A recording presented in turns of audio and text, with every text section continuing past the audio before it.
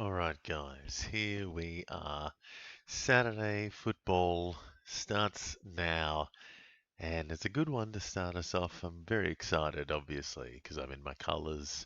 But Hawthorn versus the Suns is a pretty good game to start us off on Saturday, and should be an interesting one. There's some inclusions for the Suns with, was it Ugelhagen and Anderson coming back, and a couple of outs for the Hawks with Sicily and Moore, both with a suspension, I think. So a couple of interesting ones here, and yeah, I've definitely got a few in these too. Got a couple of Suns, I think, and definitely have a few of my Hawks. So keen for it. At Tassie, though, not usually the best ground for fantasy, in my opinion. I don't know, something about it just uh, awkward. Just doesn't have that kind of consistency to it. It's very windy. A lot of players have never played here before, and yeah, it's just a weird one usually. So, but interesting one though. Very interesting game, and it should be a good game. The Suns have a few midfielders. They got all four of their big guns in the middle again with Anderson, Rowell, Took, and of course Petrarca coming back. And yeah, that's going to be interesting to watch. Four big mids. I think it's the first time they've all played together. So yeah, should be good against the Hawks midfield, who we just don't get players that get consistently big scores. We get a lot of average scores at a team level. Like all of our team is just helping each other out most of the time. No one's too selfish unless they're getting a little bit of junk in the back half. I think our biggest score this year was Blake Hardwick with 120 something. So, yeah, not the most consistent scoring team fantasy wise, the Hawks, but we damn entertaining to watch though. Bit of fun. And I think the Suns are too. So, should be a really good game. And yeah, I think they're just having a minute silence. I'm talking through all the minute silence. Whoops.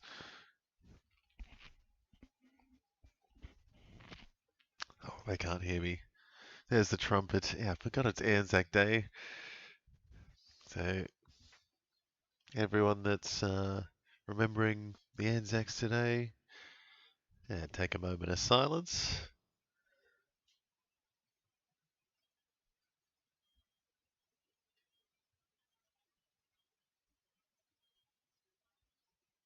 It's a very somber and sonder start to every game with the Anzac minute of silence, a bit of reflection. Yeah, hey poet, how you going, man? Yeah, hopefully it's a good game. As I was saying, it's a bit of an interesting one with the Hawks have a few out and the Suns have a few in, so it's yeah, just an interesting one today, I think. And in Tassie, you never know what's going to happen.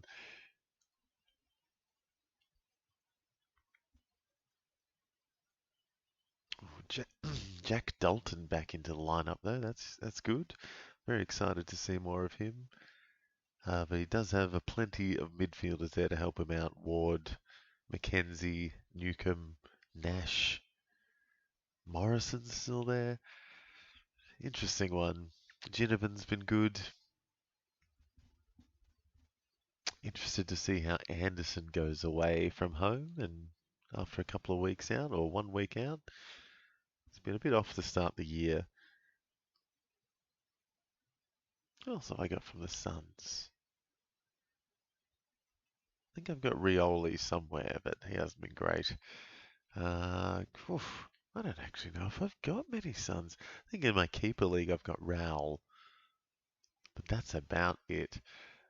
Excited for Petrarca. I think he just looks good in the red.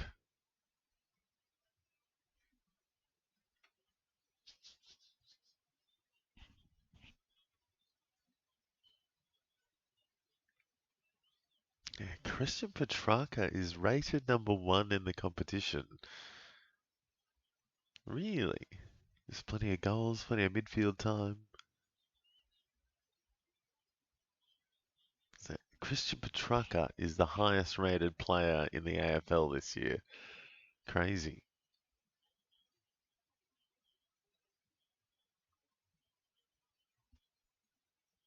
It's got the Sam Flanders number 3,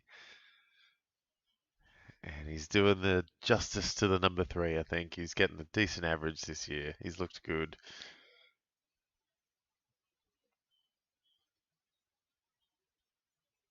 Yeah, interesting. Newcomb versus Track. That is a spicy matchup.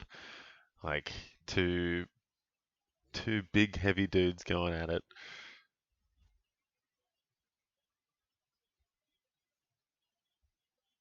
Big bulls. Looks like a really nice day in Tassie too. So hopefully it's going to be a cracker of a game. I've always wanted to go to a game in Tassie.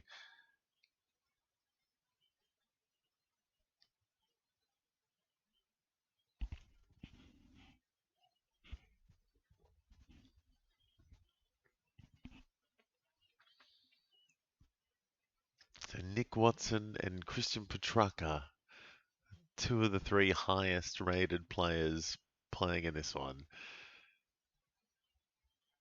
Yeah, hopefully it's a great game. That's all we want to see, to be honest. It's the main thing. Newcomb and Anderson at the toss.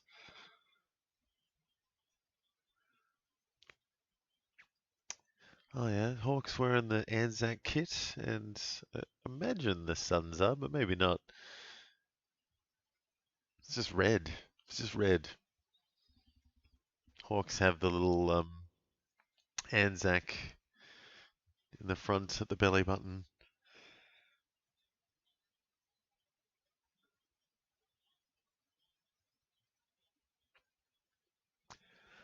So here we go. Should be a cracking game, I think. I'm a little bit worried that the Suns midfield's going to run all over the Hawks, to be honest. Because, yeah, it's stacked.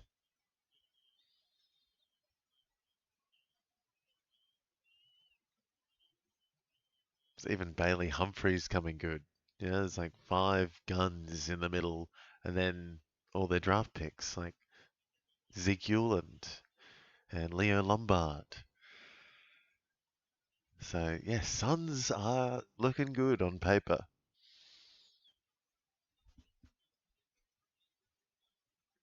Looks like Ned Reeves is in the ruck to start.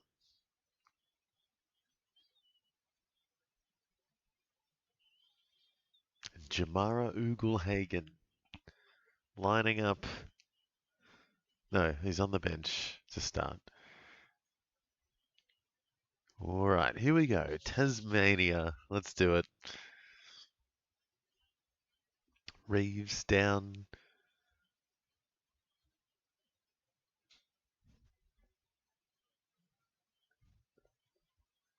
Took getting forward. Got that forward status now.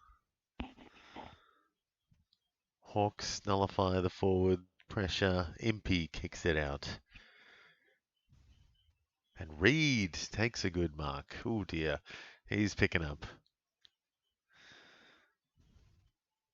Anderson on the spot to Weller. It's an easy play off the bat. Tasmania, yeah, it just looks small. Just a small ground. So it's not hard to get some junk on, I think. It's going to be a tight contest.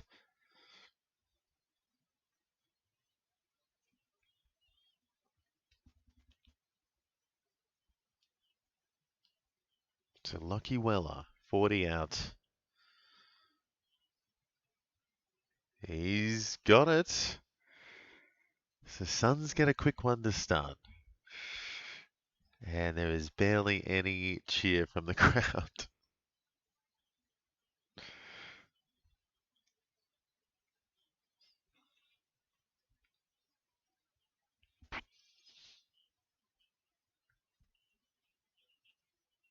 So Weller starting strong, plus 12 in the first minute or two. Anderson up to 7. Reed with a mark.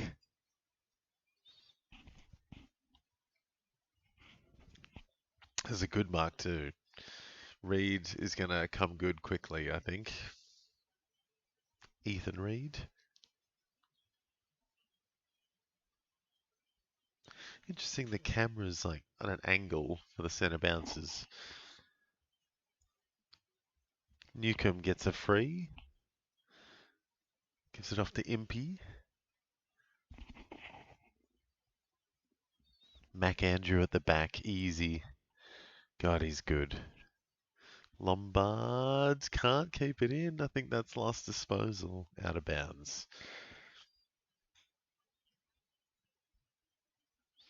Yeah, I think that's the way. I think the Hawks play 4 quarters of footy, usually. Might go missing in the third sometimes. Oh, that's a good goal. Nick Watson, quick one. Very nice. Yeah, I reckon it'll be pretty even, but yeah, it'll really come down to that fourth quarter when the pressure's on, I think. Which team of, well, neither team's very old, I'd say. Maybe the Suns have a bit more age on their side. So with Petrarca and who else? Rioli's, yeah, a bit more experience on the Suns, I'd say. Gunson and like Barras, maybe the most experienced for the Hawks. Hardwick. So I don't know. It will be a very good game, I think, today. There's going to be hit for hit, tat for tat.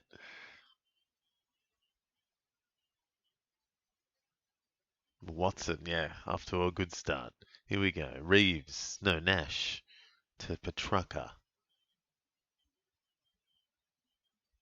And a little fumble out the back. Ball's not really going anywhere. Rowell gets tackled by D'Ambrosio, who's also been pretty good. D'Ambrosio's been nice the last couple of weeks.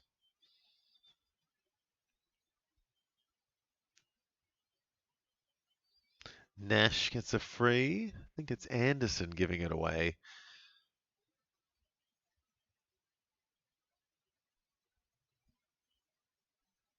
So a couple of frees against early for the Suns.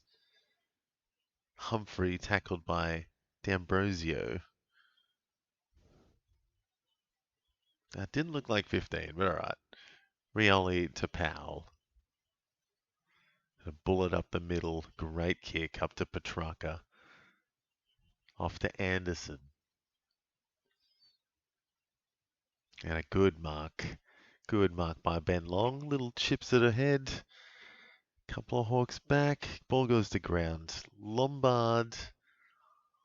Oh, off the left. So a couple of Hawks up to 9. And a few Suns should go up here. Petrarca moving.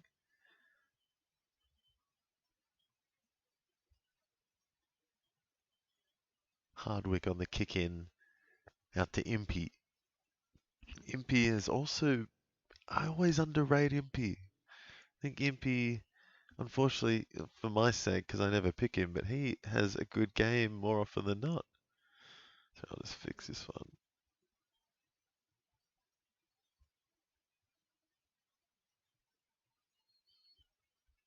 Ginnivan, little chip forward, finds Lewis. Impey up to 15. And Lewis kicking from 60.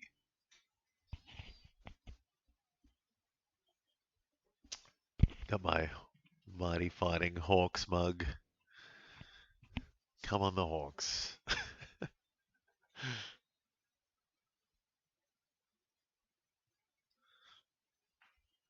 Oh, he has absolutely creamed it from 60, Lewis.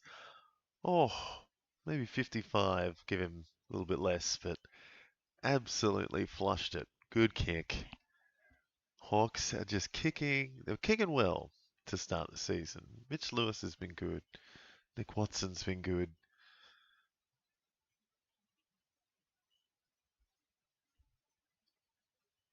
A smart kick by Ginnivan to hit him up.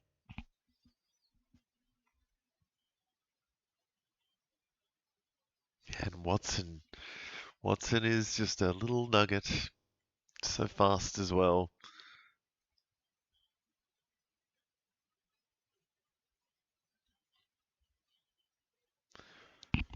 Alrighty, Hawks up by 5. And a couple up into the, Impey up to 15, Lewis up to 12. So McDonald in the middle getting a tackle. I do have McDonald and I've got Ward actually, so yeah, need Ward to pick it up a bit. McDonald with 2 tackles in about a minute. So McDonald moving. Witts. Anderson gets it out. Battle. Oh, dangerous one to Barras. Scrimshaw almost gets tackled, walks away. And Hardwick kicks it up the wing. Goes out of bounds, spoiled. So McDonald, couple of tackles, moving up to 13. And yeah, Weller leading for the Suns, still up to 12. Petrarca not far behind.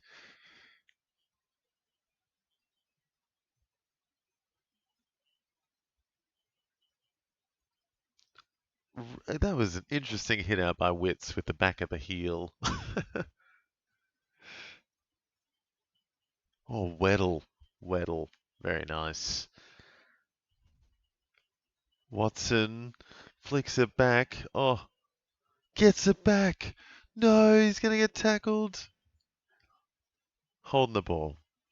Couldn't do enough. Not enough magic for that. Rioli gets the holding the ball. Anderson kicks it wide. Out to Powell. Not quite. It's out of bounds. So Hawks get it back. McDonald kicking in.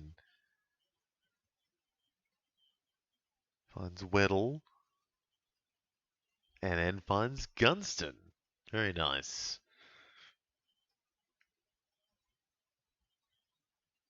So Gunston's straight back in. And he's been looking like a 23-year-old again.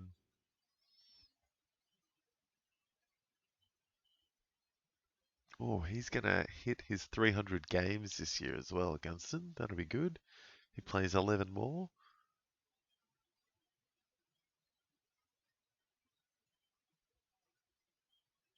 Oh, what? The mongrel just makes its way through somehow. How did that go through? Collins looked like. How did that go through? Maybe he saw how far Collins was back. 'Cause I'll just put some top spin on this one. It dropped short and went through.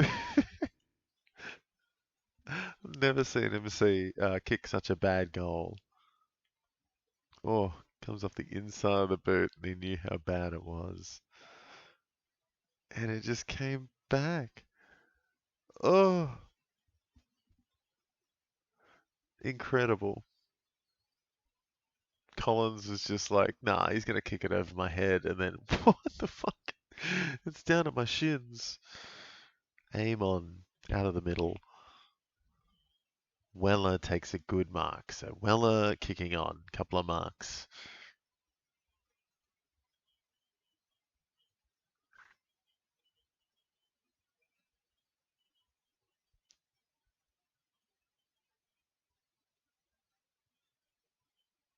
So Meek on for Reeves. Ward holding the ball on Rowell. That was nice. Oof, cheeky kick out to Amon, who's been a bit wayward. Hardwick gets one up to Dalton. Jack Dalton's looking good. Mackenzie to Gunston.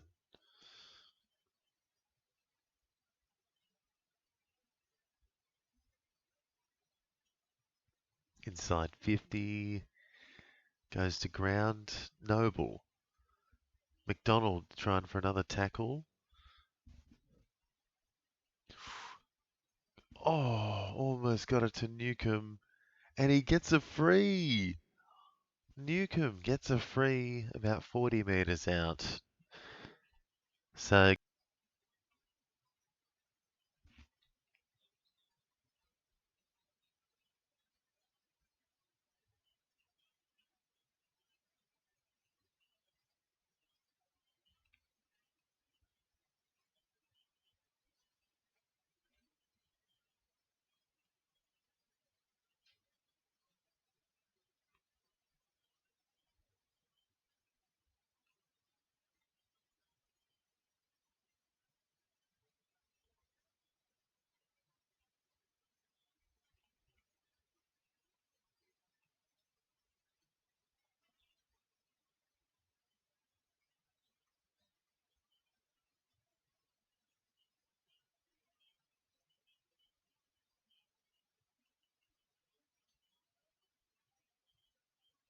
Alright, I think we're back on. Sorry about that. I think there's a bit of a error came up on my screen. But yeah, back on here. Sorry about that. Ward getting busy. And a good kick in to McDonald. So my boys straight ahead there. That's good.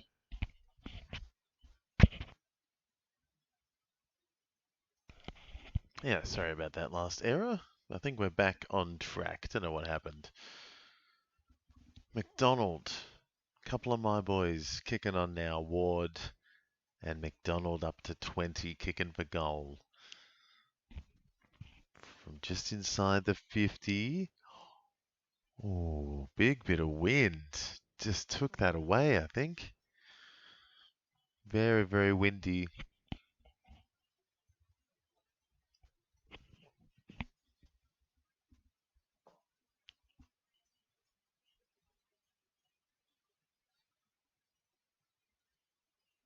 So Reed kicks it straight out in the full. Deary me. But yeah, Reed's been alright to start off. Getting a little bit more of it. Connor McDonald up to 26 early. And Gunson up to 21. Ball stays in. Morrison gives it up to Reed. Rowell gets a little dinky kick forward, but drops. Hardwick drops an easy one. Kicks it forward though. Over the top and out of bounds. So McDonald up to 27. And the wind seems to be picking up a bit at Tassie.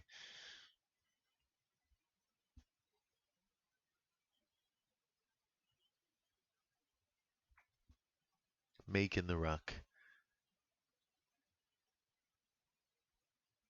McDonald going hips first. It's another ball up. Couple of Suns creeping on up, but it has all been Hawthorn to start off here. Hawks almost 90, 90 more points than the Suns here early. Meek gets a tackle. Rowell seems to be getting it, but not getting it out. He's just kind of, good contested stuff, but not getting the ball out. Is Ward to Morrison. Bouncing back, Reeves. Nope, can't. No one can take it with him. And Ginnivan tackles Reed. It's a ball up. Ward up to 22. 5 disposals, 2 tackles. And Meek gets a free on the 50. Jed Walter gives it away. So Lloyd Meek hasn't been great this year because Reeves has been back. And I'm a Lloyd Meek owner in my keeper league. I've been a bit sad this year. I hope he can kick on. Don't want Reeves to get an injury or anything. He's been good, but yeah, it's going to be hard for Meek to get back to those 90 averages with Meek in the team. With Reeves in the team. Oh, shocking kick there by Meek. He's not a forward, that's for sure. So Noble junking up a bit.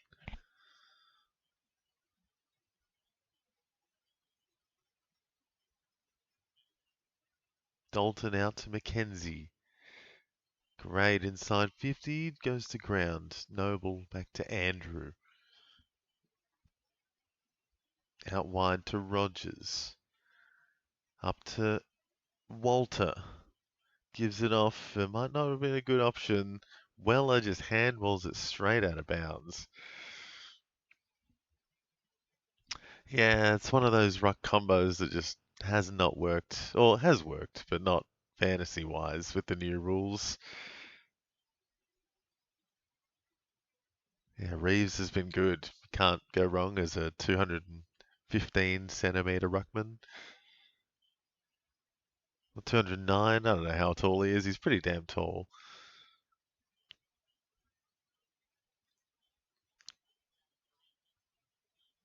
Yeah, Gunston, Ward, and McDonald leading the way, and now Weller up to 20. Noble getting a few kick-ins, creeping on up. He started, yeah, I think he started on the bench, Noble, as well.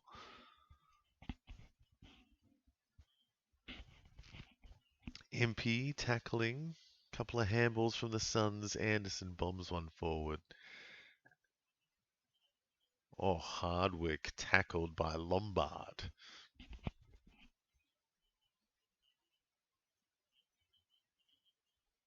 So 7 minutes left in the first. Meek in the ruck gets it out. Nash to McKenzie. But then it kicks it straight to Collins. Over to Andrew.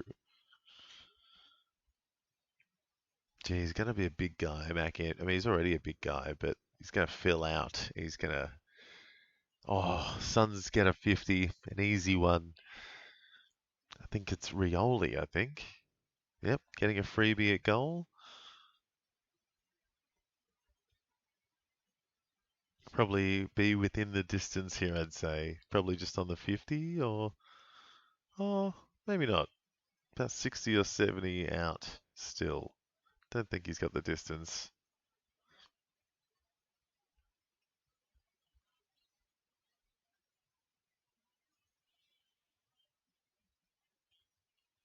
Oh, maybe with the wind.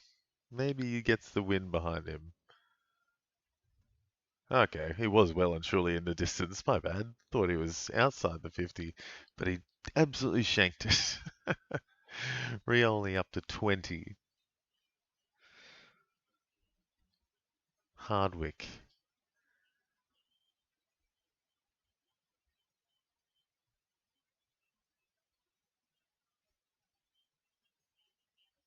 Oh, good one too. McAndrew and Collins cleaning up with Hewland. Wobbly kick. Now the bounce goes to Impey. McKenzie out wide. Scrimshaw gets it back up to Impey. Impey's good at that. He'll just like pick something off at the back and then palm it off to someone and run forward and get the mark in the next 30 seconds. Very good. Oh, is that Finn McGuinness? Finn McGuinness comes over the top and takes a mark 15 metres out. So Suns struggling at the moment, even with their big defenders, just can't stop some of the Hawks. Like, they're not even key forwards. Finn McInnes is taking marks.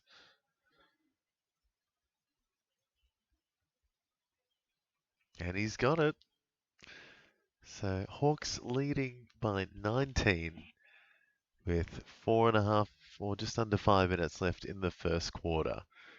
Good start here for the Hawks. Rioli and Weller up to 20 for the Suns. We got McDonald, Impey, Ward, Gunston, McKenzie, Amon, and Hardwick all doing pretty well for the Hawks.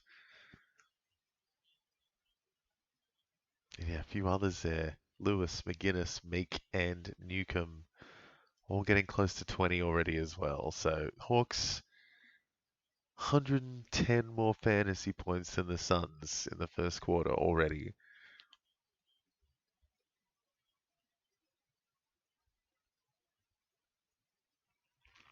Suns struggling.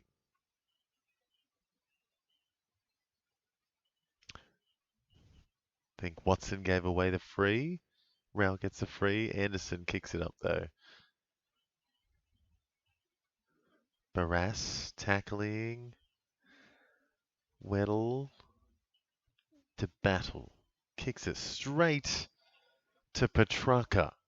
Not who you want to kick it to. Weddle, probably the best kicker in the Suns team, possibly. Apart from maybe Ben King.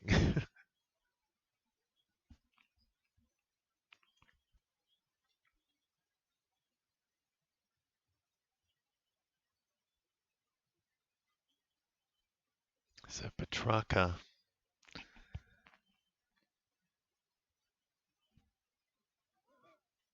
from 40.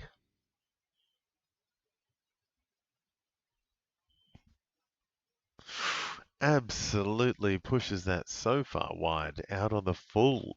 Deary me. Absolute shank. McDonald's got 4 tackles. McDonald up to 31. Impey, 7 disposals, up to 30. Hardwick up to 23. So a few Hawks surging, and there's Impey again.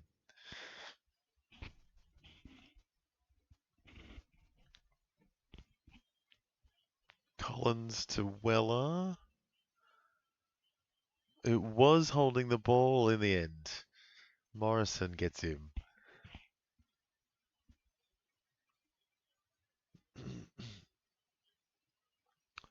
Morrison over to Amon. Over to Nash. Back to Morrison. Out to Massimo. Finds the wizard. A big kick inside 50. Good spoil. Rioli to Took. Finds Rioli. Good play there by the Suns. They keep it going up to Walter. And a good kick inside. And one-hander from Jamara Ugelhagen. That was definitely the Suns' best play of the day, 100%. Very nice play with Rioli from the back half.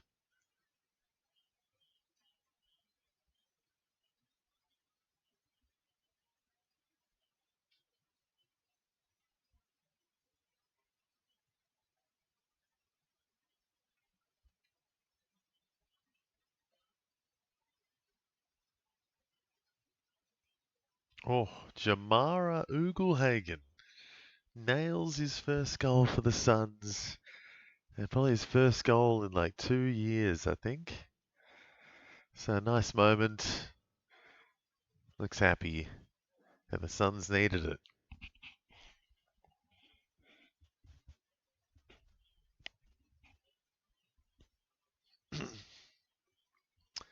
Thoughts on Jamara in the chat, anyone? Happy? Still mad? It's a bit of an interesting character, but undeniable talent.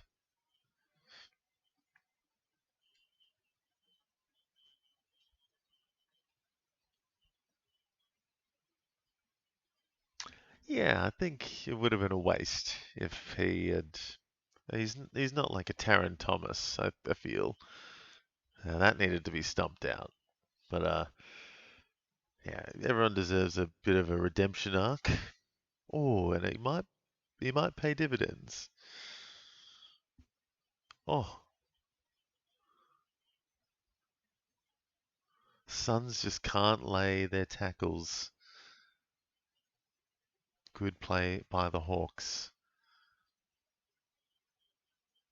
A good kick up the middle to Nash. To Ward. Not a good kick. Bit of a grubber. Watson, no? Anyone get a foot on it? Touched over the line.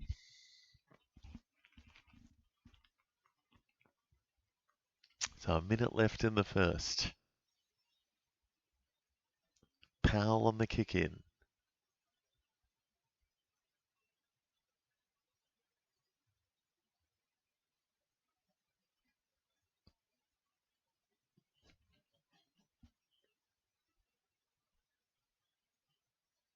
Ward with a tackle on Petrarca.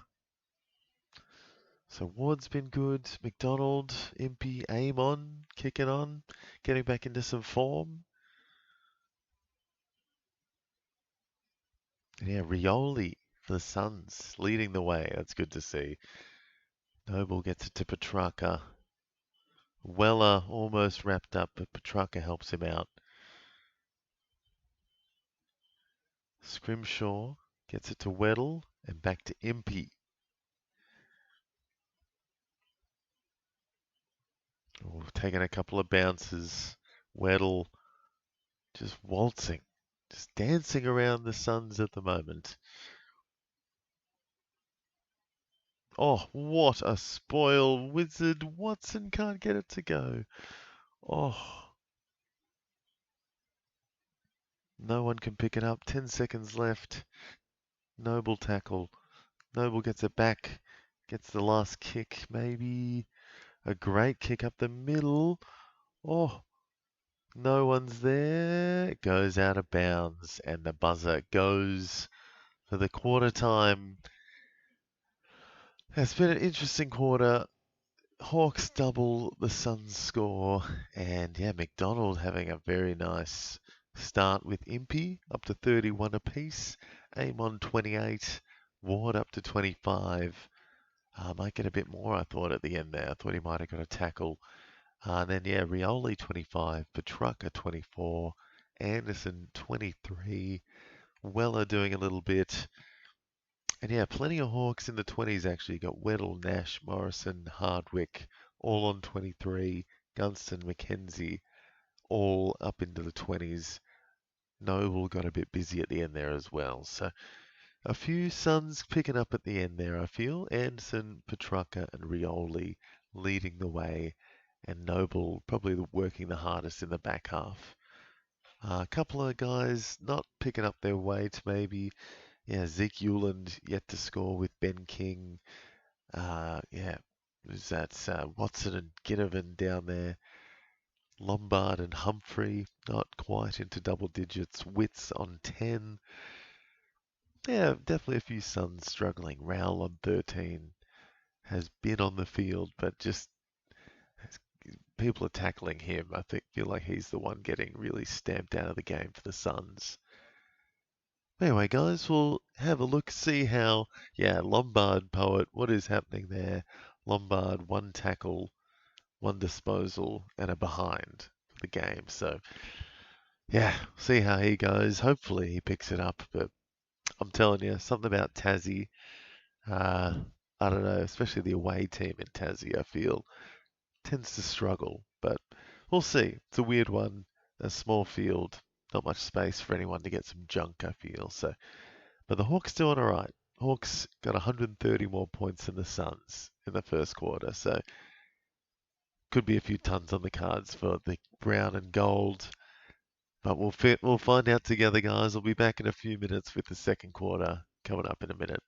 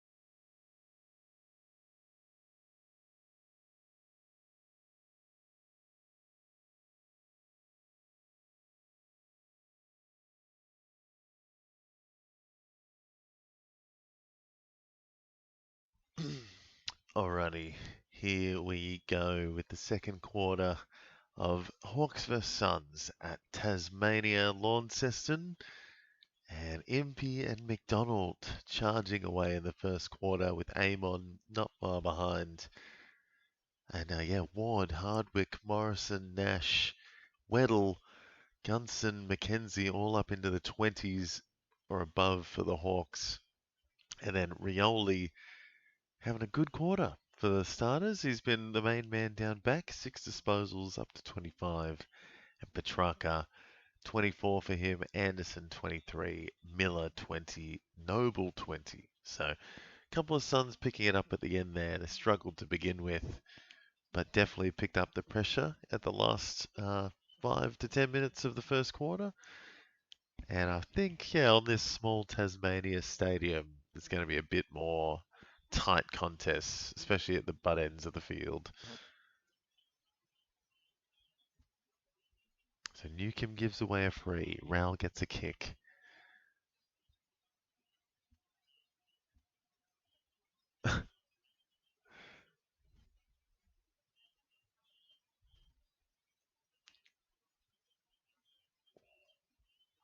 So out of bounds, McAndrew with the kick in.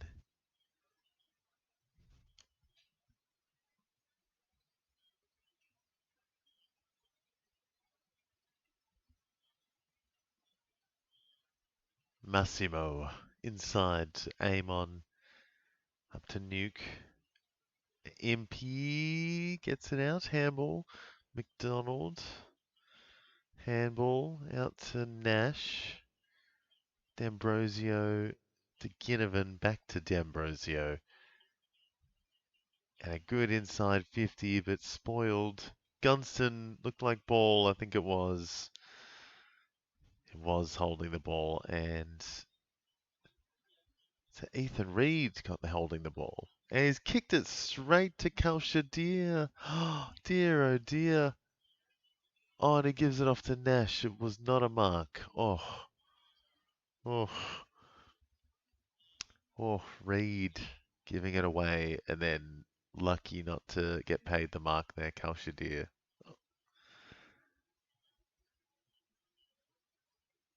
D'Ambrosio taking a punt from the wing and misses. Ooh.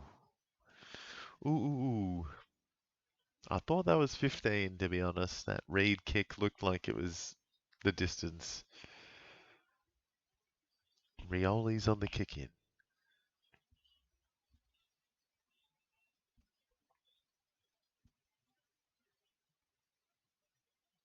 Takes a bounce. Handballs to Took. Touched. They keep it going. Weddle inside to Newcomb over the top. Oh, not a good handball by Nash. Lewis with a tackle. So Petrarca up to 28. Impey and McDonald moving with Amon. And now D'Ambrosio up in the 30s. Lewis boots it forward. Spoiled to ground. Ginnivan with a tackle. Is it not ball? Not ball.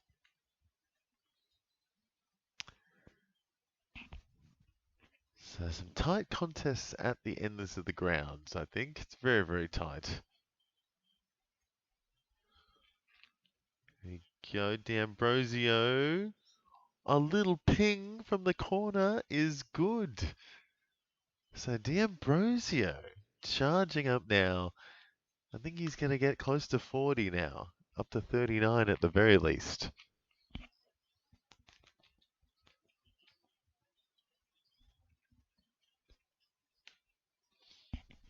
Nice goal.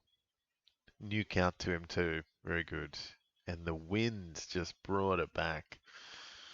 Ooh. Just. That's such a good curve.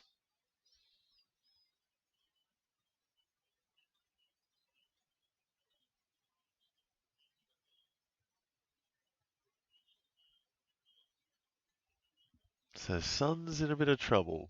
Now down by 21. D'Ambrosio with a tackle straight away. So definitely up to 40 now. Weller tackle on Newcomb. Weller gets a tackle and a handball out to Anderson.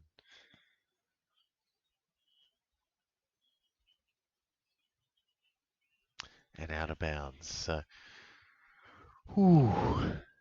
D'Ambrosio coming alive in this first half.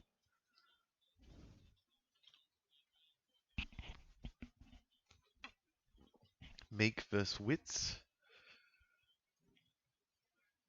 And there's another tackle. It's Nash this time with Mackenzie.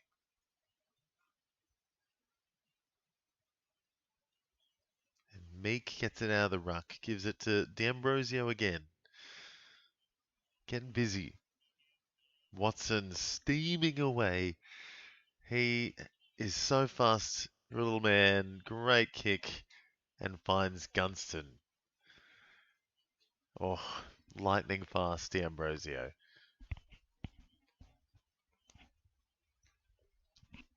Oh, D'Ambrosio, sorry, Watson. D'Ambrosio is doing very well. I think he's up to 47 or 46, sorry. Gunston gets another one. Hawks up to 41. And a good lead now. 27-point lead. 5 minutes, not even 5 minutes into the second quarter.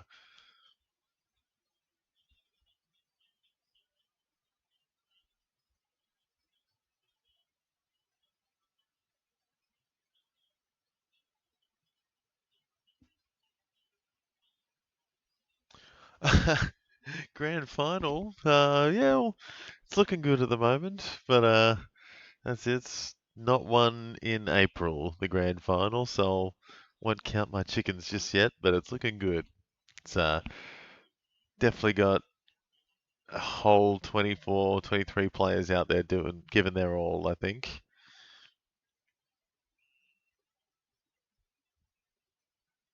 You can see the spread between the Hawks. It's only 4 players, only in single digits. Yes, only 5 for the Suns, but yeah, good spread of points for the Hawks there already.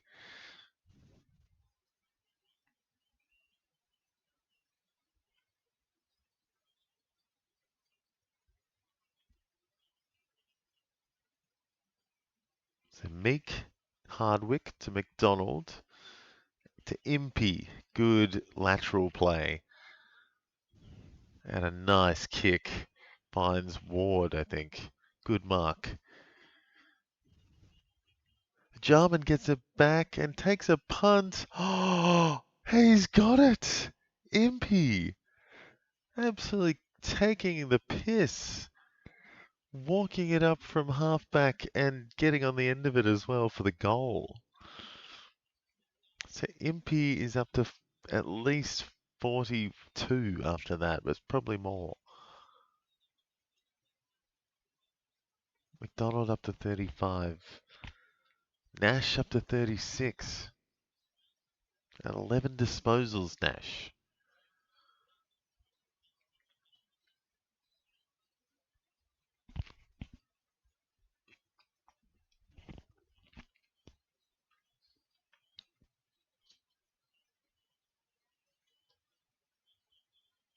Just, yeah, great play there by Impey. Just kicked it up and then got the ball straight back and kicked a goal. Beautiful.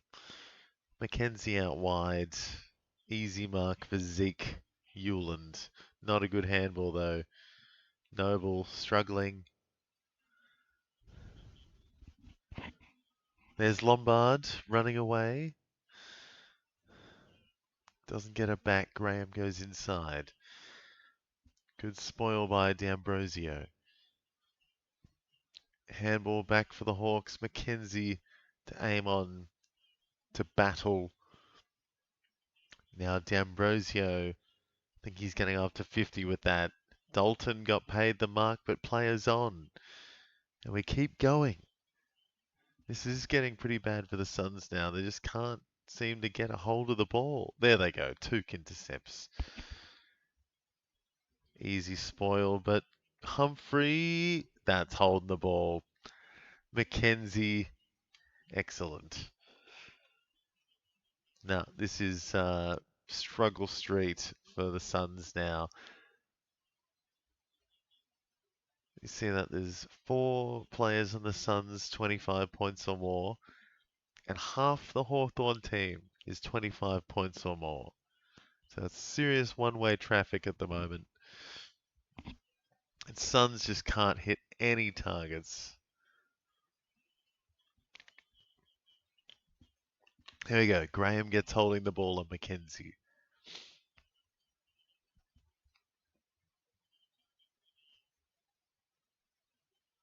Oh, an easy mark down back for Barras. D'Ambrosio goes up to 51. Mongrel ball out of the defense. Noble's wide. No space though. McGuinness gets it back to Scrimshaw. Good play by the Hawks. Easy ball out wide. McDonald. Easy one up to Lewis. And another easy one up.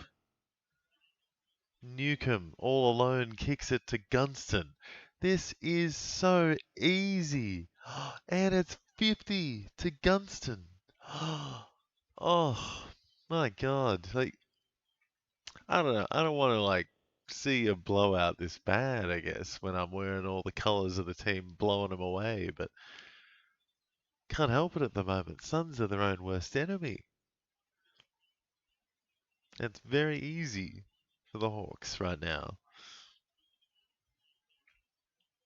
As it blows out to a 39-point lead. Jesus.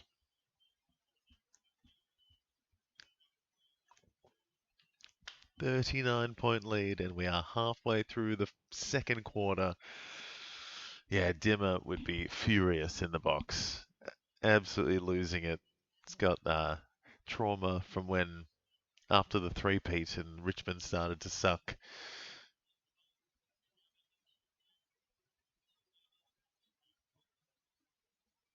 So yeah, what's that? 51 for D'Ambrosio, Impey up to 45, Amon and Gunston 42 with McDonald, Nash 36, Ward 34. Even Lewis is up to 31 with Mackenzie. And there's Nuke, gets a high tackle on him and a free kick. And Reeves looks sore. I don't mean to sound excited about that, but Reeves looks sore. So Meek stock's rising. Ooh, bit of a head clash.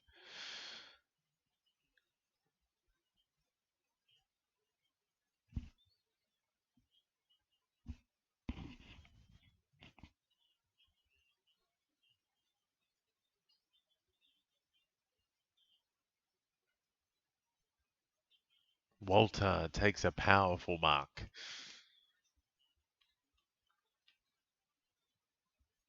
Kicks it out wide. Finds Weller, who has been good today. He's up to 33. Kicks it up the wing. Goes to ground. Reeves is all good. He's spoiling well. Petrarca goes to ground. Barris back to Dimmer Hardwick. Blake Hardwick. Ginnivan bouncing it out of defense. Kicks a wobbly one out wide. Someone get a hand on it. Hewland is tackled by McGuinness. And yeah, it just feels like such a tight field.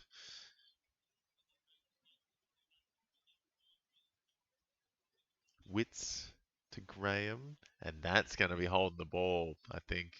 No? Yes, it is. Oh, and there's Jack Gunston again. This is seriously good footy at the moment by the Hawks. It's just easy. It's just so smooth.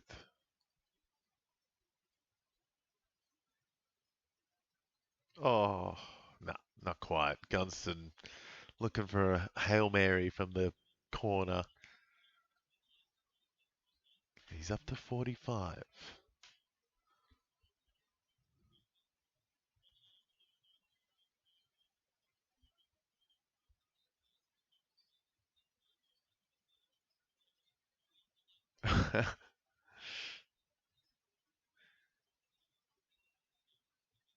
Yeah, I don't know what's happening for the Suns here. They get absolutely belted in the middle.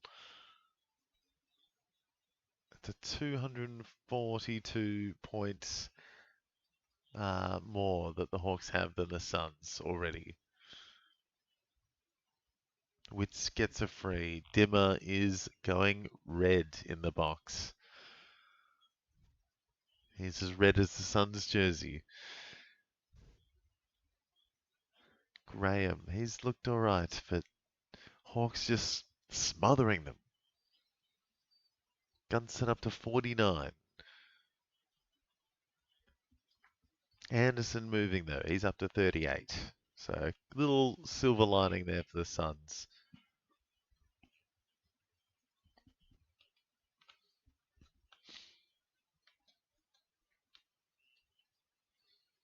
Ginnivan tackle.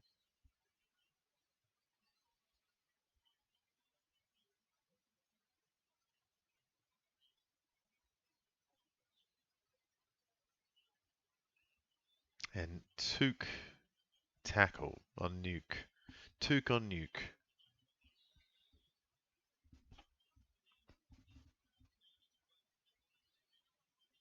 Yeah, Nash is playing really well. He's really is the underrated midfielder for the Hawks. Ward also doing alright. As he kicks it up off his shin, Rioli gets it back. Petrarca back to Rioli. And Nuke takes it away. McGuinness back to Ward. Inside to McDonald. And he nails it! McDonald from 45. Oh, that's spicy.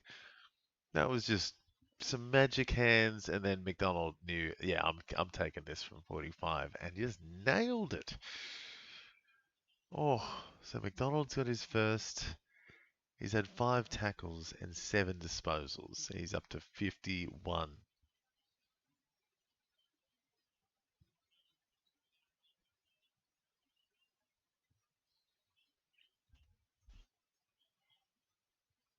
This is, yeah, some seriously slick stuff by the Hawks.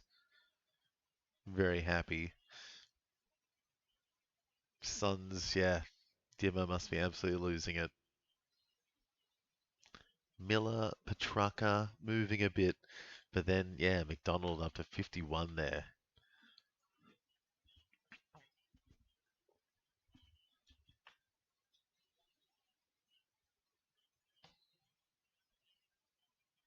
Impey dribbles one up the wing. Euland to Rogers, back to Zeke, up to Graham, tackled by Wizard. Now Rogers gets a free kick, but picked off easily by Kalshadir. Oh, just as you think the Suns are getting somewhere, they get absolutely their pocket picked.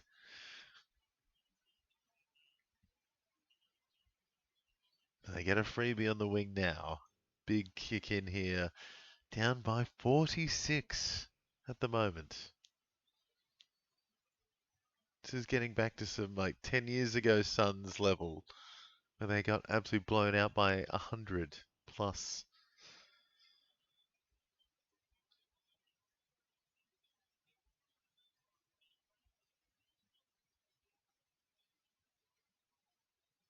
Euland to Graham to no one. Gives it straight back to the Hawks. And the Hawks in a little bit of trouble there though. It's tight contest. Kick off the deck. Wizard running fast. Rioli picks it up. Goes wide. Good kick out to Zeke. He's finally getting a bit of it.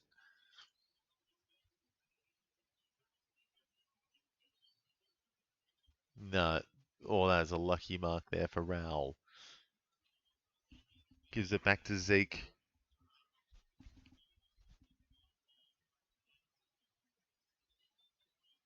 Gerard Healy is absolutely giving it to the Suns in the commentary box.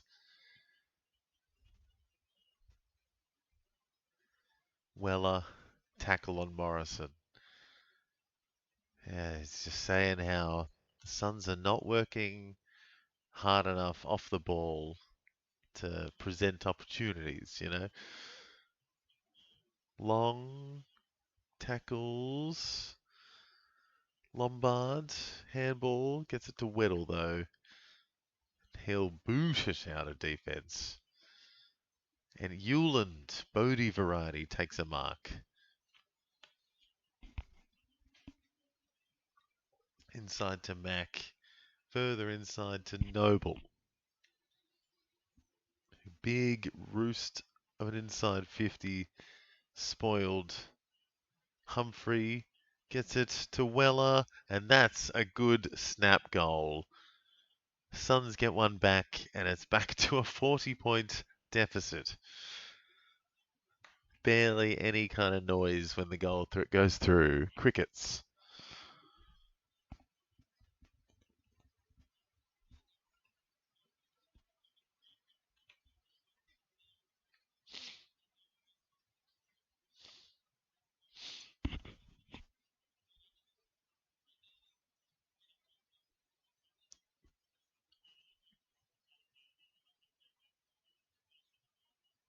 So Suns get one back. And a few Suns up to the 30s now. Got Anderson, Weller, Andrew, Noble, Miller, Rioli, Petrarca, and now Hewland, Bodie Hewland, up into the 30s. So something happening for the Suns now. But yeah, all one-way traffic got at least 7 Hawks 40 plus now. Weller up to 46, gets a handball there. So Weller cruising.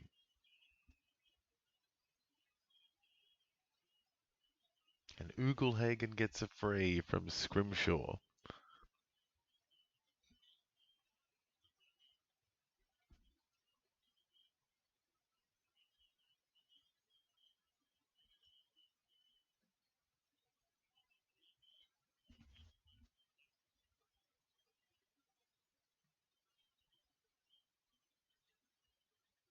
So Ugelhagen crosses it over. Oh, almost marked, but big smother in the end. D'Ambrosio to Meek to Impey. Gets it up, but it's out. And it's a throw in. Just inside the 50. So yeah, a few Hawks closing in on 50s. Gunston, Impey. In fact, Impey should go up to 50 now. Amon, Nash, and Ward up to 40. Very happy with that. Would like to see Josh Ward kick on a bit more. Meek gets it down. Mackenzie walks away. Holding the ball on Mackenzie. Petrarca gets that, and he'll get a shot at goal. So Petrarca could get up into the 40s here. Weller and Anderson kicking on into the 40s for the Suns.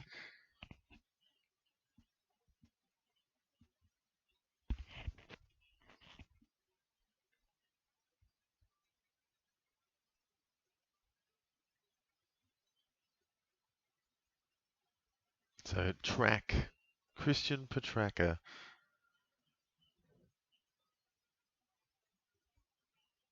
Definitely has this in his repertoire.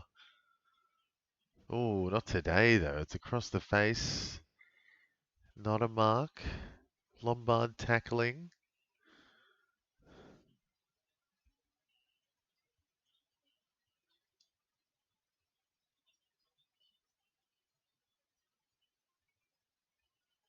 Meek tackled by Lombard again. So a couple of tackles there for Lombard. 2 tackles there for Lombard. And then Long, little snap, and a couple of quick goals for the Suns with a couple of Lombard tackles. Nice. So he's, getting up there, Lombard, now into the 20s, I think, after those 2. And Long kicking on. Gets what's that, the 3rd or 4th goal for the Suns.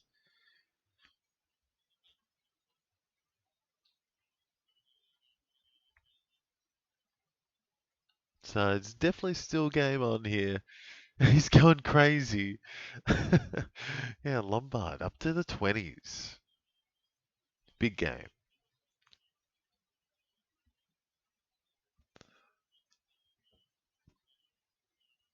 So 34 points the margin now.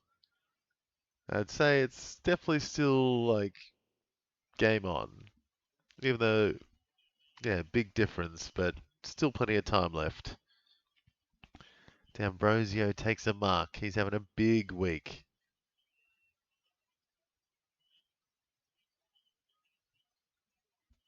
Ooh, good tackle there by Dalton.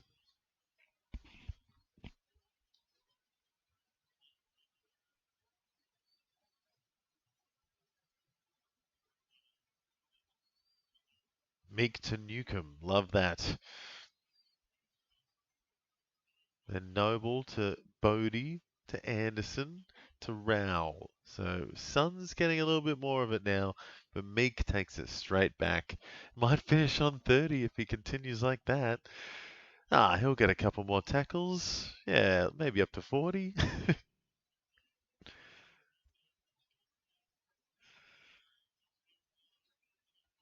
So here we go. Suns are coming back with a bit here. Graham a 1-2 and then kicks for goal, but misses.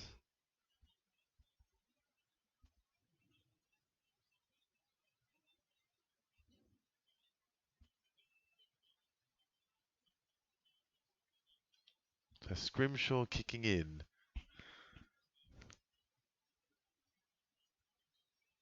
Noble cuts it off.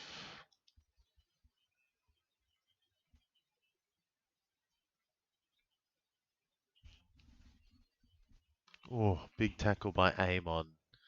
Ward gets it out. Scrimshaw to Hardwick. And a good mark up on the wing by Lewis. Inside, very open. Dalton over the top, but moves off to the left. Ah, it looked a bit weird. He could have made that. Keen on Jack Dalton, though. Very keen on Jack Dalton. Bodie Hewlin kicking in to McAndrew. Back to Bodie. Getting a bit of junk now. Into Rioli. Up to Noble. And then finds Ugelhagen. And a spoil at the end there. Finally goes to ground. D'Ambrosio tackle. And D'Ambrosio's going to go into the 60s. With a couple of minutes left in the first half.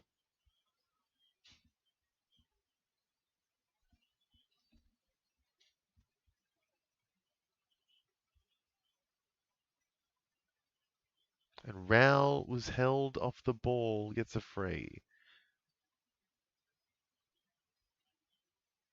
Ball goes to ground. Rogers walks away, but tackled off the ball and it goes out of bounds. So D'Ambrosio moving. He's going to get up to 60 here, I'm pretty sure. 63. There he goes. Impey up to 54. And yeah, Noble up to 46 for the Suns.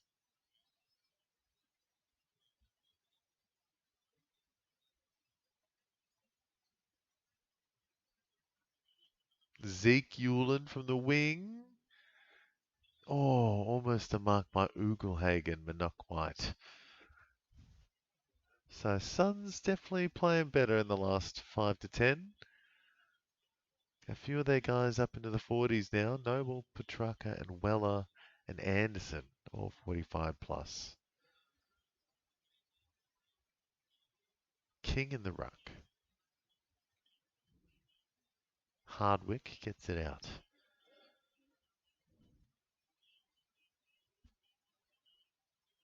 Oh, that's definitely holding the ball. Dalton, or someone definitely got holding the ball. No, not holding the ball. Okay, it's a ball up. Meek misses. Newcomb runs away. Gunston kicks a big floater. Oh dear, almost got there. Watson sitting, tackled by Hewland. And it's a ball up.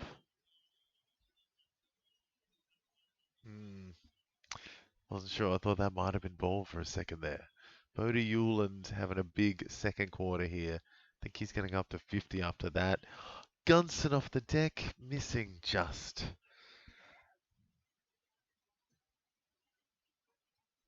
So a few Hawks past 50 now.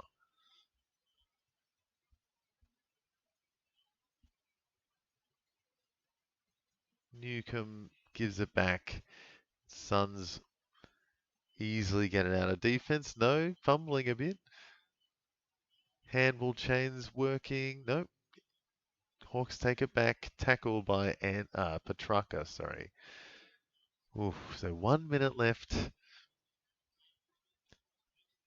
And it has been some big numbers today. I don't know what I was saying earlier. Maybe a few tons on the cards today in Tasmania. Impey out wide to Newcomb, who boots it up the wing.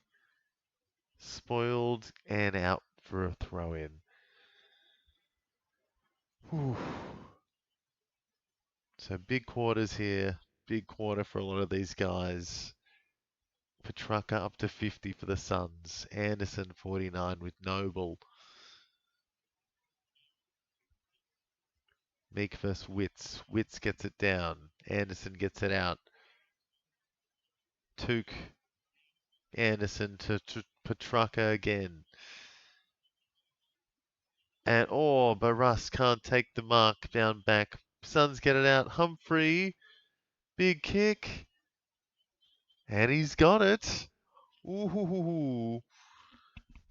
Oh dear. So Bailey Humphrey gets a quick one for the Suns, and it's definitely game on again now. 29-point lead for the Hawks. And yes, Suns getting a few back now.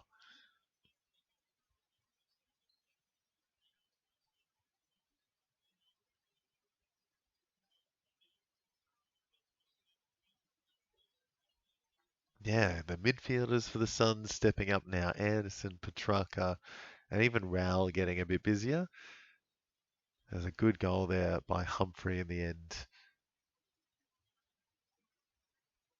Yeah, fair few Suns kicking on.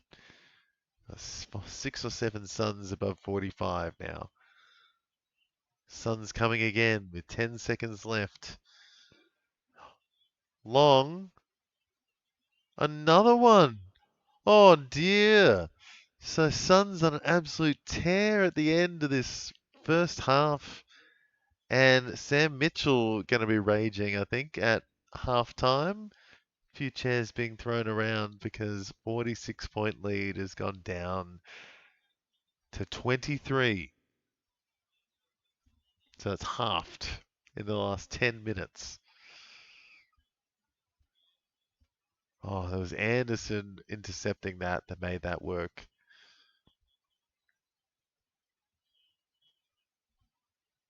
I think that should just about do it for the half.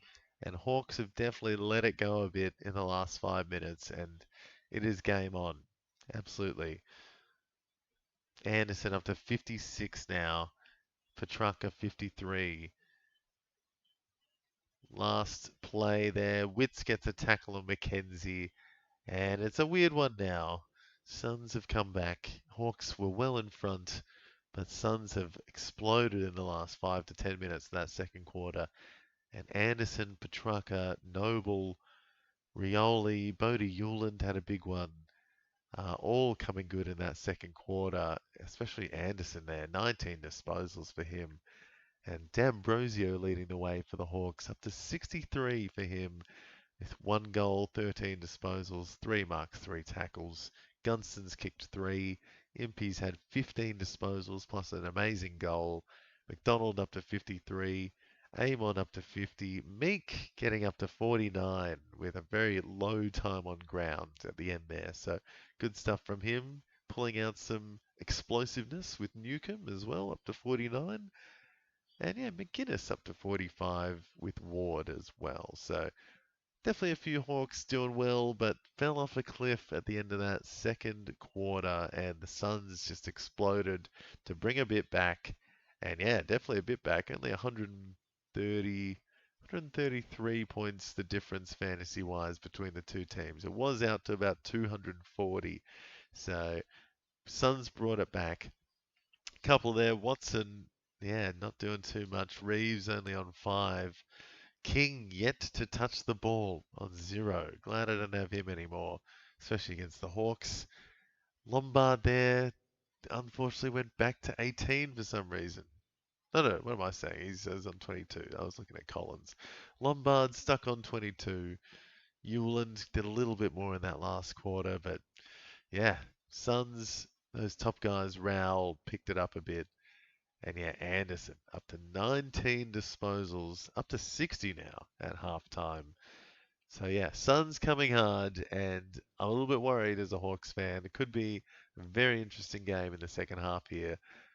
Yeah, game well and truly in the balance still, and I'm yeah, pretty nervous, but I reckon we're going to see a few tons in the second half here. So stay tuned for that, guys. Stick with me. I'll be back in maybe 10 minutes to yeah take us into the second half of Hawks vs Suns. See you then.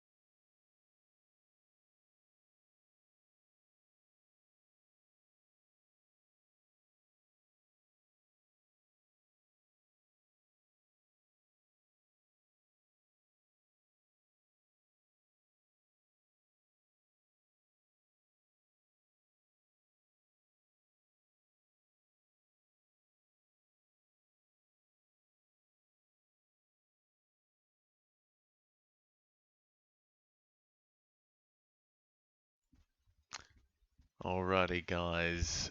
I am back for the second half of Hawks versus the Suns. And goodness me, there's a lot of Harley Reid and Nick Watson ads in between the halves. Yeah, plenty of big names that are 15 plus years younger than me, which is pretty crazy. But yeah, plenty of superstars on the show today. Noah Anderson's having a good day away from home. He's up to 60. And Massimo D'Ambrosio is up to 67 from a goal, 4 tackles, 3 marks, and 13 disposals in the first half. Jarman Impey there up to 59 from 16 disposals and a very, very good goal, you have to say. Gunston has 3. He's taken 5 marks to go with it. Meek up to 53 from 52% time on ground, which is fantastic to see if you're a Meek owner like myself and Poet.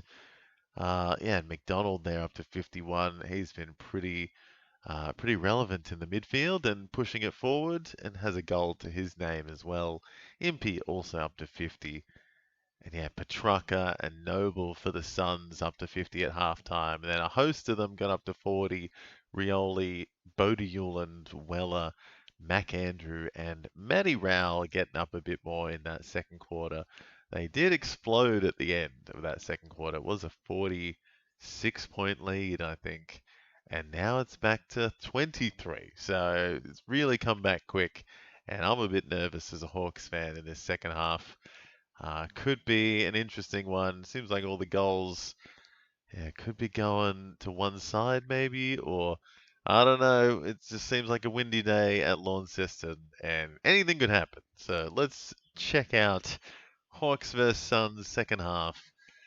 And I'm hoping, yeah, Josh Ward, Connor McDonald, and I'm happy with Daniel Rioli's performance so far as well. I've had him in a keeper league forever, and he was on the cusp. And it's good to see him going all right. So, 4 quarters though, we'll see who comes out on top. Witts gets it out in the middle to start the second half. And Battle takes a nice intercept. Got a fresh coffee. Newcomb, Mark, and handballs it back to Battle straight away. McAndrew now intercepting. So who's turning up? Who is getting the triple digits by the end of this one? Tell you what, Petrarca's also looking good. Up to 57.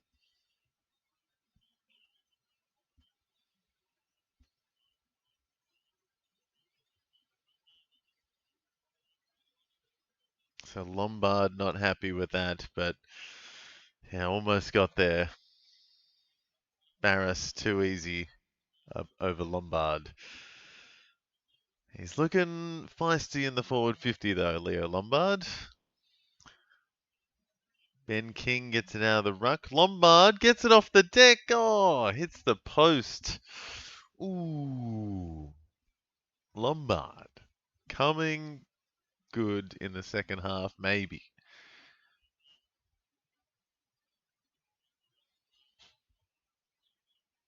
So Scrimshaw out from Amon, and now Amon gets it straight back. So a bit of junk early for Carl Amon. Gets it wide to Ginnivan. Gets it wider to the leading man, D'Ambrosio. And he gets it up to the Wizard and gets it back from the Wizard. So D'Ambrosio with a quick +9 to start the second half. Lewis inside now, back to Ginnivan. And he's a bit far out to score. Little chip laterally again to Hardwick. A lot of chips, a lot of little chips here, little marks, and now it's McDonald with one. And a little pinpoint kick. And Kalshadir gets pinged for the holding free against on McAndrew. So Suns now chipping it around in the back half. Powell gets a mark. Boots it up the wing. Not a great kick, but Noble Bodie Hewland makes it work. Bit of a Spider-Man moment. I never know the two blondies from afar, Hewland and Noble. Now Weller gets it right on the boundary. Big kick down the line. Ugelhagen. Oof. Uftelhagen. Inside to a very open Bailey Humphries on the 50. So the Suns are controlling the game now, it seems. It's been, not too contested gameplay for the first few minutes here. The Suns, the last 4 goals in a row. This could be the 5th.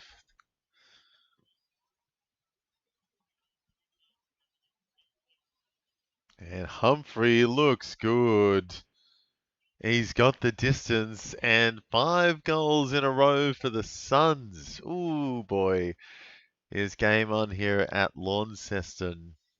And Hawks in a bit of trouble now because that margin is coming back quick. Oh, it's a great mark by Ugelhagen, really. And then just to kick it inside was smart. It's a good game now. We're back to, it's back to being a good game. Hopefully it's not one-way traffic from here for the Suns. I would like the Hawks to start being competitive again. That would be nice. So 5 goals in a row for the Suns. That's not good.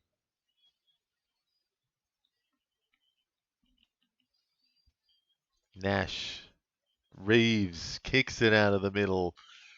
Is anyone forward for the Hawks? Collins easily spoils. Ward tackled by Rowell. And a ball up, 40 out from the Suns goal line. Gunston in the at the forward line. Suns get it out though. Reed to Weller. Almost tackled, but good handball out to Rowell, and Took gets the kick. Humphrey fumbles. Lombard gets tackled, and it's a ball up. D'Ambrosio, 76 early. And Anderson and Petrucca, 64, 62. Impey, 63. Newcomb getting a bit of it here. Handballs.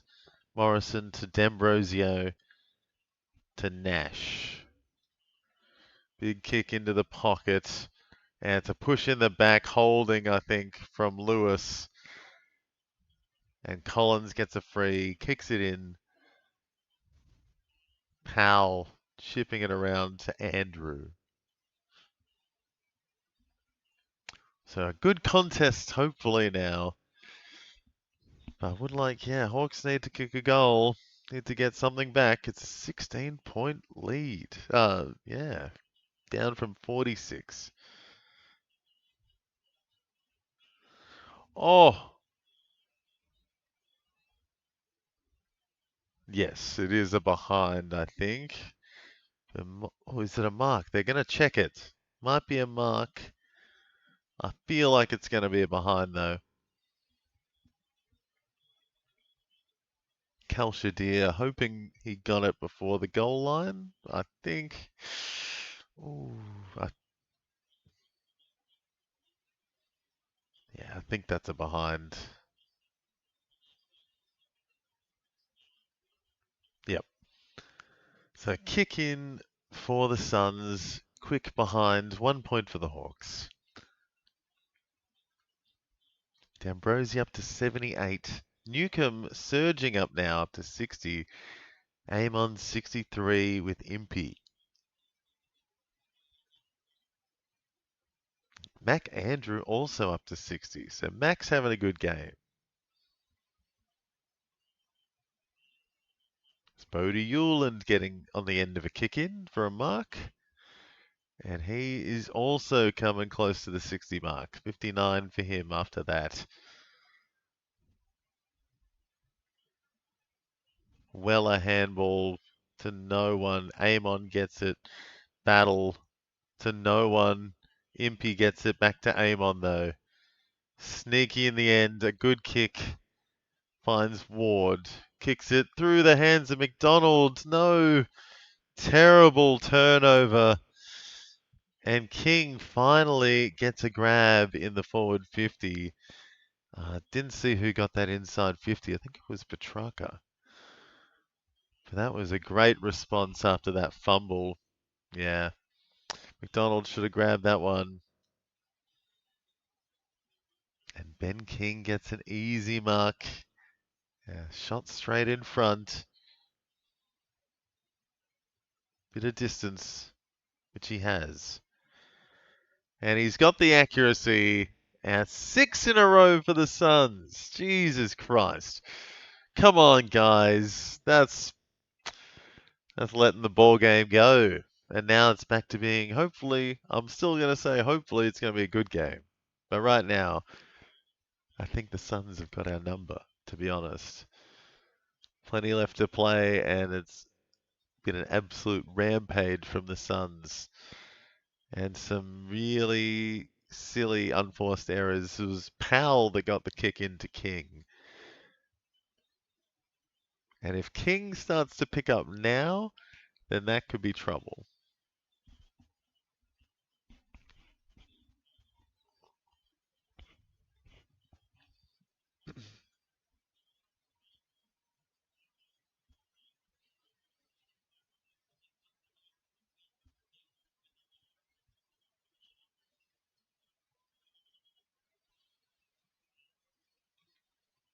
So Reeves to McKenzie, now Ginnivan, an easy one forward. No, Dalton needed to take that. Watson gets a quick one inside, spoiled to ground.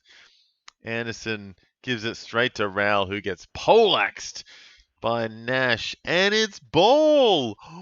Oh, that I didn't think that was ball, to be honest. I thought he just got it and got absolutely smashed, but I didn't know if that was ball. That was a bad handball, in all honesty. Shouldn't have handballed it to Rowell. And Nash gets an opportunity.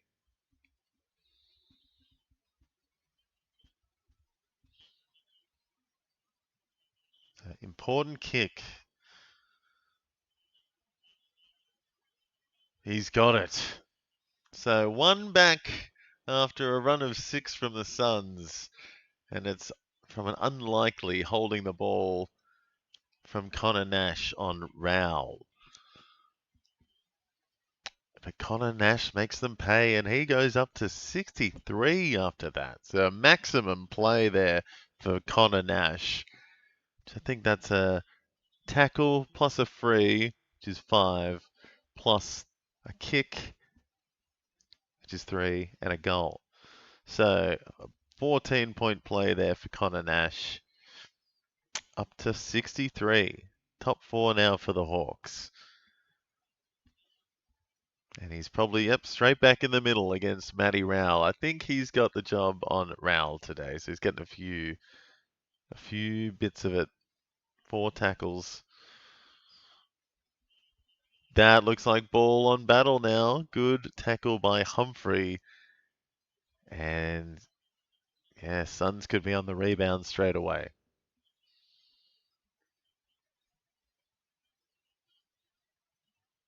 Touched off the boot by a huge kick by Humphrey. And the ball just trickles through for a behind. That's a massive kick by Humphrey.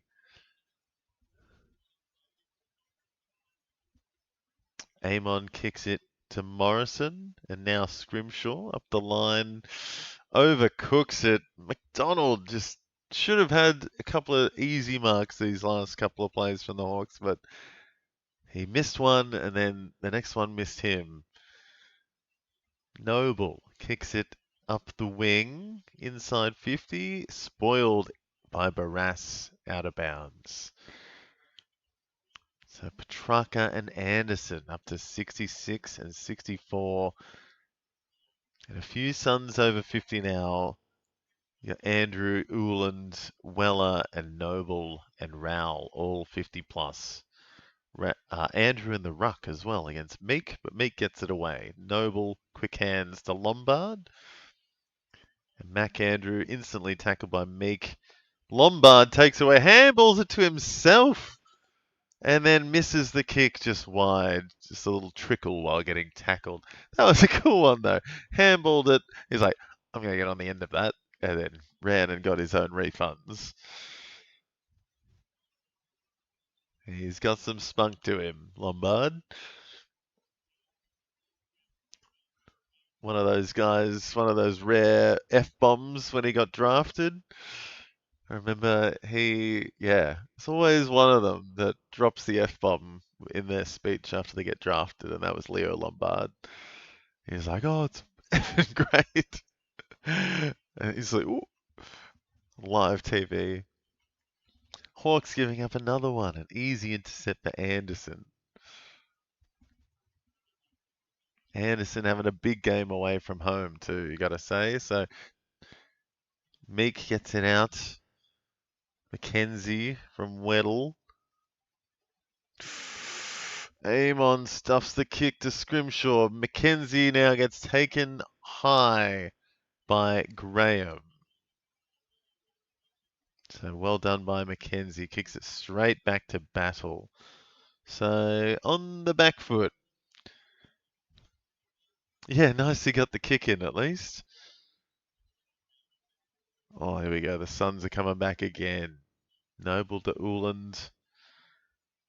And they have got the win behind them, I think, the Suns at the moment, because they're kicking it from just past the centre square, I feel, and they're making the distance to goal. Battle kicking in. Roos it. Or it felt like he thumped him. And then, Meek giving away frees now. Silly. Rioli gets a kick. Inside, over the top of King, out of bounds.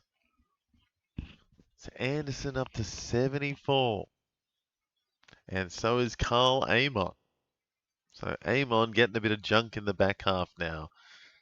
He's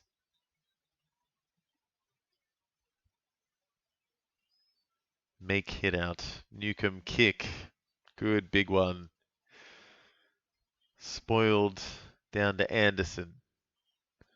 Took back to Anderson. Oh, that was beautiful. Can't be mad at that play. That was very nice. Maybe a defensive breakdown by the Hawks, but just a 1-2. Anderson to Took. Back to Anderson and an easy inside 50 mark for Ben King. So this gonna bring it back to single digits if he kicks this. That's what he gets paid the big bucks for. And he's got it. Back to 9 points. Hawks are on the ropes, I feel. After an absolutely huge first quarter and a bit, it has fallen off a cliff. And it's back to a single digit margin. Deary me. Some silver linings though. A couple of the Hawks are on track to ton up, which is cool. D'Ambrosio and Amon kicking some butt. Anderson up to 79 as well. D'Ambrosio 78, Amon 74, Nash 66, Impey 65, Newcomb 63, Meek up to 58 from 49% time on ground.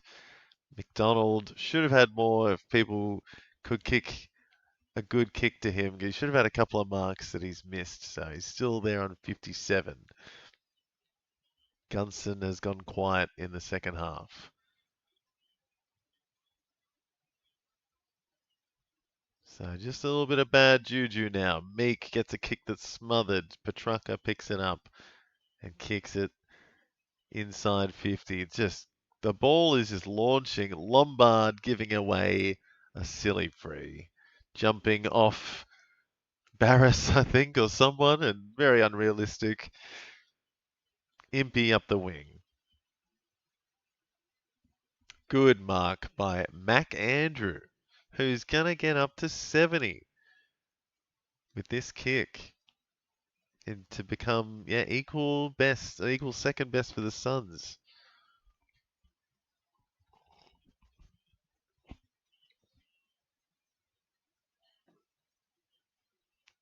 Morrison gives it over to Matt Rowell. Wobbly kick straight to Barris though. So lucky get out of jail free. Yeah, Lombard. Sorry, poet. He's wily. You know, he's just one of those like excitement machines. Gets maybe a little bit carried away at the moment.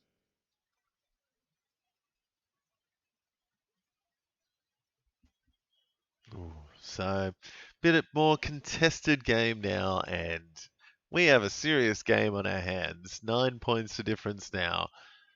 It's been a bit of a goal fest, I feel. Could be both teams going over 100 at this rate.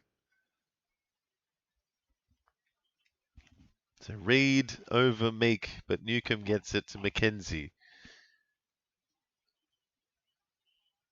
And an easy pluck in the end for Collins, who doesn't have too many options ahead of him. Big kick down the wing. Oh, and Witts has copped one in the hip.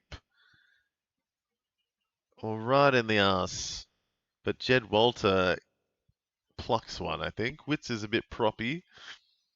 Lombard inside 50. Out of bounds. Oh boy. Tight contest. Witts. Still got his wits about him. Yeah, Jed Walter knee to the hip. That's not what you want as a big lumbering ruckman. Meek booms it out. I swear the wind is going, on my camera, it's going from left to right on screen because Suns kicks are going like double the distance of the Hawks kicks. So hopefully that's good juju for for the last quarter for the Hawks. But yeah, look at that. Suns are just huge kicks up forward. Newcomb 20 disposals now. Anderson's had 24. Crazy.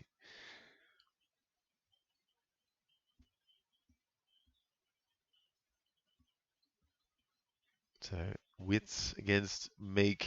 Witts gets it down. Scrimshaw spoiled off the boot. Hawks just kicking it anywhere they can. Not Morrison. McDonald gets on the end and kicks it up the wing. Powell. Collins. High tackle by Ward on Rioli, who keeps it going to Powell, who inside 50 kicks it long. And Witts, not quite, gets spoiled at the back. Meek back to Weddle. And the handball chain now for the Hawks. Impey thinks he's got the legs, but Weddle definitely does. A nice kick up. What are you doing, Morrison? You got to keep it going. There he goes. Up the wing. A little dinky one, but finds McGuinness. Ooh, who goes inside to battle. Laterally moving, Impey getting a bit of junk. And a nice kick up back to Morrison. So a bit of junk now for Morrison, who's had a quiet one. Is he? Where is he? Yeah, down there. Probably going to crack 50 now. Ball goes to ground, 20 out. Watson trying to get the ball out. McGuinness drops it, gets it back, gives it to Deere. Deere's tackled without it by Took. That's a ball up. So Meek up to 68 from 52% time on ground. Witts down Tackle by McDonald, I think. Nash gets it around to the Wizard. Two Suns instantly leap on Nick Watson. Like, they are not letting Nick Watson get away with it, I think. He is getting absolutely tagged by Took, it feels. Here he is. Gets absolutely smashed by Powell. And it's another ball up.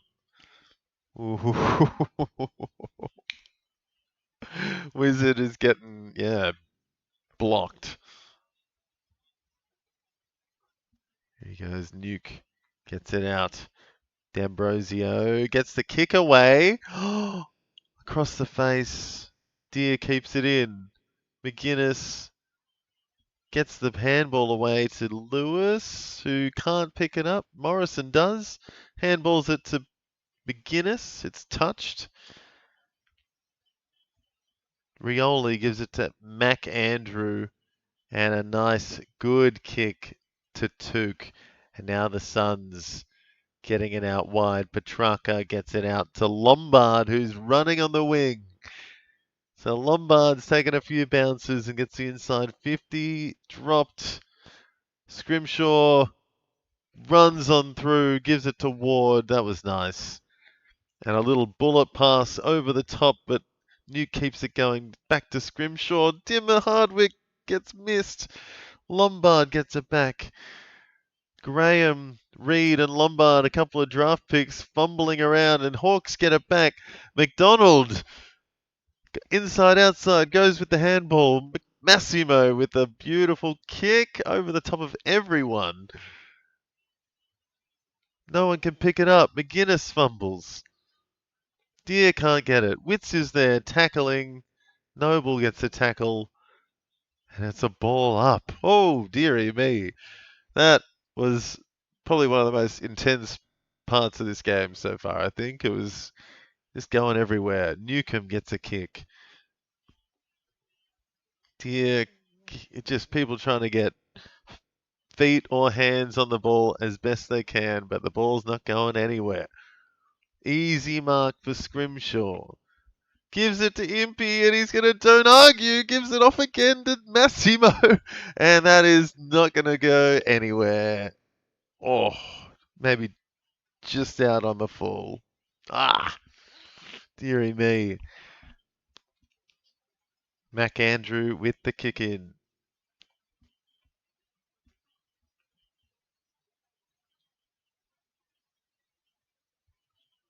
Mac Andrew boots it down the wing.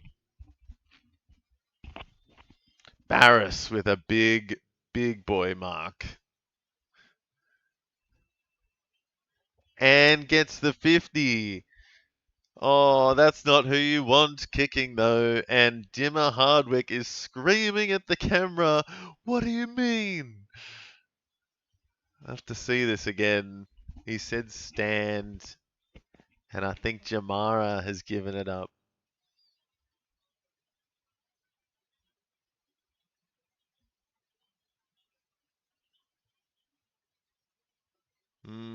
Weird one. Not sure about that. I don't think Barras is who you want kicking at goal. But I remember Grant Birchall kicking a goal and a few other key defenders in my life. So why not Barras? Oh, he's nailed it!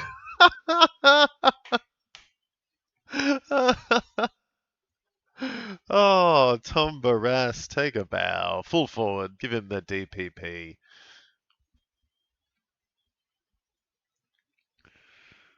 Barras, defender forward.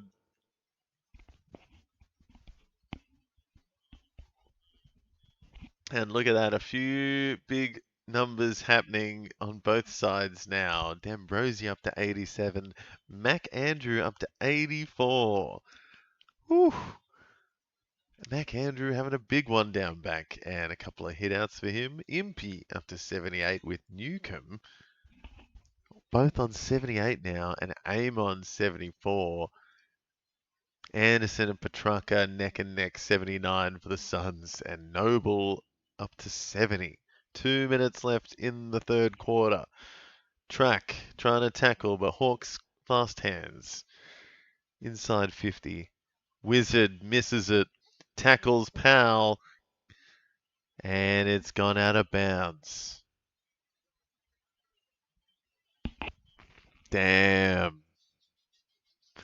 This is a good game. This is what we want. Ginnivan. Dinky kick inside 50. Finds Gunston. And it's in his repertoire. Definitely.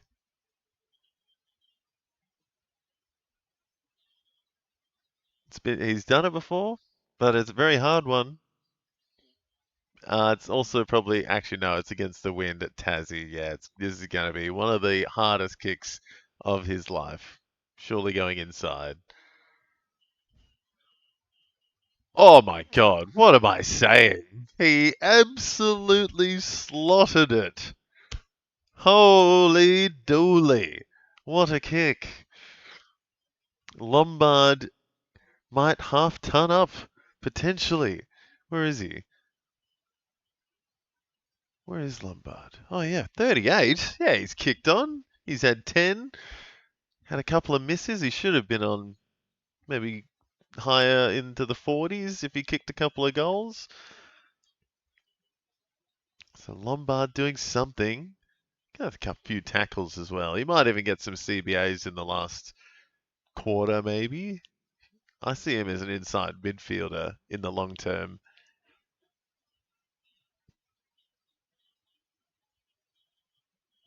Yeah, Gunston, goodness me, I can't believe he got that.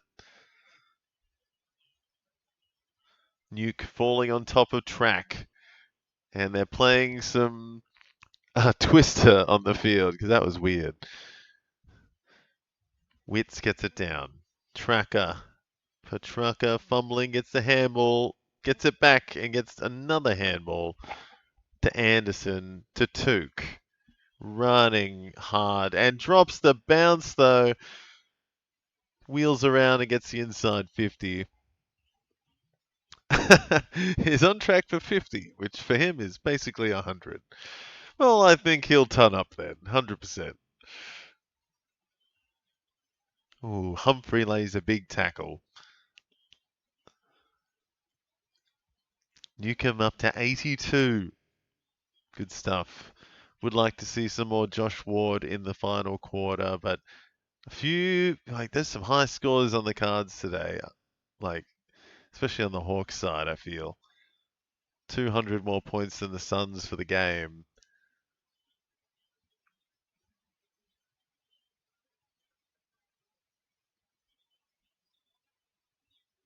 We're spreading the points around though. Plenty of Hawks over 50 now. All the way down to Weddle.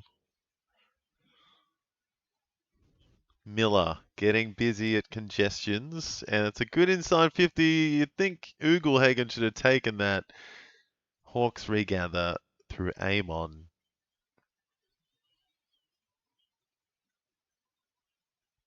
Reed. No one can really get it. Witts picks it up. Reeves, Lewis, and Ward all tackle Witts. And, oh no, maybe it was Ginnivan. But that should just about do it for the third quarter. And there are a few interesting scores happening down in Tassie.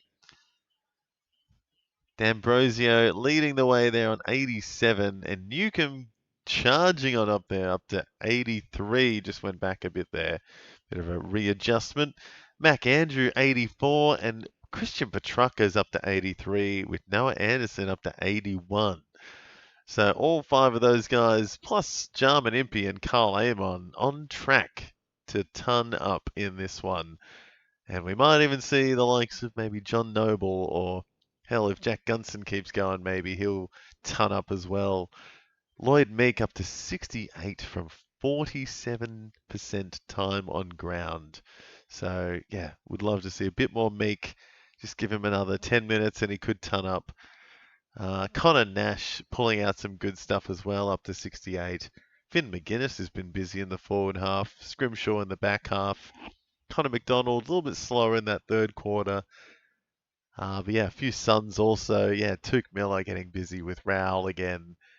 Bodie Hewland, and the defenders weren't quite as busy, I felt, in that third term. It was definitely a bit more Hawks controlled in the third quarter, I feel. But yeah, Suns definitely brought it back. Yeah, 21 points the margin at three-quarter time. So anyone's game still, definitely anyone's game. Not a win for the Hawks yet by any means. So let's see who comes out on top. Yeah, and who's turning up in the last quarter? Let me know if Lombard's going to make it to that half-century ton poet. Fingers crossed. But yeah, maybe he'll should hopefully crack a goal in the last quarter. Might pull out some magic. We'll find out together in a couple of minutes, guys. I'll be right back.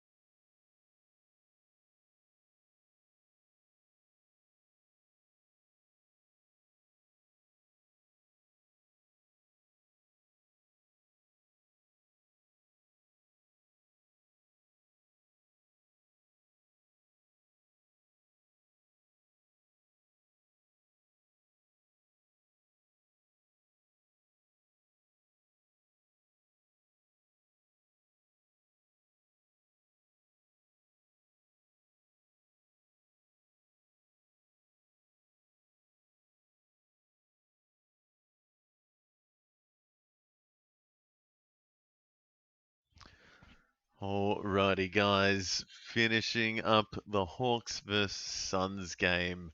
Last quarter here, Hawks up by 21 on the Suns after a bit of a comeback from the Suns, a big comeback, and Hawks brought it back to a 21-point margin instead of a single digits. And yeah, Hawthorn, nice 6.5. Yeah, I reckon they'll get it done by double digits, I think, in the end, but who knows? Anything could happen here. It's just been very different. Uh, yeah, one way and then the other way. Sun's exploding in short bursts, and but for most of the game, the Hawks I think have been in control. There's like 210 points, fantasy points more for the Hawks in this one, which is pretty crazy. But the margin is a bit closer than it was. Yes, final quarter. Who is turning up in this one? I reckon the Hawks should keep it going, pending disaster. Here we go. Witz gets the kick out of the middle, but goes straight to battle. Thanks for joining us there, Ninja. Thanks for tuning in and getting in the chat. Who you got? Yeah, Hawks winning this one, and then I think most people should have money on Collingwood in the next game today. But Essendon have been fluttering with some decent scorelines the last couple of weeks, so could be closer than we think. Nash kicking it straight out of bounds on the full.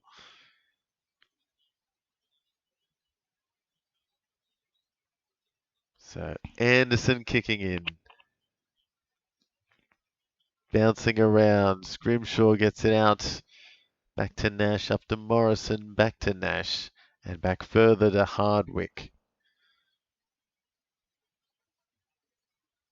McDonald to Ginnivan, who's going for goal, and he's slotted it. Oh boy, that is just some casual fun on the wing from Ginnivan there. Yeah, I reckon, good bet there. I reckon Collingwood should have the goods over Essendon today, you'd think, by a bit. For goodness me, Ginnivan just pumped that one with ease from the corner. Just a slick kick. Very slick. So good start for the Hawks. Up by 27 now.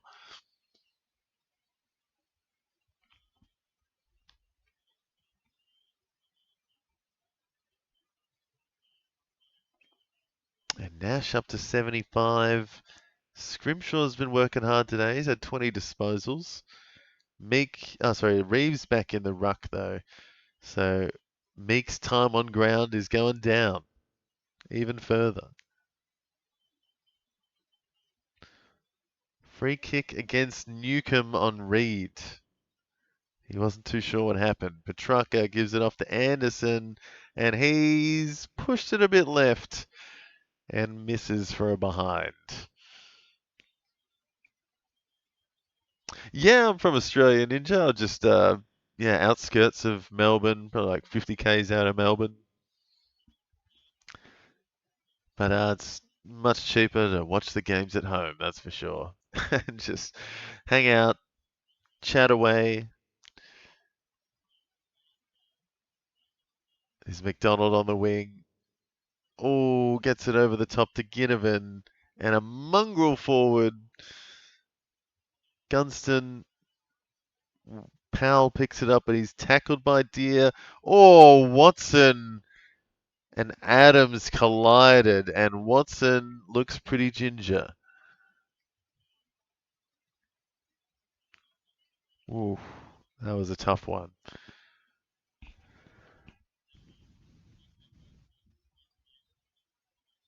Ooh, big hit on Watson there. He's still a bit sore, I think.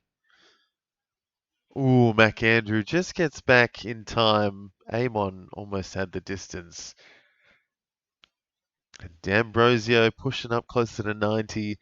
Petrarca is up to 90 now. He's having a great time. McAndrew just waltzing through the back half. Not the best decision, though. And Morrison tackles Anderson. Hey, from Hawaii. That's awesome, Ninja. Well, thank you so much for tuning in. Man, we get it down here a bit more than NFL, but I've started watching some NFL in recent years, and I at least understand it now. It's, I think, the first task, understanding it, any game. But I still think, yeah, AFL is where it's at, man. If you can tune into this every week, it's something else.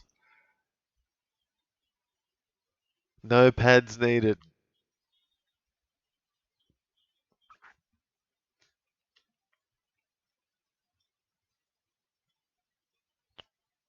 What is this? I'm getting an ad between the goals here. What is this, KO? Really? Don't like that. Really? So that's a bit annoying. So I'm watching on KO, and which is the streaming service here in Australia for sport, essentially. And they advertise it saying no ads throughout the game, like siren to siren. And now they've swapped it because it was on Fox, it was on the Fox Footy channel, but now that the Anzac Day game's just about to start, they've swapped Fox Footy to that game and put this game on the other Fox Sports channel. And now I'm getting ads. So that's really annoying. I don't like that. May as well just be watching Channel 7 for free. Like, I'm getting 5 ads here. Don't like this. I'm genuinely going to complain to KO about this. I don't want ads. It means I have to go on mute. And it gets awkward. And I miss all, like, the commentary between, like, the. Yeah, what's happening with the commentary? They just get a break in the final quarter between the sirens. 6 or 7 ads. What is this?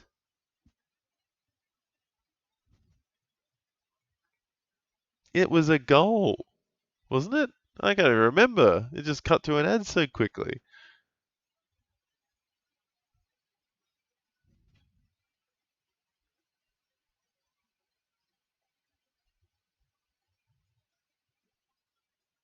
The game had restarted. The game restarted. Oh, yeah, maybe. They lost the feed.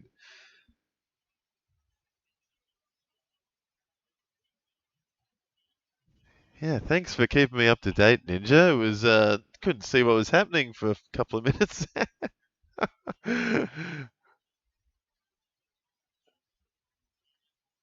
Oh, there we go. Hawks, bit of cleanness out of the back half.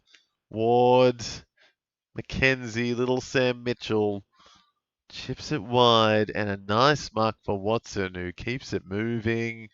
1-on-1. Gunston, oh, doesn't have enough time to get there. Make sure I'm still watching live. Yeah. Oh, yeah, strange bit there from KO. Bodie Hewland kicking on in.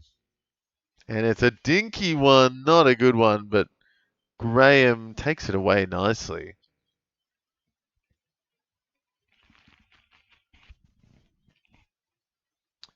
Yeah, it's it. Some of these calls are a bit iffy this year. You'd think with all this technology we could just figure it out a bit quicker. Hawks get it going. McDonald to D'Ambrosio. Chips it to Ginnivan.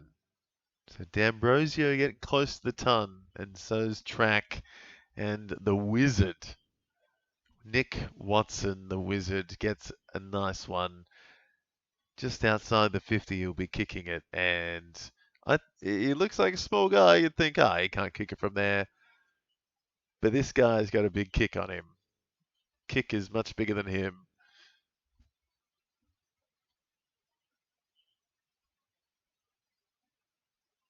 So Nick Watson from the 50. Just inside. It's coming back! Oh! The Wizard pulling out some magic late. And that is a 34-point lead now. And I'm feeling a bit more comfortable. A little bit more comfortable. D'Ambrosio moving up to 96. Amon and Impey into the 80s with Newcomb. And Ginnivan pushing on in this final quarter as well, I feel. He's been getting a bit busier.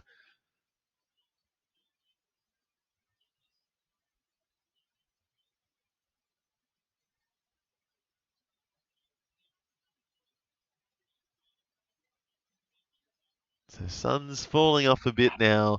Back to a 34-point lead for the Hawks with 14 minutes left. And it's Meek back in the middle. Newcomb gets it back to Meek with the kick. So Meek getting busy. And 4 Hawks tackle Lockie Weller. Oof, bringing some pressure. Yeah, I think that bet is coming on in, Ninja. I think Hawks are well and truly up for the time being. Never know, though. I can't ever count my chickens before they hatch.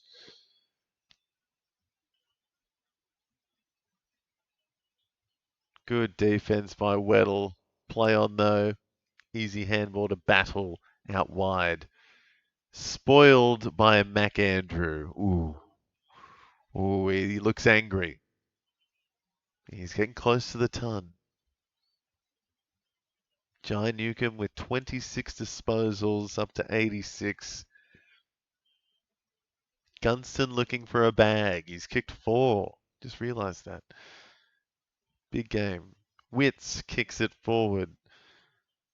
Weddle drops it. Rogers tries to get it out. Does to Graham. Out to Hewland, who wobbles one inside. Rogers hounding. Humphrey. Handball to Anderson, who gets smashed from the side. And Hawks get it out now. McDonald to Impey, who's going for a run.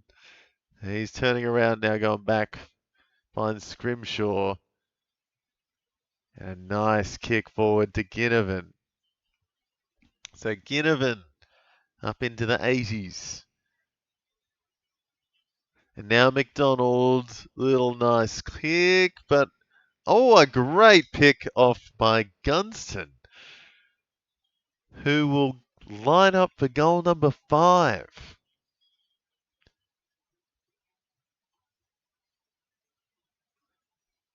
Can Gunston kick a bag again? It's happened many times before.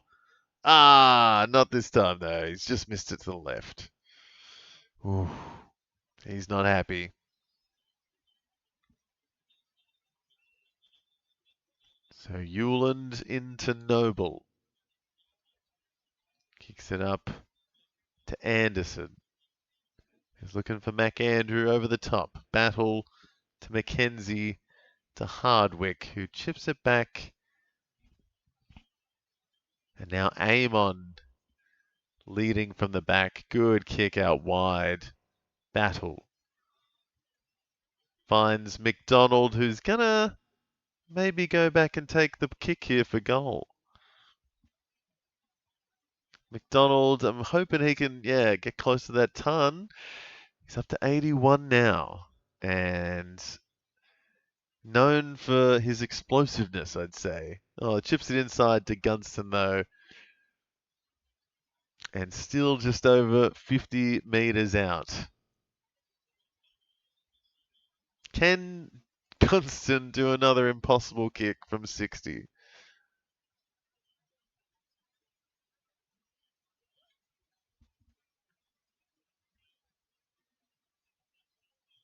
Gunston has a crack. Oh, almost marked on the line. Dear! Straight up in the air. McAndrew fumbles it to the side. Rioli handballs it out of bounds. And it's a throw in. So D'Ambrosio and Amon leading the way for the Hawks into the 90s. Couple of wingers. And Petrarca and Anderson leading the way for the Suns. Meek tackling Witts. Weller gets it out to Zeke Hewland. Handball out is wide, and Battle's going to pick that up. Inside to McGuinness. Back to Battle. A bit sloppy, though. Amon hot hands as Weller pushes Ward out of bounds.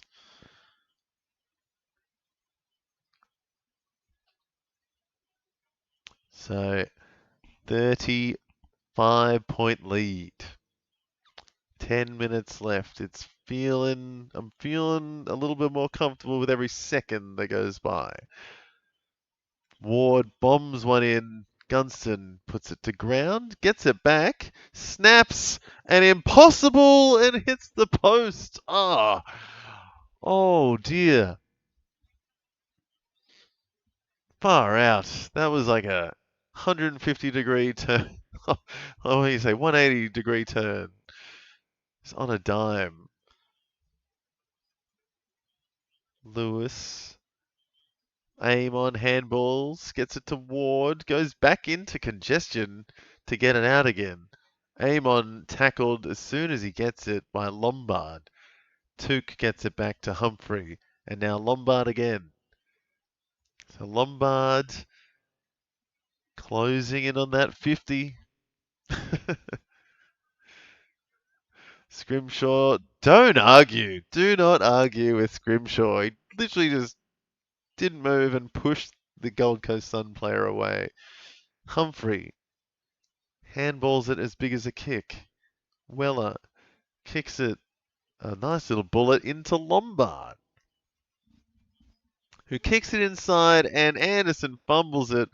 Took gives it back to him though, and he has a crack to the left and misses.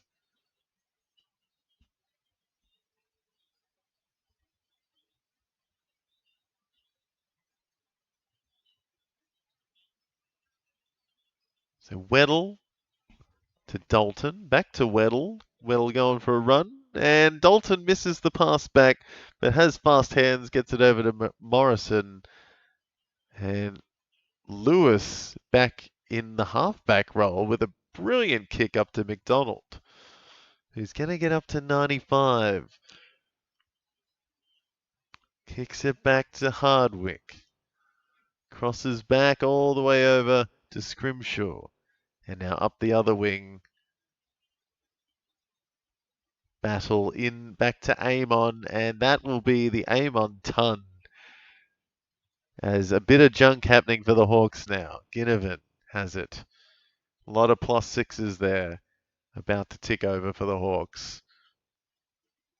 Ginnivan goes 30 metres backwards to battle again for a bit of junk. And now Newcomb getting a piece of it.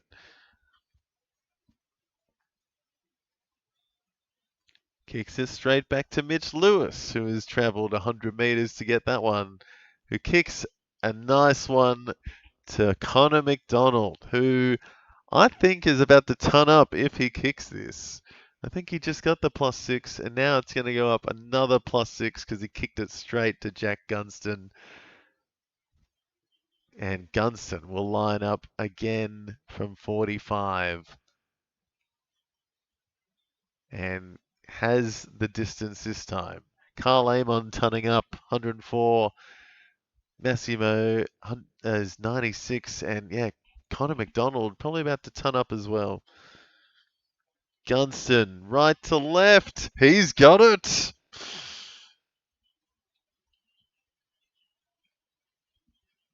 Five goals for Gunston. And he is getting up to the ton as well, I think, after that one. That is Gunston and McDonald tunning up with that one.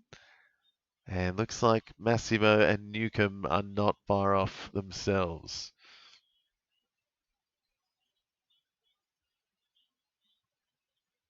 There you go. Gunston and McDonald, 101 each.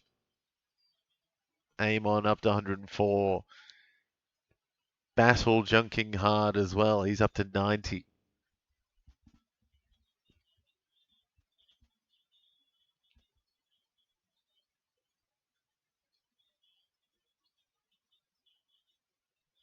So Reeves back in the ruck. Gets it to Newcomb, and McDonald back in the middle. Kicks the inside 50. And it's going all the way for a behind. Just missing. Oh, this field is deceivingly short. Or the wind just helps so much with those kicks from left to right. Amon getting a bit of junk. He'll go up to 110 with that mark. And D'Ambrosio should be tunning up with that mark and kick. Finn McGuinness picking up some scraps. And he is going up as well. He's going to go up to 90, into the 90s as well. Whew. Hey, Lombard did hit the 50, up to 51. Nice. Couple of behinds, 4 tackles for Lombard's helped. But yeah, we're about to see a whole bunch of Hawks ton up in the next 5 minutes, I think. Is Newcomb, D'Ambrosio just tons up there, 102 for him. Newcomb 3 points away. And yeah, McGuinness is about to pop up a bit as well. So big scores for the Hawks today. And it's blown out to a 49-point lead. Rowell gives it back to Reeves. McKenzie can't get it to McDonald, but McDonald retrieves it. Humphrey hounding McKenzie. Gets a boot to it. Weller gets it to Rogers. And Rioli distributing. Out to Lombard on the wing. Getting a bit of junk. Old Leo handballs it forward to Weller. Takes a bounce. Big inside 50. Let's get turned. Oh, Noble gets a bit crunched by Morrison and should be a chance at goal for Noble, actually. So Noble could be getting into the 90s here. Newcomb tunning up. So 5 tons for the Hawks. 101 for Newcomb. 5 minutes left. Noble has pushed it right. It's just not the Suns' day today.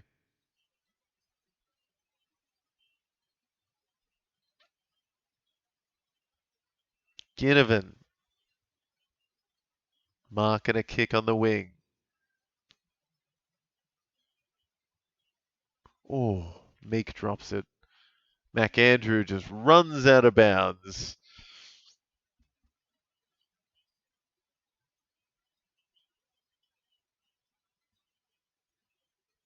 My phone's going crazy with all my Hawks tons. No, just Newcomb and Connor McDonald for me in this one. Oh, I do have Josh Ward as well, who's had a bit of a sad second half. Rowell gets it forward, but Amon definitely could have marked that, but he's decided to have a chase with Jake Rogers. Massimo gets it back to Amon. That seems a common theme today. Gets it back to Impey, another partner in crime, who gets it to Weddle and goes very wide. Morrison gets hit in the back,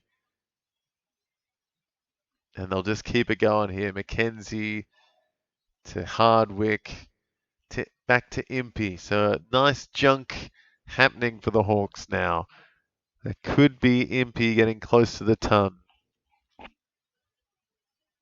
Inside 50 spoiled, but Watson's there, has all the time in the world, but wobbles it through for a behind.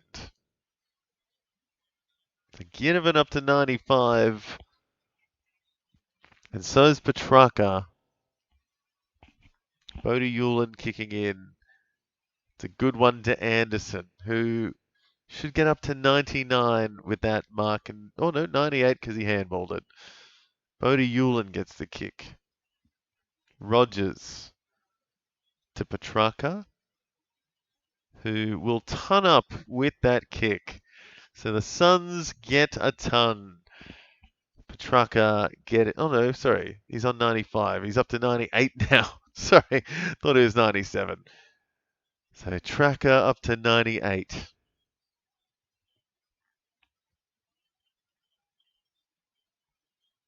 Just have Weddle on field. Weddle, up to 65. So at least not the worst scores for the Hawks. Most of the teams above 60, which is pretty good. But yeah, it does fall off after battle a bit. You've got, what, 9 Hawks above 90 now, and 6 of them have turned up. What's 10 Hawks above 90? Goodness.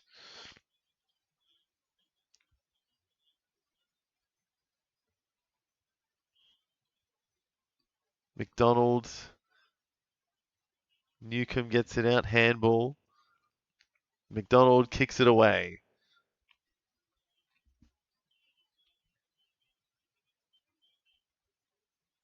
Rioli does well to gather it. He gets the handball back to Anderson, who should turn up with that little play. Anderson and Rioli getting a little bit of it at the end here. 2 minutes left. Reeves in the back pocket gathering it. Didn't expect that. Petrarca gets a handball, who should also ton up with that. So a couple of tons now for the Suns. And Jed Walter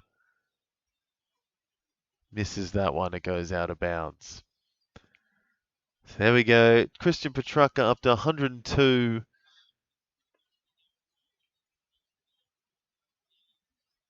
And a few Hawks creeping closer to the ton. Impey 99.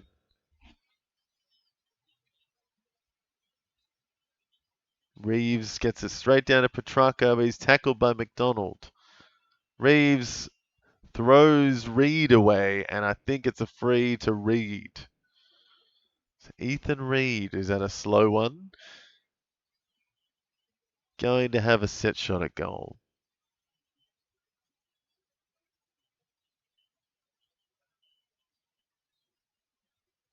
So a couple of tons now for the Suns. 104 for Petrarca, and Noah Anderson up to the ton now. 1 minute 30 left. Ethan Reed going for goal number 1.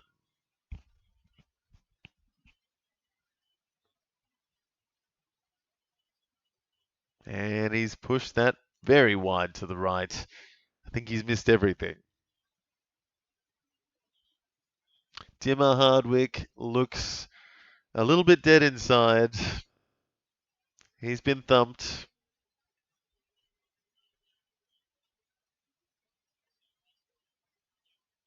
And there's Amon getting another kick in the last couple of minutes here. Up to 119.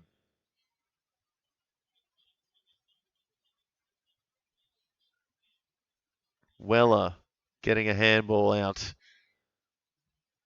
Raul tackled. Gets the handball out as well. Massimo, kick, but smothered. Ginnivan getting a couple of handballs to finish off. Could get up to 99. Watson tackles. Humphrey gets it though. Weller just misses it before it goes out of bounds. So Ginnivan got a couple of handballs there. He'll be on 99.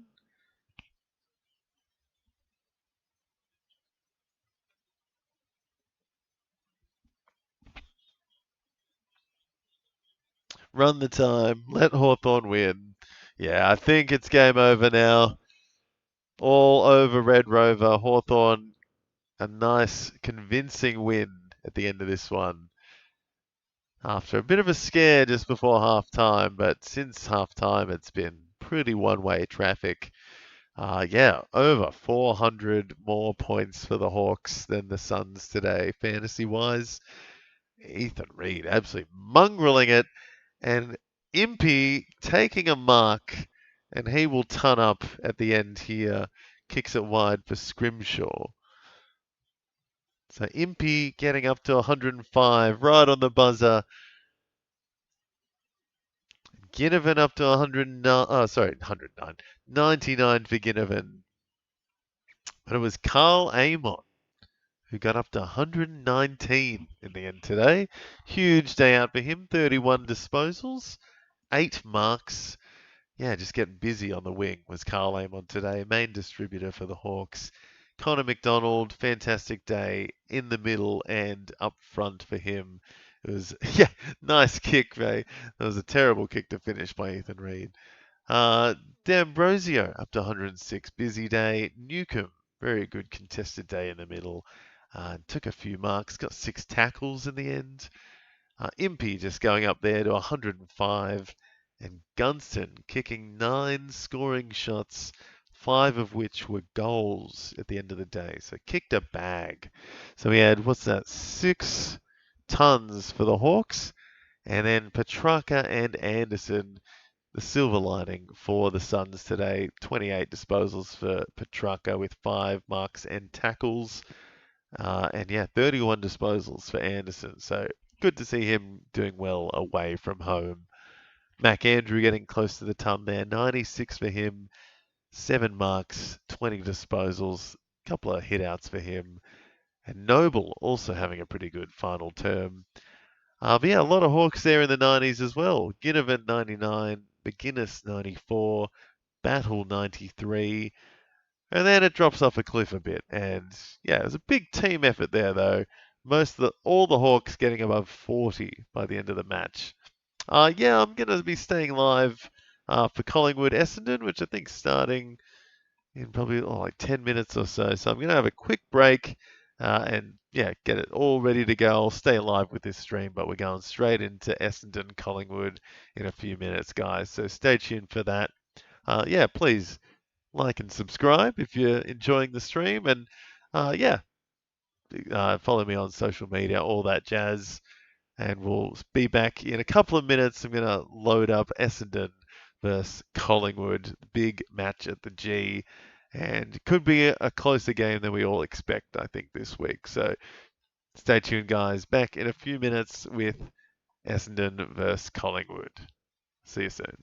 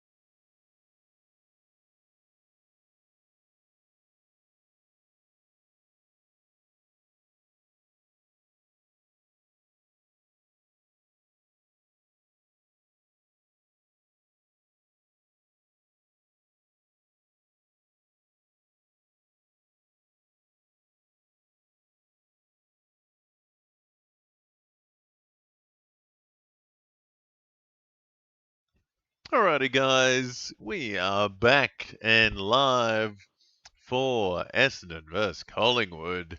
Big Anzac Day matchup. And yeah, obviously, just come from Hawks beating the Suns, which is fantastic to watch. But yeah, a couple of big scores in that one. Will we see that kind of scoreline today? Will we see a few tons for either team? Nick Dacos surely going to be on the cards for a big one. And I'm thinking like the ruckman for Collingwood, Darcy Cameron, definitely out for a big one today against Lockie Blackiston. But Bombers have been all right the last couple of weeks. They've been good. They've actually got some big score lines and kicked a few goals. Put the Suns money where their mouth was last week, and they just got away with the win there. And yeah, beat the Demons a few weeks ago as well. So interesting times for the Bombers. Can they get anything to click today? Yeah, a few pies, rocky pies as well, maybe, as well, you might say. Just not what we might have been expecting from like the last few years. Been a little bit wayward. But still getting it done, though, I think, the pies. Hey, Adam. Welcome to the stream today. Tuning in for Anzac Day. Essendon versus Pies. Obviously, we've just come and we've just done Hawks versus Suns, and that was a bit of fun. But yeah, now the big one at the G. And yeah, who have we got today, guys? Who have we got in this one? I have Jai Caldwell in my main league, and I did have Ned Long, but he's not there today. He's been managed, so I don't think I've got too much in this one. I think I've got Roberts in a keeper league, and actually, I think I've got Lipinski in a deep keeper league as well. Oh, I've got Josh Dacos as well, so that's all right. Anzac Day, baby! It's a good footy day on the calendar, and hopefully, yeah, I'll have to check out who's got the good jersey on today. Usually, some good Anzac Guernseys this weekend. Where's the Bombers one? Oh yeah, it's Andy McGrath coming out. I think the home team gets the Anzac Guernsey. Collingwood 16.5. I think so. I think it's going to be a big day for Collingwood. What do you reckon? I reckon McStay to kick a bag. Yep, I think it's actually going to happen. I reckon he's going to get busy forward. Yeah, Bombers could crumble, but in the midfield, I think Bombers pretty evenly matched up with the Pies, to be honest. Obviously, Nick Dacos is up here, but then there's like a chunk of Essendon midfielders just below him, and then the next best Collingwood midfielder. So I think it evens out. I think, yeah, Bombers definitely have a decent core of mids. Merritt, Caldwell, Parrish. Even Durham gets in there. You've got Dyson Sharp and Sullivan Roby coming in this week. Well, at least Dyson Sharp is back. Roby in for his second or third game. Yeah, Anzac Day medal. Who are we thinking, Adam? Who you reckon's got it? Is Nick Dacos possibly the leading one for that, I'd say. But also Zach Merritt had a big week last week. And so, I don't know, maybe someone like that. Who you reckon? Who's getting the Anzac Day medal today? Yeah, who'd you tip in this one, Poet? McGrath straight away matched up on Nick Dacos.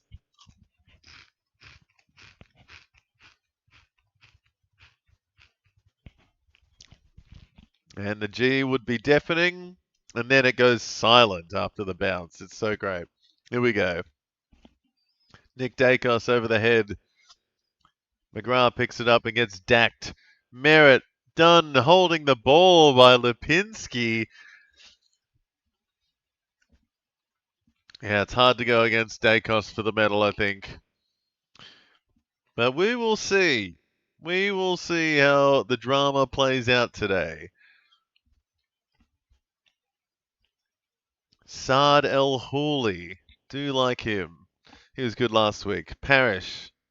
Gets it out wide to El Hawley again.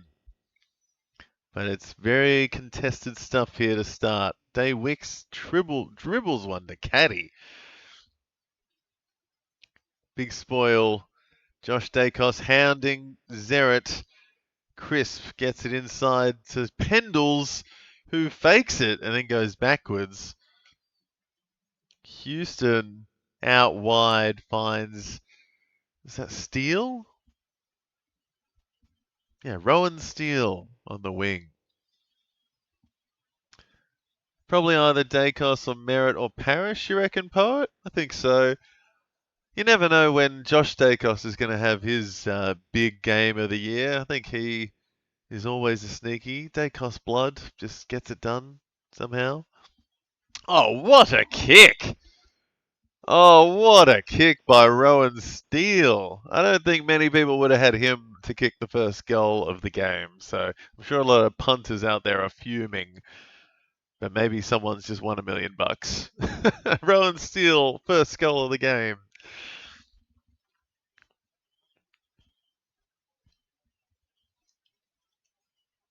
What a name. Rowan Steele. Feels like a fantasy character.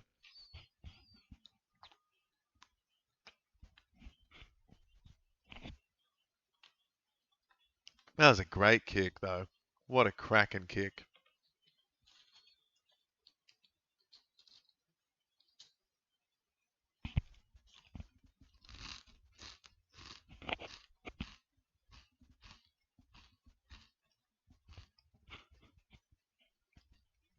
So Peter Wright in the ruck, not Blackiston.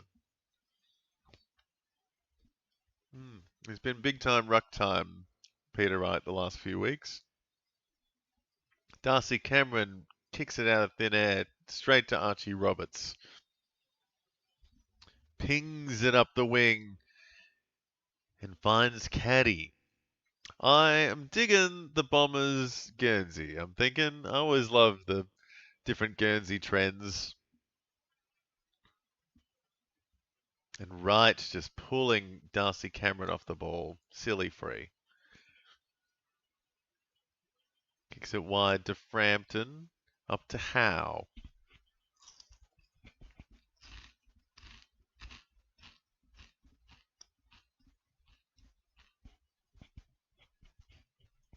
Rowan Steele gets it into Dacos. Crisp hands it over to McGrath. Day Wicks to Parrish. To Caldwell, who misses Merritt.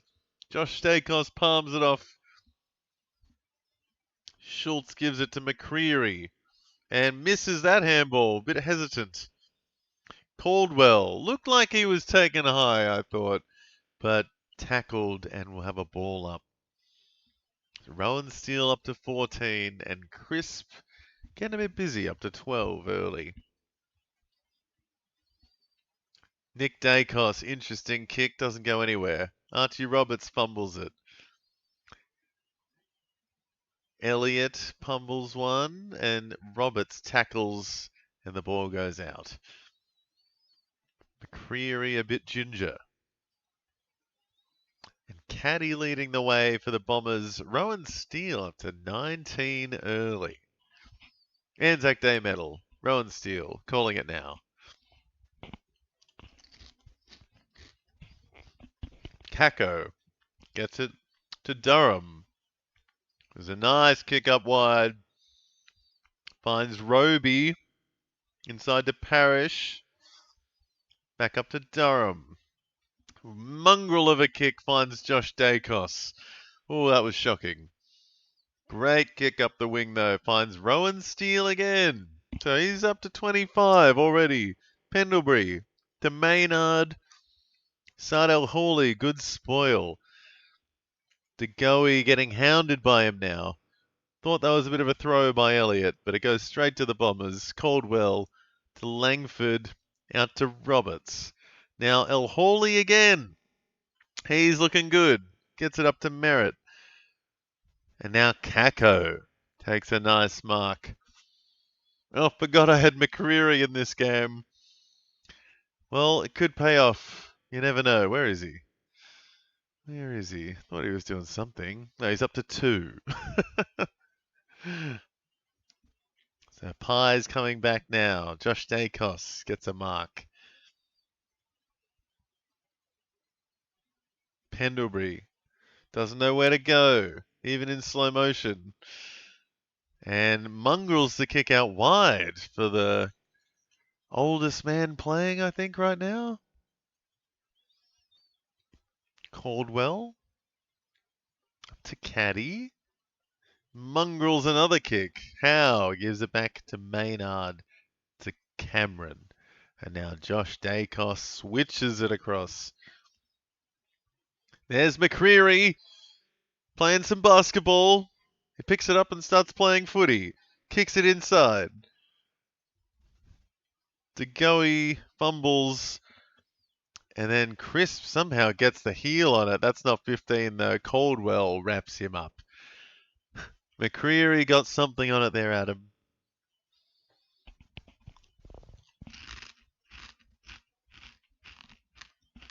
Nick Dacos out of the middle.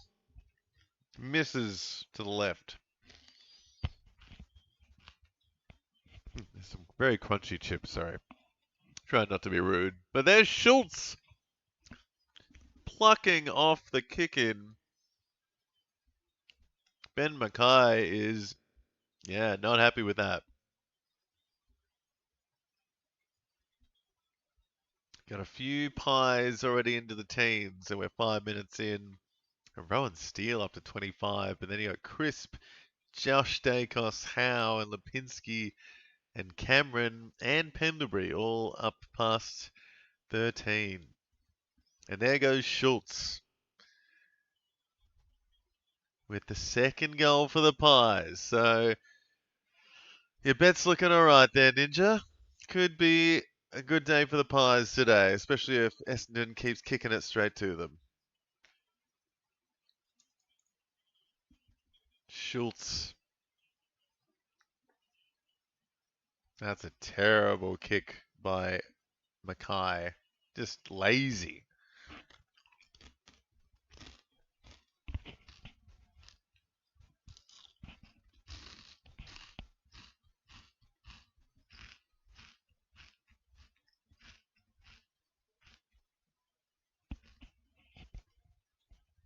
That's looking good, Ninja. Here we go. Zach Merritt gets the clearance. Back to Roberts. Up to Caldwell. Sardis, sorry, not Caldwell. 5 and 6. Not a great handball, but McGrath makes it work. Goes to ground. Houston handballs it wide. Finds Hayes. His very wide kick, but makes that work perfectly to Tim Membry.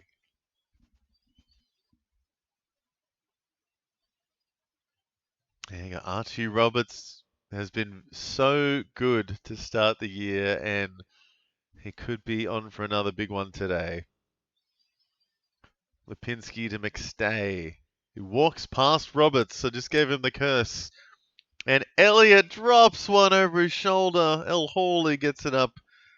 Bombers get it to Roberts. Not 15 though. Merritt kicks it wayward wide. And he's kept it in though, Durham. Wow, great effort to keep it in. Kako's free. Chip forward, finds Caddy. So definitely the play of the day so far for the Bombers. Nate Caddy on the end of a nice little bit of pressure by Essendon. And Elliott, tough mark he dropped. But then Bombers on the rebound made them pay.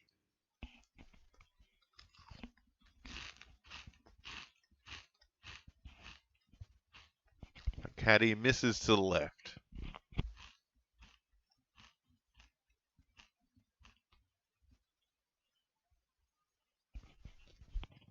Jeremy Howe kicking in. Oh, I forgot about my coffee.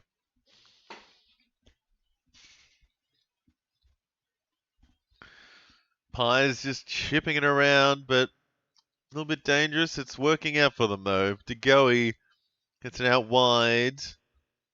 Membry to side bottom.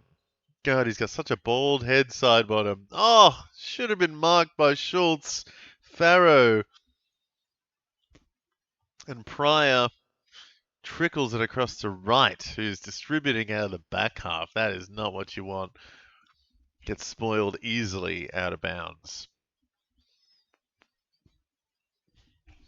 Easy marks dropped by the Pies. They should have had a couple more shots at goal. And Schultz looks a bit proppy. And maybe he's just depressed because he should have taken that last mark. Sardis, losing where he was, just runs straight into a tackle. Bombers get it back. Roberts, distributing. Great one up to Sharp. Gets his first touch of the day. And he is going to be an absolute jet in due time. Dyson Sharp. Probably the best contested ball winner from last year's draft. Durham getting slung around, but gets the handball out to Merritt beautifully in the end. And Merritt finds Caddy in the middle. Whew.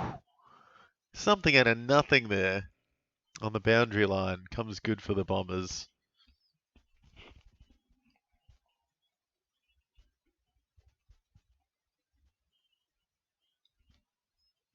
Yeah, Durham was just doing spins on the dot and then got the handball out to Merritt.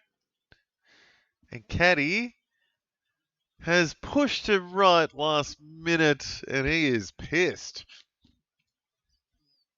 You got Roberts up to 22 and Caddy is pushing up as well. He's got two behinds though, Caddy. Should have had, maybe one of those should have been a goal, you'd think.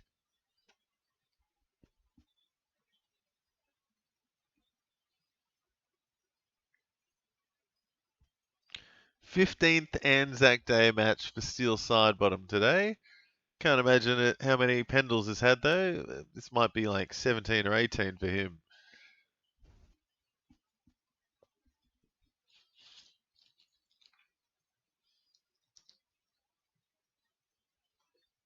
So you got Wright against Oscar Steen. Lipinski tackling Parrish. Sardis gets it up. Looking for Sharp, but Maynard cuts it off. Or Membry drops the inside 50. Pryor gets it out to Parrish. Kicks it deep. And it's spoiled out of bounds. So let's see. Nick Dacos is only on 10. He's had 4 disposals. And nothing else. So slow days for Nick Dacos to start the game. And at the moment, you might be giving the Anzac medal to maybe Archie Roberts or something. Here he goes for his 7th disposal there. And back for his 8th. So he's chaining them together. He's had 8 Archie Roberts.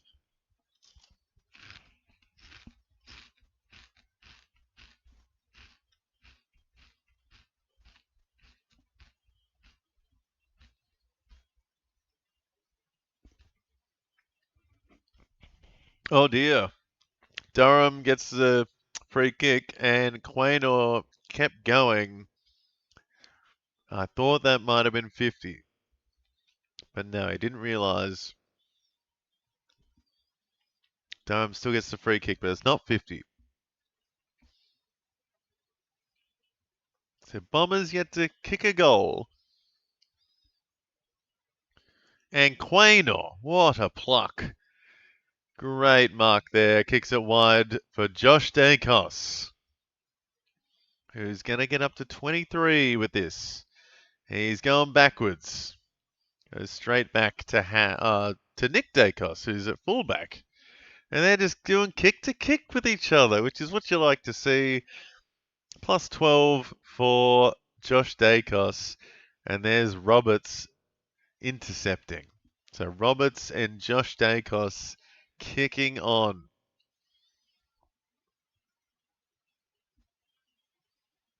Dersma on the wing.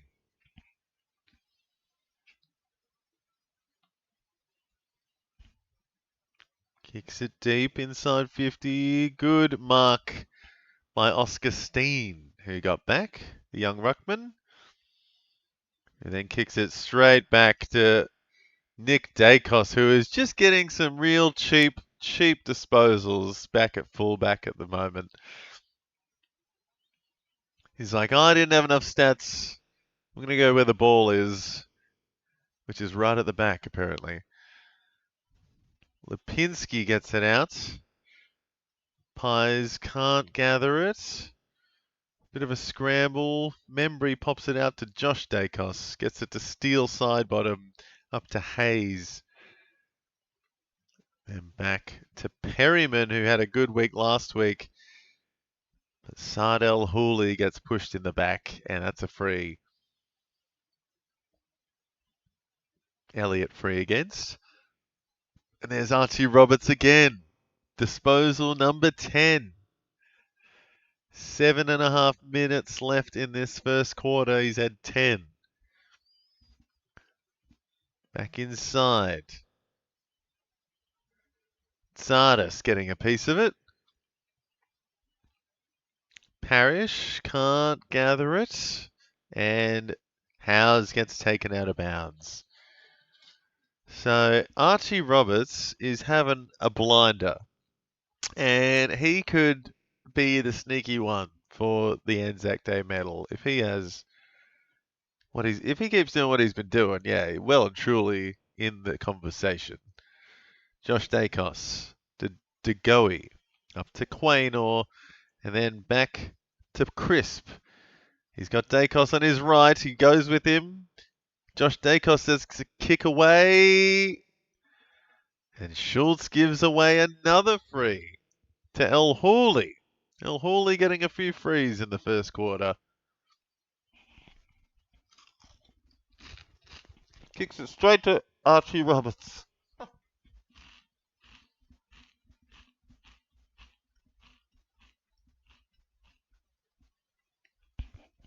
Anderson gets it back. Gives it to Nick Dacos, who walks around a few bombers, but not a good kick in the end. Almost gave it straight back to Roberts. Dacos keeps going. Hayes gets it forward to DeGoey. Oh, Membry. Kick gets spoiled by a couple of bombers. That was nice. Pryor gets it out to Sardis, Mackay, Langford, and Archie Roberts for disposal number 12.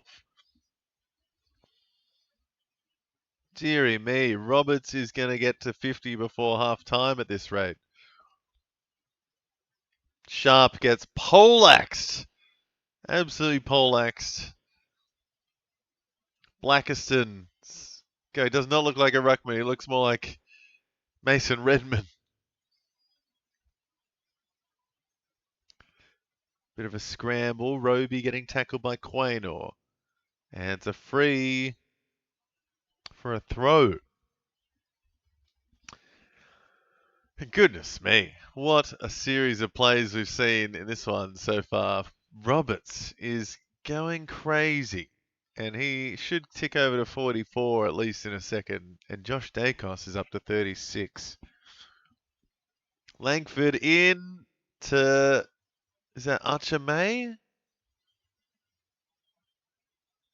There we go. Roberts up to 44. Goodness me. 12 disposals for Archie Roberts in the first quarter. And still 5 minutes left.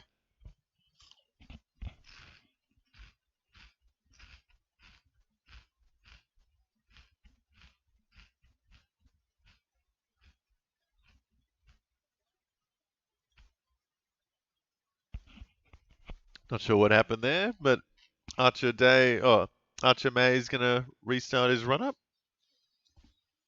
And that looks like a brilliant kick. Goodness me. Very nice kick there by Archer May for the Bombers first.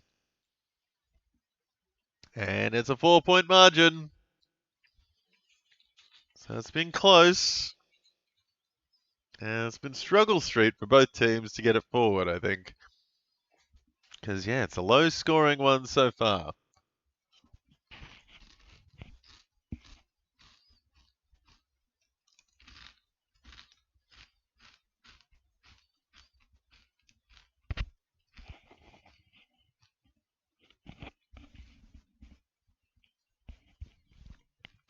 All right, so a couple of Dacos brothers at the top for Collingwood.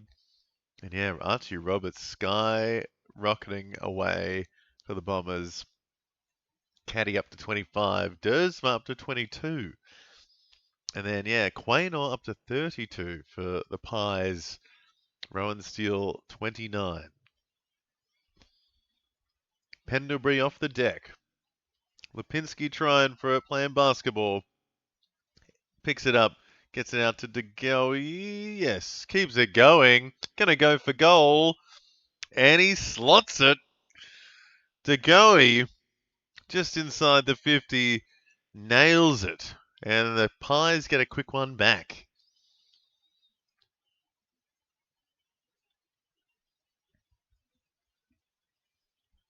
Nice one. Nice bull goal there by De Goey.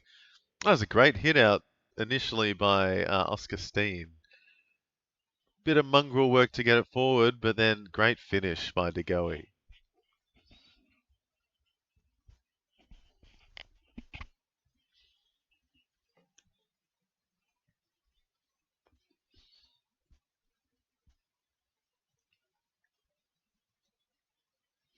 So 10-point lead for the Pies.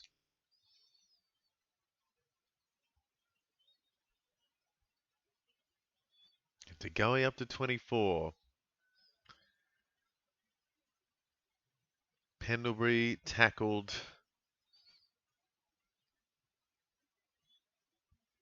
He gets it back again. Kick for Pendles. Inside 50.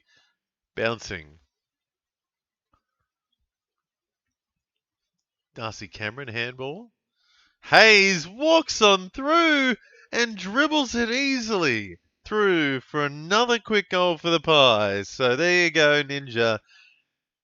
That might be the margin you need already. 16, you need one more point.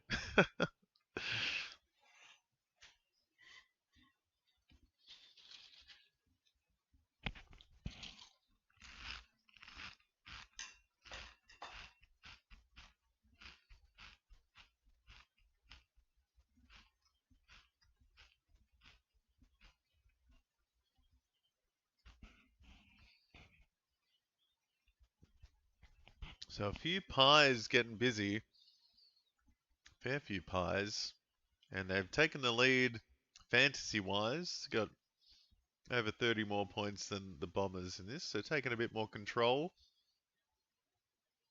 Pendlebury clearance again. Ooh, almost the mark by McStay. Cameron gets it forward to Elliott. Can't get a boot on it. Langford, out of the back half. Farrow to Mackay.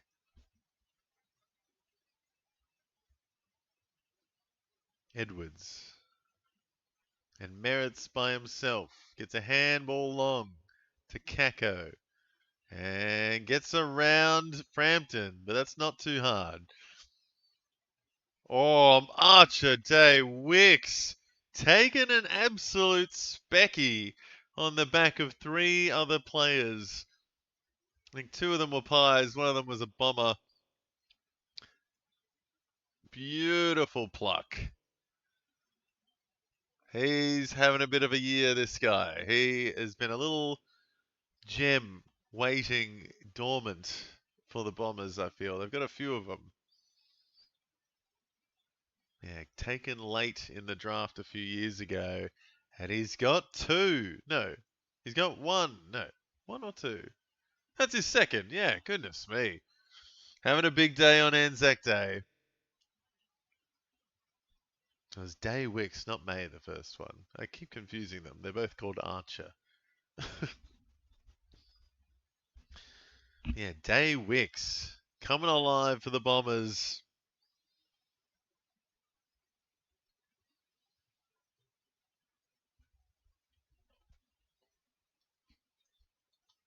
So a couple of Bombers stepping up now.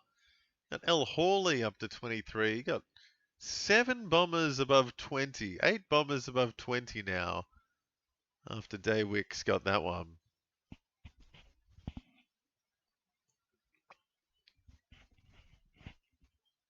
So Bombers sharing it around a bit more, I feel. Oops. Oh. And Steen gets a free. Kicks it straight down the throat of Farrow, who belts it wide down, looking for Kako. Going to sit up for him. Handballs it to Roby. Couple of high draft picks. What a good pick. Oh, Perryman looked like he socked. Was that Day Wicks again in the face? No, Caddy this time. Yeah, absolutely forearmed him in the face. Ooh.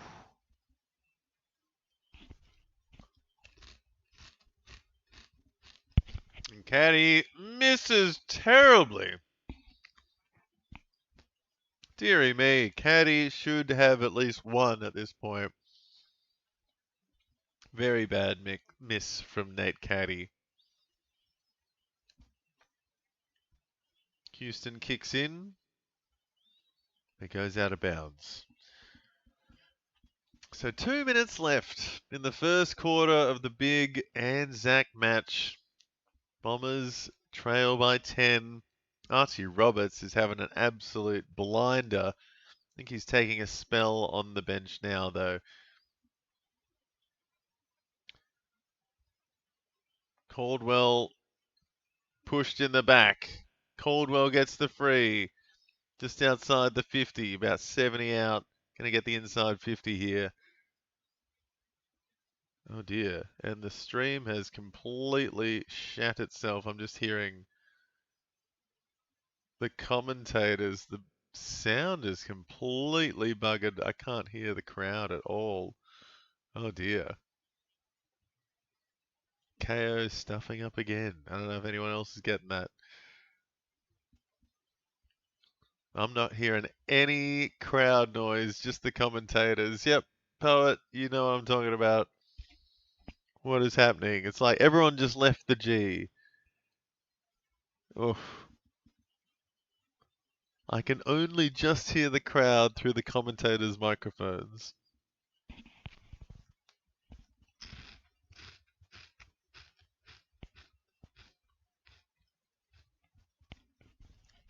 Unreal.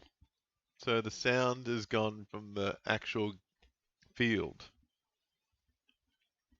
Any bets will take us to an ad break after the next goal now to fix it.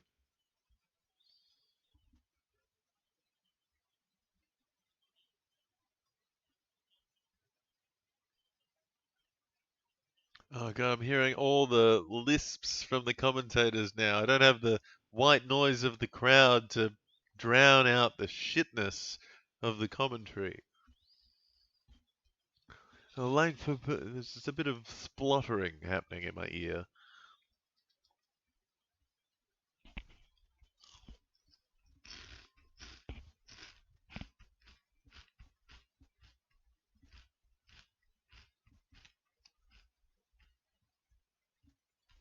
McCreary down the wing. Bombers mark it down back. Mackay, good hands down back.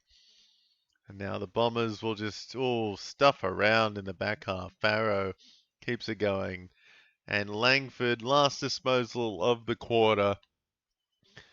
And all my audio's gone from the field, but the game's been good, to be honest. It's been all right. 9-point difference at quarter time.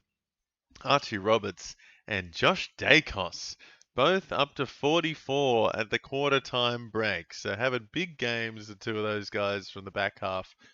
Both of them have had 12 disposals. And yeah, big games incoming for those two. You got Quaynor up there on 38 for the Pies. And Nick Dacos got his number on the back of his shirt. He's up to 35 as well in the first quarter. Rowan Steele, 29, and Frampton actually doing something for the Pies for once, up 27.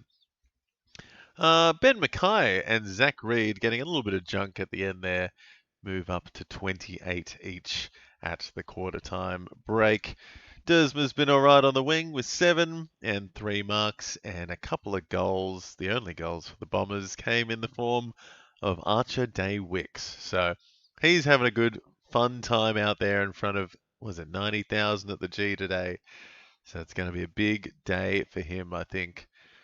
But yeah, a few guys down the bottom maybe going a bit slow. Blackiston yet to touch the ball. Sullivan, Roby, Sharp, Sardis, a few high draft picks yet to really turn it up. Perryman and Anderson were very good last week, but right now they're in the bottom four for the Pies. McStay not doing what I thought he'd do. I thought he'd come out swinging and maybe kick 1 1/4 today at least, but he's had 1 touch for the game on 3. Who else we got? Side bottom, low time on ground, up to 17. Yeah, but it's a bit of even spread otherwise. Good to see Pendlebury getting busy still. Old man's still got it. And yeah, Peter Wright, I guess, for the Bombers. He has been relevant the last couple of weeks, only on 13. Parrish, 17. 8 disposals, but no marks, no tackles. And yeah, no, it's about right there for everyone else, I guess. Darcy Cameron, 17. He has been not the same since Oscar Steen has come in. Yeah, maybe it's Lockie Blackiston that's given someone a hard time. Said no one ever. Yeah, Blackiston ton without the one. That's probably on the cards. All right, I'll take my first quick break of this one, guys, and we'll be back with the second quarter of Bombers vs Pies and see who's going to turn up first, Archie Roberts or Josh Dacos. I reckon it might be Josh Dacos. We'll find out soon.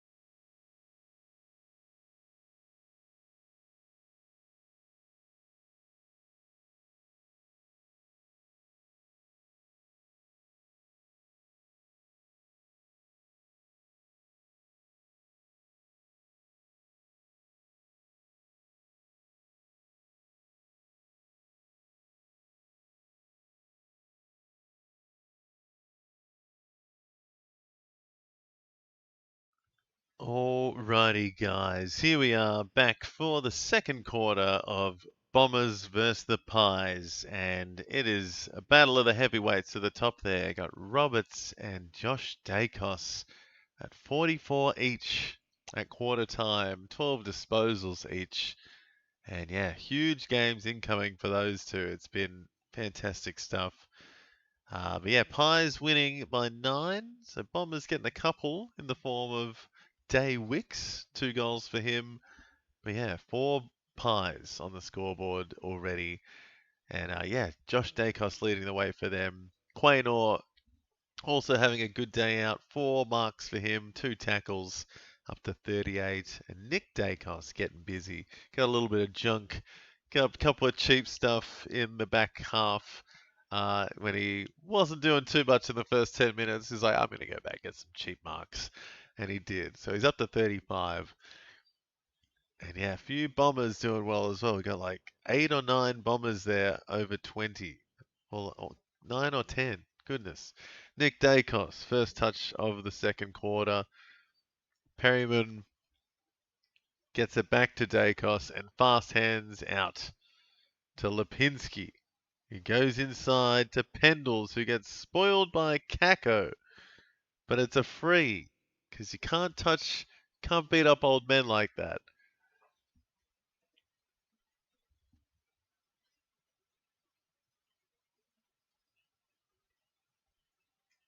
Eighth disposal for Pendlebury in his 19th game for him. And the the crowd noise is back, but we're still having some weird issues with KO. Nick Dacos has a crack at it from 45, but he pushes it left. So Nick Dacos getting busy early. Farrow gives it back to Roberts. And that's not 15. Roberts getting a whole mess of disposals now. Langford doing well in the back half. Caldwell a wayward handball, and it's out of bounds. So Roberts getting busy.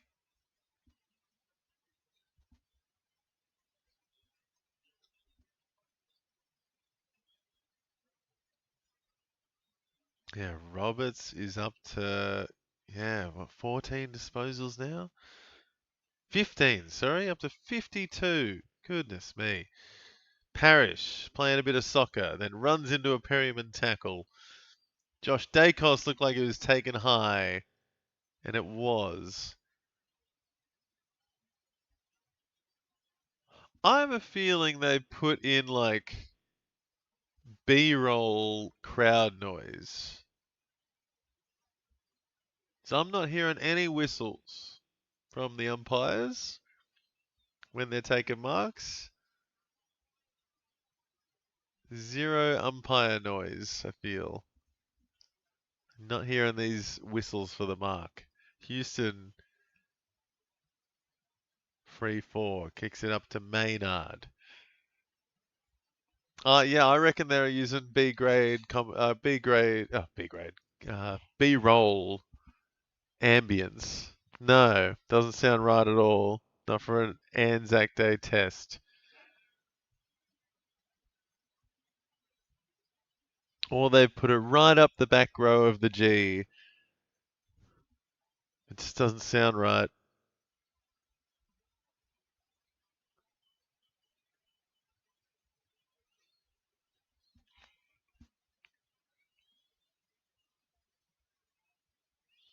Commentators kind of gaslighting us through. It's like, oh, it's quiet right now, but it could erupt at any moment. Durham gets it to Merritt. That's a nice kick out to Caddy. Not quite to the mark, though.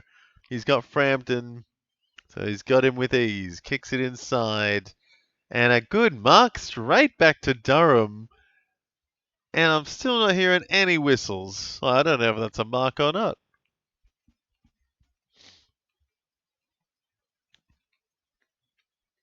Josh Dacos up to 47. Nick Dacos up to 43. And Archie Roberts, 16 disposals up to 55. Goodness me. Crazy stuff.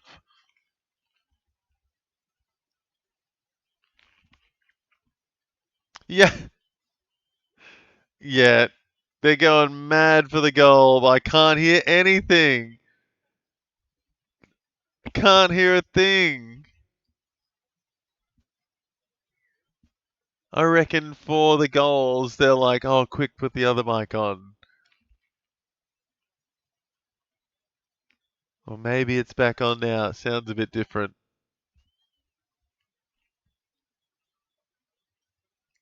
That just sounds so weird. So weird. The Bombers get one back and 4 points in it.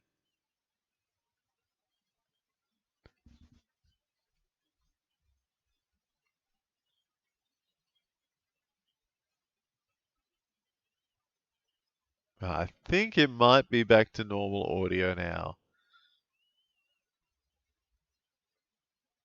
Oscar Steen versus Wright, and Nick Dacos just takes it away. Not a great handball though. Zerrett takes it back, and Parrish fumbles it. Josh Dacos takes it away. Pendlebury to Anderson, and Nick Dacos has all the time in the world, but he's missed.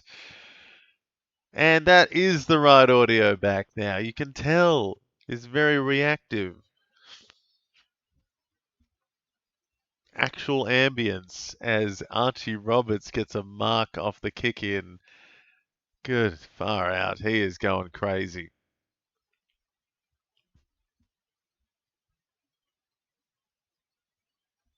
Caldwell to Edwards.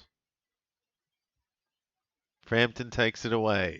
Perryman to Josh Dacos, who's under a bit of pressure. Houston back to Josh Dacos, and Josh gets a couple of handballs. Frampton just walks past. Yeah, it's definitely the right audio now. We can hear that whistle. Lipinski mark. Up to Membry.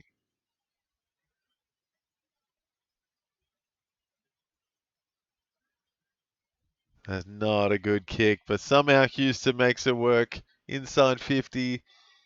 That's a nice one for Elliott, who will go back and try to get this one. Nope, he's kicking it inside. And the audio's gone again.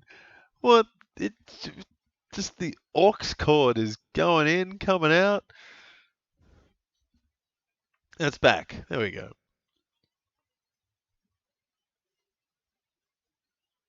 So now McCreary's got the shot at goal.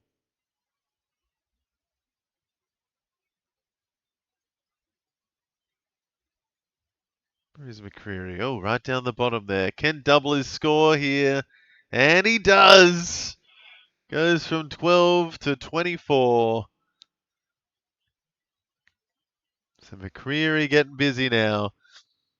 And the audio is back.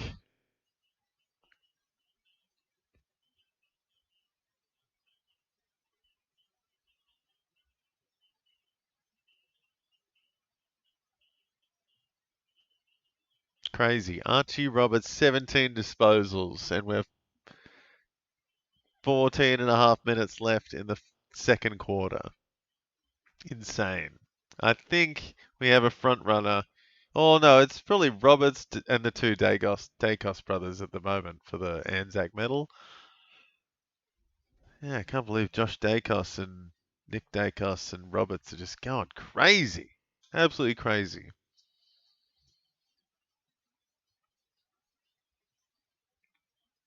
So McGrath gets it to Tsardis. Big kick. Roby over the shoulder, but goes straight to Houston. Good kick. Up to Crisp. Gives it back off to Nick Dacos. Kicks it down the guts. 1-on-3. Sardell Hooley gets it back to Mackay, and they get it wide to Dersma.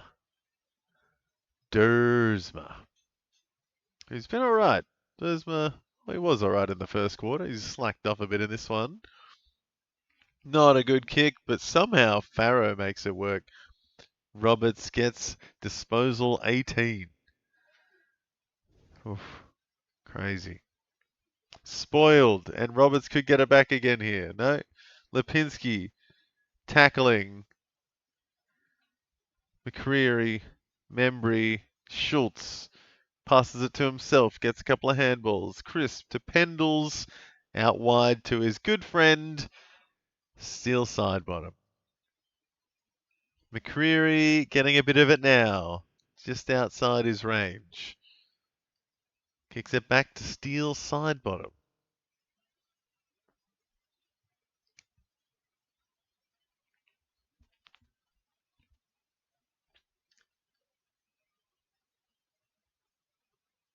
So across to Maynard.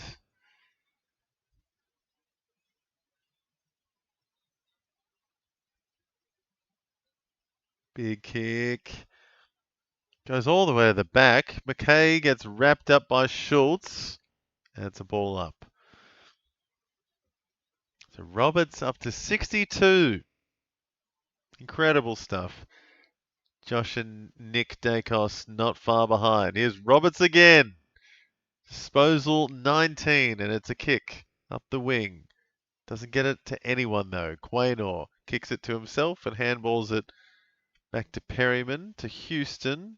Back to Quaynor. No, forgot to take it with him. Houston gets it up to Josh Dacos, who boots it up the wing. And the ball bumbles away to the boundary. Archie Roberts up to 65. Josh Dacos going up to 57 in a second.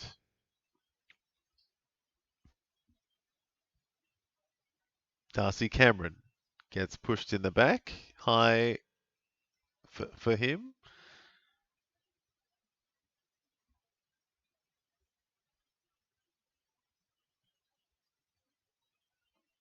Yeah, he's having an off day, Darcy Cameron. Ever since Oscar Steen came in, he's just, halved or, shared the ruck roll a bit. So he's just not. Yeah, these new rules have just shook up a few teams like Hawks and Pies with the ruck. And a great mark by Schultz.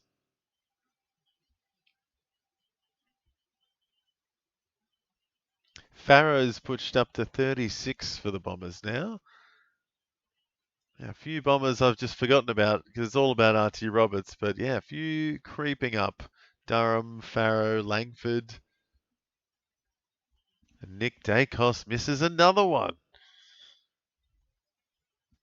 Roberts gets a mark and his 20th disposal coming up. A little dinky one forward to McGrath, who gives it straight back to Roberts. And that's going to be ball.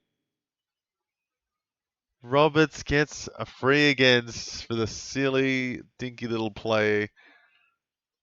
And Schultz is sore. Gives it to Houston. Pulls it left. Ooh. Schultz is limping.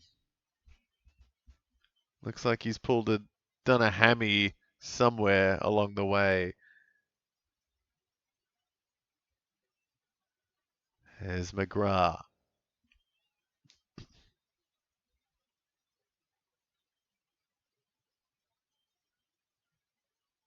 Cameron gets it down to Pendlebury, playing a bit of basketball. Great kick forward. Or handball. Yeah, I thought it was a kick. But Elliott gets on the end of a good kick inside 50.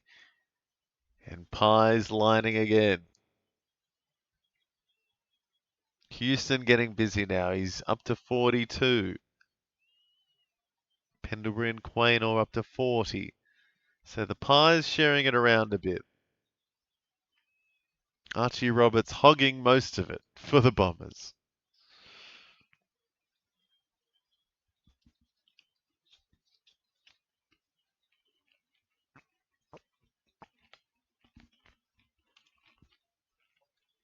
So Elliott pulls it left. Can't wind it back today. And that's a few misses for the Pies now.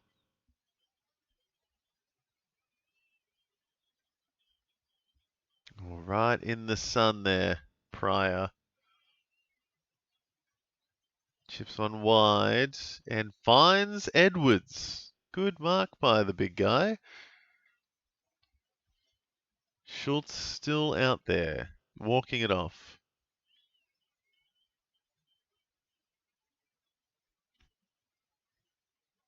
Not a great kick there. Pies take it away. Pendlebury out wide.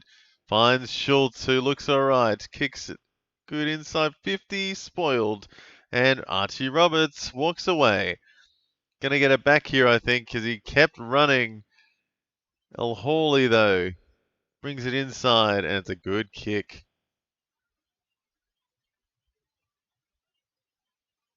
Oh, May, not quite there. Darcy Cameron gets back for a good mark, and he needs it. He's been slow. Kicks it all the way back to Quaynor. Play on, not a mark apparently. Kicks a booming one out left. Schultz is there. Roberts spoils. Crisp gets it over to Lipinski. Back to Crisp. And a nice one up to Nick Dacos. He'll go up to 62 with the 50 as well. Roberts giving away a 50. Some clumsy stuff by the 22 disposal man, Archie Roberts. He's up to 74, and there's still 8 minutes left in the second. Whew. Schultz going inside. Finds Crisp. Goes even wider to Quaynor, who's getting a bit of junk now. He's going to go up to 52. Houston also getting up closer to 50.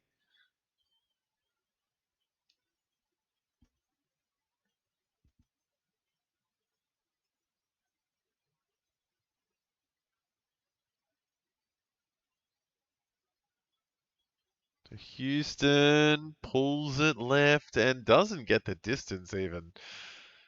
Usually he's the one booming it all the way. And misses it there. Farrow on the kick in. Reed chips it in to McGrath. He goes wide out to Mackay. Oh, dodgy handball. Don't know what they're doing here. Pryor kicks it back to McGrath, and it's not even a mark. Oh dear, some terrible footy by the Bombers. Shocking. They don't know what to do. Putting themselves under pressure. Oh, handballs are dodgy. Where are they going? They don't know what they're doing. Somehow, the handball's just not paying off. And they have to tackle in the end because they lost possession. Just a hot potato for a minute there for the Bombers. Just didn't know what to do with it. No one wanted it. Blackiston in the ruck. Gets a hit out to Caldwell, to Merritt. Quaynor picks it up. Gives it to Perryman. Chips a nice one out wide to Howe. A big kick out wide. Spoiled. Well done there. Who was that? 31 for the Bombers. Reed. Some fancy stuff. Gets it up to Merritt.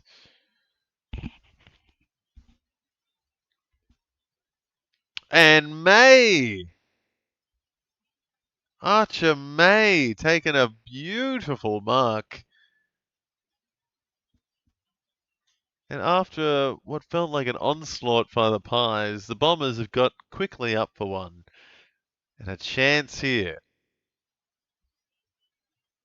If he kicks this, is well and truly game is still on. It's only a 15-point lead at the moment.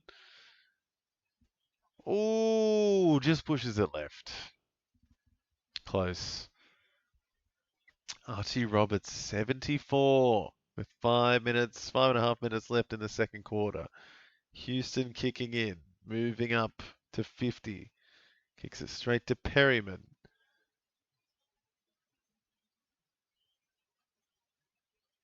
Not many goals in this quarter. McStay can't take the mark. Gets it out wide to Rowan Steele, to Hayes. Couple of young Pies. And he stuffed the kick a bit there. Langford to Caldwell, out wide. And look who it is. Archie Roberts, another mark and a kick out wide. He's up to 80. Dersma, side bottom. The camera just went black. Crisp, still side bottom to Houston, who gets absolutely smashed by Caldwell. No free. Josh Dacos gets it. Kicks a little one up, and it goes out of bounds. Ooh. I thought that was holding the ball there by Caldwell.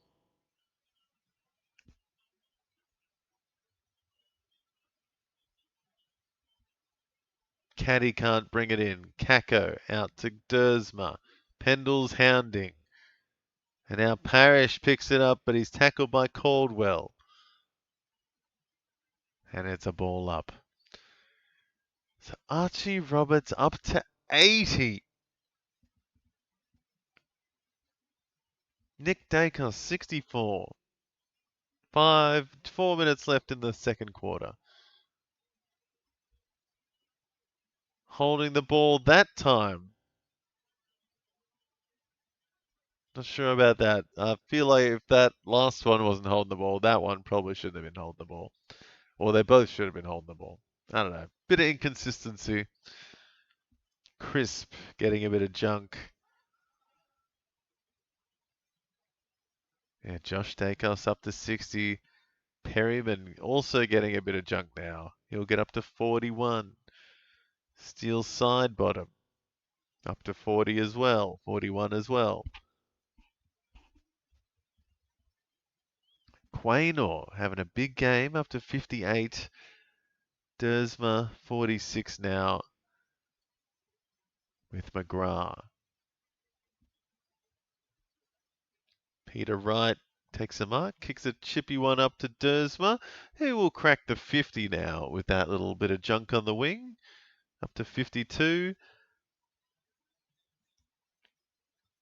Tight up the wing, and it's spoiled out of bounds. So I swear Archie Roberts had like 1 minute on the bench, then came back out. 24 disposals already for the game. Almost double the next best for the Bombers. Crisp to Merritt. Lots of turnovers here. Caldwell gets it out. Back to Merritt. Now Wright. Shorts the kick. Couple of pies. Wrap up sharp. Dersma up to 52.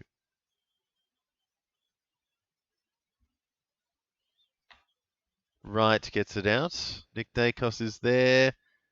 And he'll get the kick because it was last disposal. Kicks it in. Spoiled by Kako. Roberts gets a handball to Dersma. And a couple of hot hands there. Parrish gets inside 50. And Sharp gets given a free. So Bombers with a chance to get one back. Got his arms chopped out by Maynard. Silly Braden.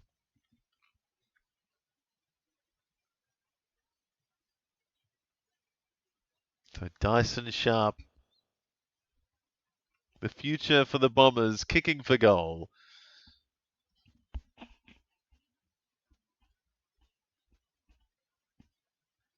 From the 50.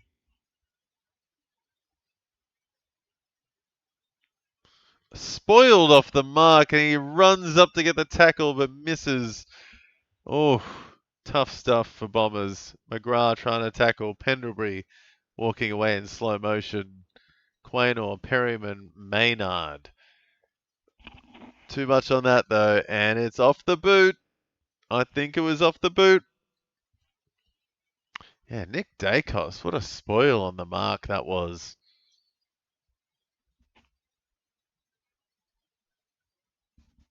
Oh, hello, Merlin. The cat's wondering what all the commotion's about.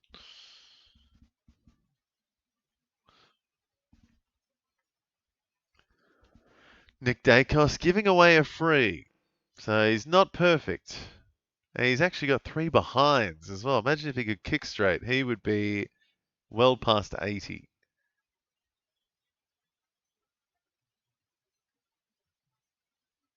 Side bottom tackled by Day Wicks. With a minute 20 left in the first half.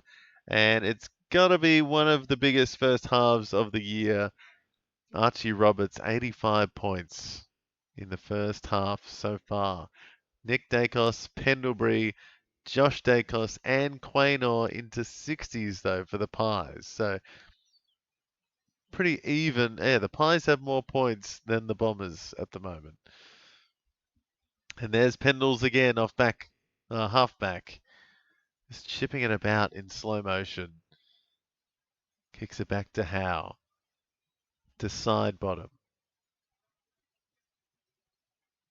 Then finds Crisp. So a few bits of experience getting amongst it in the back half. Slowing it down. And there's Pendlebury with another one. So Pendlebury is going to the top. Pendlebury's on track for gold, I think. And he's going to get some serious junk at the end here. He's just had 2 marks and 3 kicks in about a minute. So Pendlebury about to skyrocket. And side bottom getting amongst it as well. Oh, I thought he was about to kick it straight back to Pendlebury. Nick Dacos out to Maynard. Up the wing. 10 seconds left. McCreery picks it up. Schultz handballs it forward. McCreery back involved. Gets it inside to Anderson. Not enough time here. Oh, he should have taken the shot. And yeah, Anderson is really having a horrible game, isn't he, Poet? I thought he was in there to get busy in the middle, but they've just wound back the clock today, the Pies. They got Crisp, Pendlebury, side bottom, all going through the middle a bit, and Nick Dacos and Josh Dacos obviously going crazy as well. So Pendlebury up to 80, taking that Anderson ball, I think. And Archie Roberts up to 85 after one of the best first halves you'll see. But yeah, Pendlebury coming out of nowhere at the end to get some junk. He could get DPP by the next set of DPP releases, I reckon. He's looking busy in the back half. Archie Roberts obviously dominating for the Bombers. But then Dersma and McGrath up into the 50s and a host of Bombers in the 40s. And then, was that 4 Pies past 60? You got Pendles having an absolute blinder on 80. Nick Dacos 69. Josh Dacos 60 with Quaynor. And then Crisp and Sidebottom up to 55. Houston 51. And it's just been a slow game though. It was felt like I think there was 1 goal, maybe 2 goals in that quarter. Not the high scoring game like we had in the last one. But Anderson, probably one of the ones you'd say is having the worst game compared to what he had been doing. He's on 18 at half time. And maybe Elijah Tsardas as well, only on the 15. Because he was pretty good last week as well. So he's having a bit of a mare. A few rookies down the bottom for the Bombers. Just still got the training wheels on, I think. Still obviously going to have not that much relevance just yet, but Sharp, Kako, Tsardas, Roby, all in the bottom 6 there for the Bombers. And Blackiston right down there at the bottom on 5. McStay also on 5 for the Pies. I've been completely wrong in my pre-game hot take. McStay will be lucky to get 1 goal by the end of this one. He's really been struggling. And interesting one there for the Pies. You'd feel like they should have been further ahead, but just not taking their chances. So we'll see how they shape up in the second half. Bombers might give them a run for their money, but interesting game ahead. Who is going to turn up first? Is it going to be Scott Pendlebury or Archie Roberts? You've got to say Archie Roberts. Man's having a brilliant game. So let's see how much further he can go in the second half. Coming up back in 10 to 15 minutes, guys. I'll see you soon.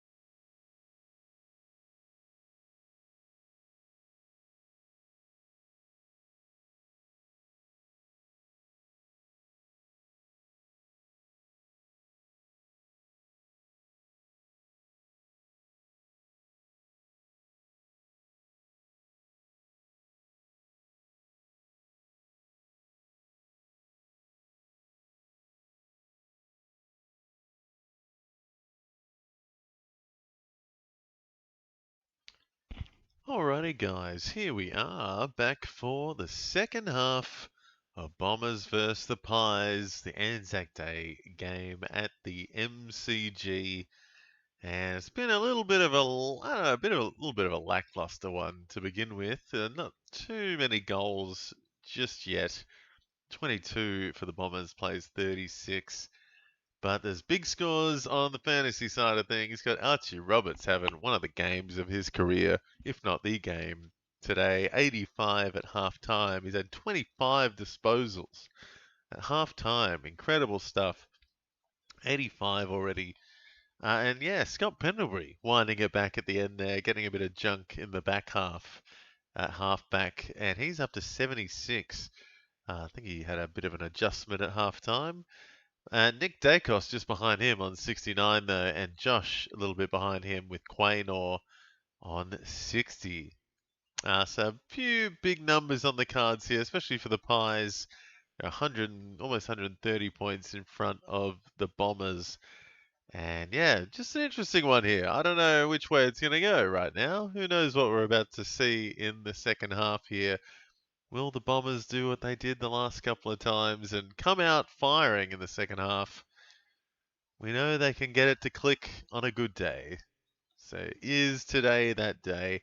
Oscar Steen gets it out, but the Bombers take it away. Not quite, actually. It's still up for grabs. Right tackles. DeGoey gets it out to Dacos. Nick puts it back to Houston, out to Josh Dacos. And back up to Pendlebury and Nick Dacos. So Nick getting busy early. Sardell Hooley getting spoiled out of bounds. So who is tunning up first? I have to say it's Archie Roberts.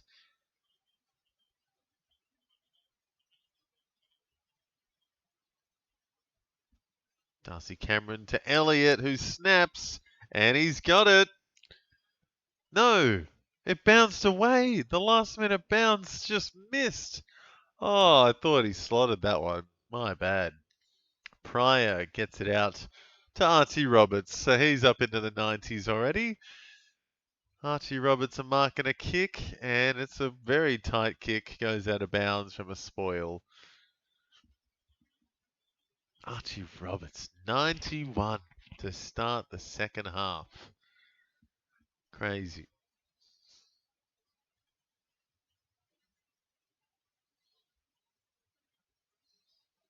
Cameron down. Parrish gets it.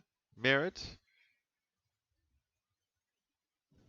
Ooh, fantastic handball from Roberts to Merritt. Caddy walking around. Goes one way, goes the other. Snaps around to the right. And he's got it! Oh, well, he missed a couple before, but he made his first one the best one, that's for sure. Caddy missed 3, and now he's got a beautiful snap on the right. And we have a game.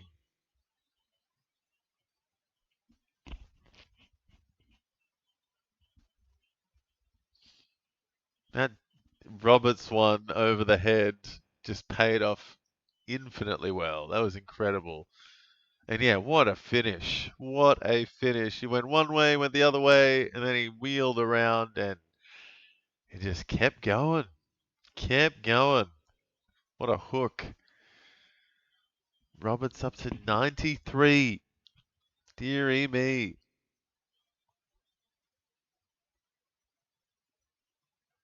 Steen gets it to Dacos. Nick gets it forward. Doesn't find Membry. Pryor, tackle. McCreary taken in the back by Day Wicks. And Day Wicks is having a day out. He's up to 54. He's got that kind of real bullish look to him too. He looks like he could be like a meaty midfielder, but he takes big hangers. Steen to Josh Dacos. Little chip wide, and it's nice to Maynard.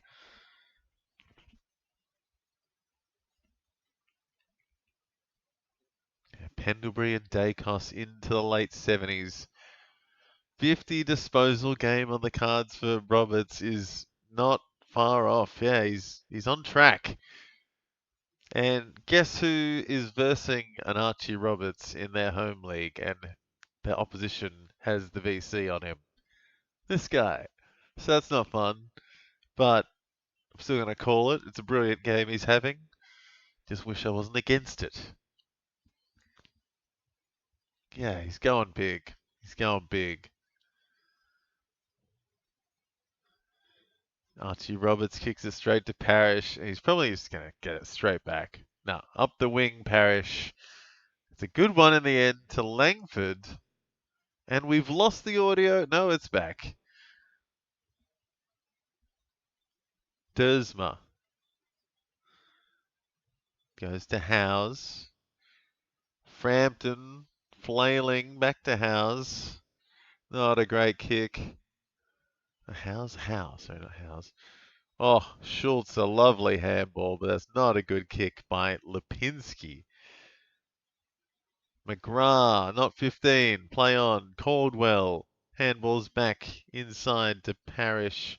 Not a good handball, though. McCreary gets it to McCreary. And Pendlebury might just go himself. He does! And he's nailed it! Pendles.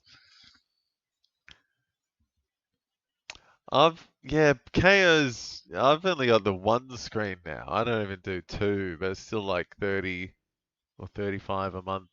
30 or 35? Two screens is 45 now. It used to be 30, I think. It's crazy. You can't do three screens anymore. It's just two, I think. And yeah, now they're losing the audio and giving me ads, which I don't like. Pendlebury, though, setting the clock back. And he's up to 87 after that. Deary me. Pendles going big, and Archie Roberts 4 off the ton already. Nick Dacos exploding. Takes a bounce. That's just rude. Gets it back from Pendles. Takes another bounce. Oh, that's just so rude. And Anderson. Oof. 46 for the family plan. That's not bad. I guess, yeah, you get stuff like LinkedIn and things. Oh, it had the ads before. Don't know why. I think Poet thought there might have been a feed that failed or something, but they had like a ad break between goals, like after a goal, and then they went to like 7 ads in a row, and we came back and the game was like happening. It was like stupid. Anderson slots one, and the Pies get up to 50.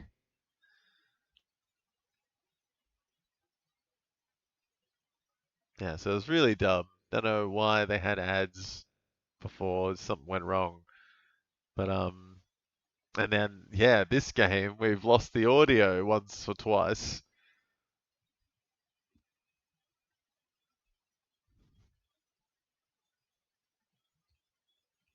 Yeah, that's it. Don't usually have the ads between the goals. Between the quarters, yeah, they do.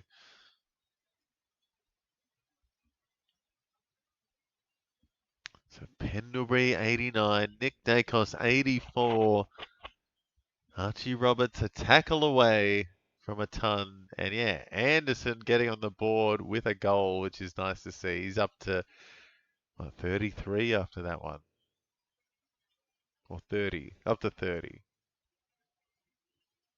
Sardis with a tackle on Anderson. Sardis has been quiet. Someone's just button. Yeah, I thought it was just someone stuffing with the aux cord or something. Just takes out all the audio for the entire nation. Can you imagine if you're like the IT kid on, and you accidentally like stepped on the cord that stopped the feed for Fox Footy? That would suck. Sardis to Blackiston, a combination you don't want to hear too often. Sardis, again, gets out of trouble. Reed, and gets it back to Sardis. So he's getting, I think he just doubled his score in like 30 seconds, Sardis.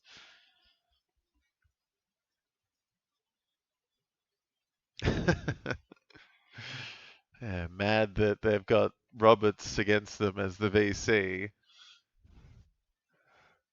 Because, yeah, that's. Oh, I don't even want to look at my matchup. I know Roberts is just pounding me.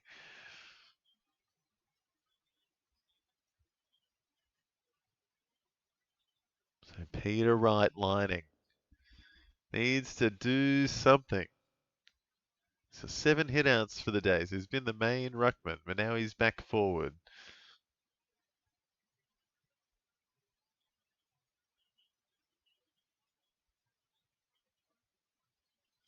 And he's forgotten how to kick because that was not great. Pushes it right.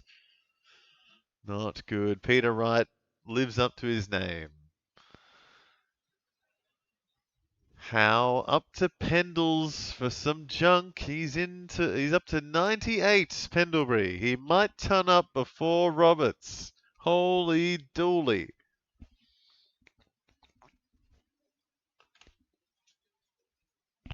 He's about to go up to 98, Pendles. Rowan Steele!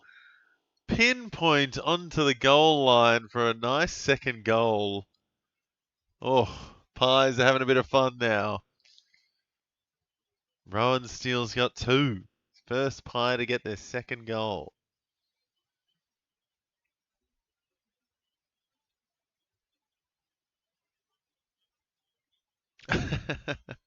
Probably would do that if I saw my scores this week. Yeah, yeah. Some weeks are rough. I'm actually having not a bad week. I had a good captain score for the first time, Adam, and then Sam's got frickin' Archie Roberts on the VC, and he's just gonna. He needs 30 points to outdo him at this point. It's crazy.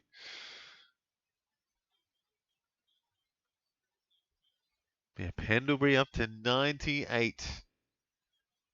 Crazy. Nick Dacos out of the middle. Takes another bounce. Need a bounce count for Nick Dacos this game. Lipinski off the deck.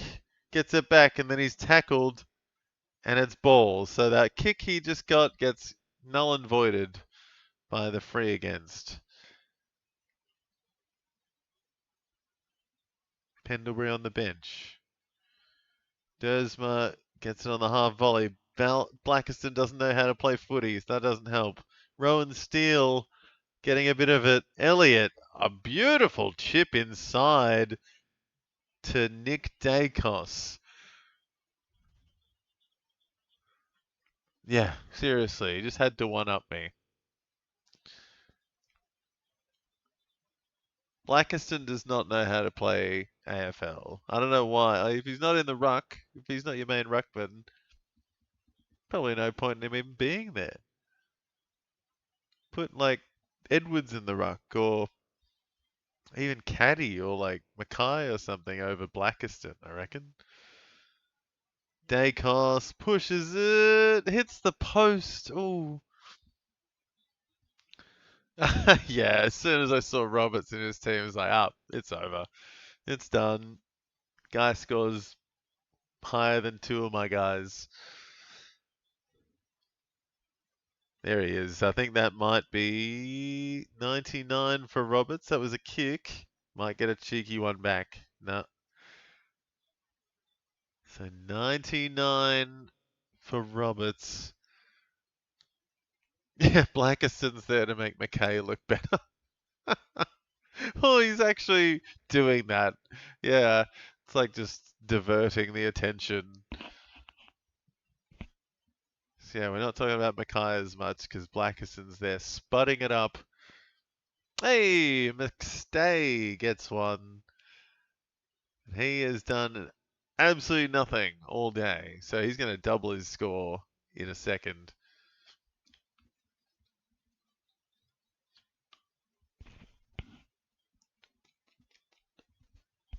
So Bombers taking it away now. Oh, sorry, Bombers. Bombers getting taken away now. Pies smashing. And that's going to help because it's slotted through the middle. McStay's up to 17.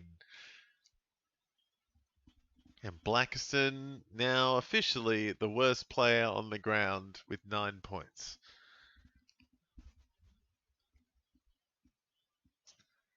Oof. It's fun to make fun of the bad players, you know? It's just fun.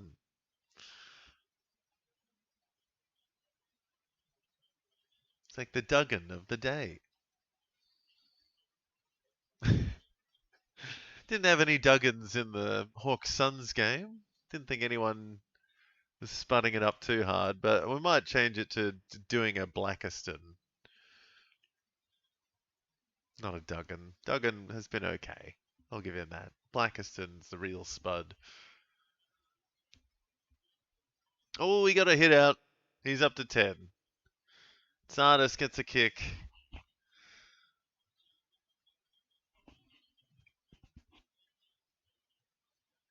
Quaynor gives it back to Roby. Sharp misses the hand. Day Wicks. He's good. He's a small forward. Can get high for the mark and is fast with the hands and feet too. Kako! Oh! Oh! Kako! Just threw the boot at it. Oh, that was nice. That's just fun. That's something fun. Just threw the boot at it, falling over as he was chasing, and nailed it.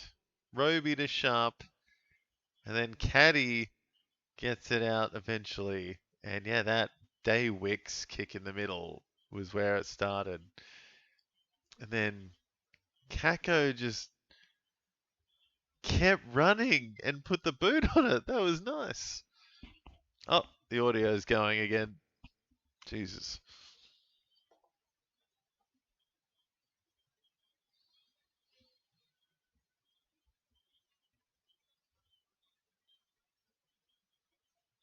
Pendlebury gets a handball and he will ton up. First to ton up in this game is Scott Pendlebury. Crazy. Edwards gets done. Nope. Taken high by Membry. But yes, we're about to see Scott Pendlebury tick on over to the triple digits. And is that Archie Roberts? No, that was Sardis kicking it to Farrow.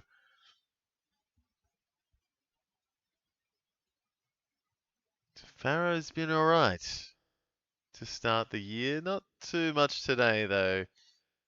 Oh, Howe taking a big hanger. He can jump.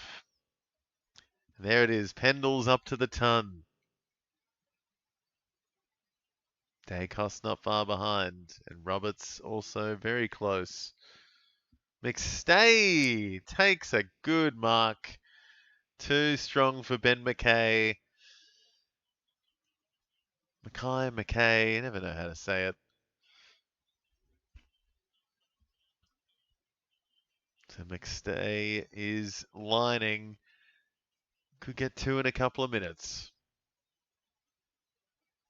Blackiston is definitely the Duggan on the ground this game. Yes, 100%. Ooh, missing to the left McStay. Ooh, I have coffee. Forgot I had coffee. Archie Roberts kicks in and he will go to 102. Gets it back for another kick just after that. Accurate one to Farrow. No, Sardis, sorry. A few of these guys look the same. Sardis, Farrow from afar. Even Roberts. All just medium-sized, dark brown-haired dudes. At least Durham has a little bit of a mullet. I can tell him apart. Caldwell has a huge tan. Yeah, Parrish is pretty easy to spot. Lots of mids at Essendon.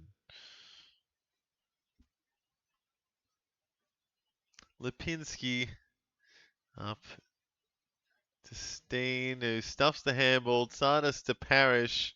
And a wonky one. Wonky as my Parrish. Goodness. Roby. Handball. Gets it to Wicks. Durham keeps running. Can't pick it up. He gets tackled by Crisp. It's just messy. It's really messy by the Bombers.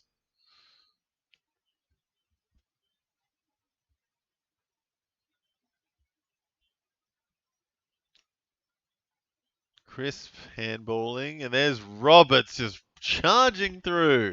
Another kick for him, up to 108. Crisp again. So Crisp is getting busy now. Gets it wide to Perryman.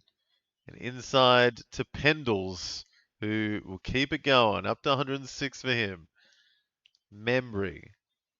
Or DeGoey. DeGoey. And Elliott gets a free because of a El Hawley grab, I think. He's got him around the waist or something. And my goodness, Archie Roberts is almost double the next best Bomber. Incredible. Incredible.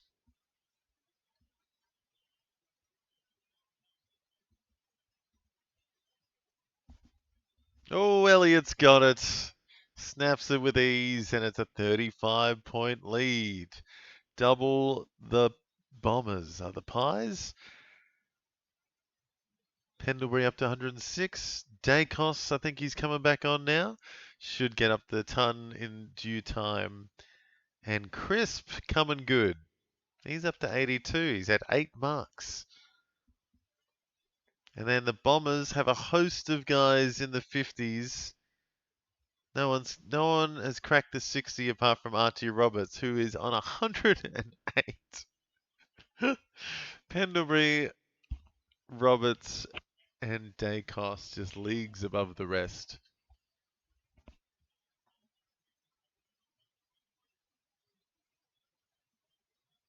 Crazy. Crazy numbers. Still 6 minutes left in the second, and Caldwell gets done holding the ball. Guess who has Caldwell in their home league? Yes. Pendlebury gets it. Josh Dacos now. Lobs it in. El Hawley spoils. It's still in. Anderson gets the cheekiest goal ever. Oh, you gotta hate to be a Bombers defender. Oh, that is some shit luck. Angus Anderson, point blank goal. There you go. Oh, that's just brutal. Everyone's like, oh yeah, it's going through for a behind. Anderson's like, nope, that's mine.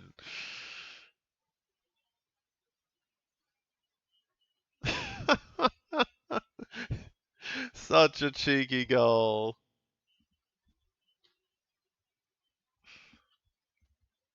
Such a cheeky goal. Gotta love it. Pendlebury up to 108. Equal with Archie Roberts. Crazy. The old goat and the new goat. Blackiston falls over. Follow-up slap. Pendles passes it straight to Sardis, and he's running. Takes a nice chip inside. If he had a good go at that, he could have gone all the way. Kako stepping and sliding. Handballs in the end to no one. And the Pies walking out in numbers. Quaynor goes through Reed's hands. Membry out the back gives it to McCreary. Roberts chasing. Can't get him. Membry inside. Anderson gets it back to McCreary, and it's a bullet of a pass inside. Lipinski handballing. McStay stopping, gets his pocket picked by Mackay. Anderson Missing to the right. Ooh. Ooh, ooh, ooh. The Anderson's doing something. He's doing a thing. Roberts kicking in.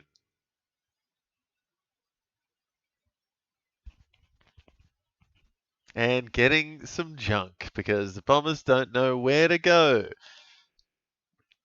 Roberts is going up to 119 in a second.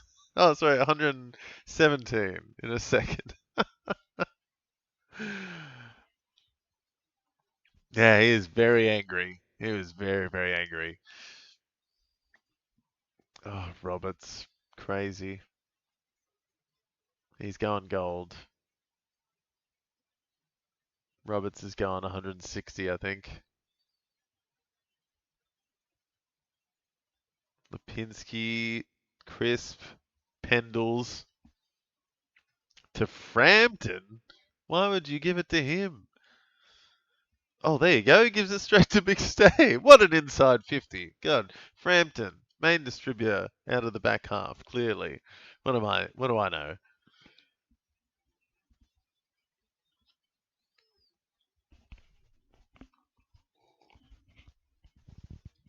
Just easy picking there for McStay in the end. And yep, he might still be on the cards for a bag.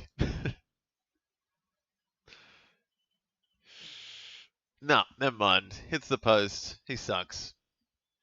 Nah, it was not a bad effort.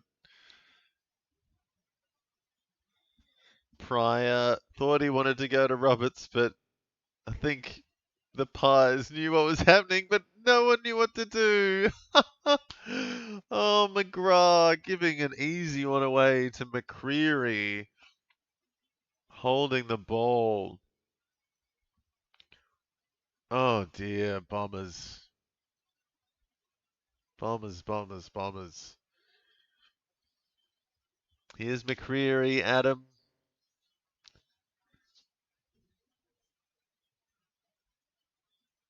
Can he get this? Will take him above 50 if he kicks it.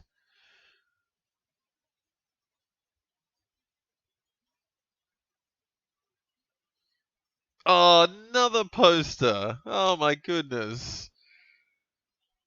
These posts are getting a rattling. And Roberts gets another kick in, which he actually decides to handball. That was out of bounds. That was 100% out of bounds. Don't know what the umpire was doing there. That was 100% out of bounds.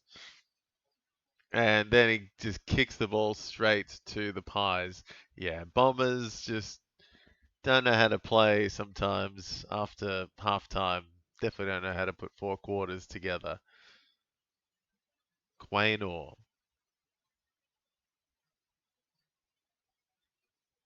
How? Big kick across to Crisp, who's going to get up to 90. Blackiston doesn't know how to play football. McCreary. Rowan Steele. Houston.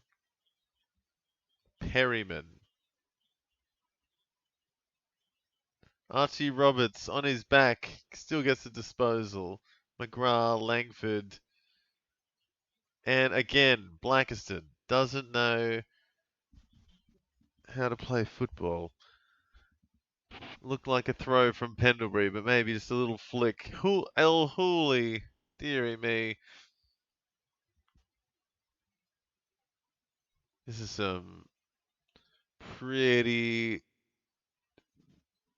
dismal footy here. Oh, Merritt. Have not seen Merritt in a while. Just cracking the 50 now with that kick. Inside to Caldwell. That's nice to see him doing something because he is in my team. Can't miss him.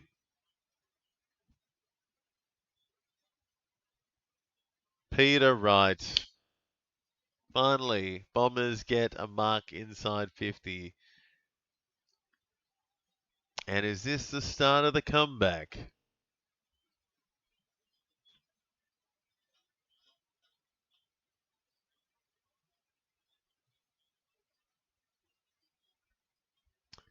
Nick Dacos still waiting to ton up though. It's been like 10 minutes he's been on 98.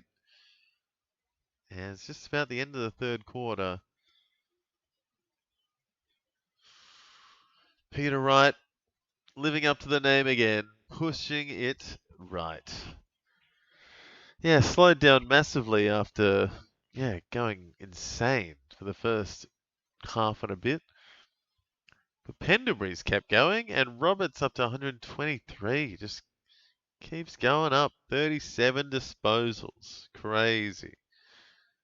Crazy, crazy quarter. Archie Roberts just keeps going up. I think he's almost past Cozzy Pickett's score, my captain. Yeah, I think Cozzy got 123, actually. So he's equal with Cozzy Pickett at three-quarter time. Pendlebury, 114 though. Massive. Nick Dacos, impending ton to start the final quarter. Day Wicks, the next best there for the Bombers, 65. Reed, Caldwell, all into the 60s. And yeah, Nick Dacos and Crisp into the 90s for the Pies. Quaynor, Howe, and Josh Dacos also ticking along, possibly going to get a ton. DeGoey up to 71 as well. Houston, 65. And Schultz, I feel like, slowed down a bit in that quarter. Anderson, though, that was a good story from that last quarter. Pickett got 131, didn't he? Thank you for reminding. Yeah, he just kept going. That was nice. But I have a feeling Roberts is still going to pass him. Who else? Yeah, Anderson, as I was saying, pretty good quarter there from him. He's ticked up a bit. But I was surprised to see, Zach Merritt just not doing much in that last quarter in particular. Only just cracked the 50. I think he had like a couple of disposals for the quarter there. Not much at all. And yeah, Bombers struggling. Back to what's that? 30 or 43 point lead for the Pies. So I think that bet Ninja had on is probably good at the moment, pending some kind of catastrophe for the Pies in the last term. But yeah, Archie Roberts on track. Probably, I'm going to guess he's going to get to the 160 mark by the end of the game. And Pendlebury, a smoky for gold, which is crazy. Just crazy. Nick Dacos ton coming up and probably a crisp one as well. So we'll see if we see any other Bombers ton up. But yeah, find out with me in a couple more minutes. We'll be back for the final quarter. See you soon.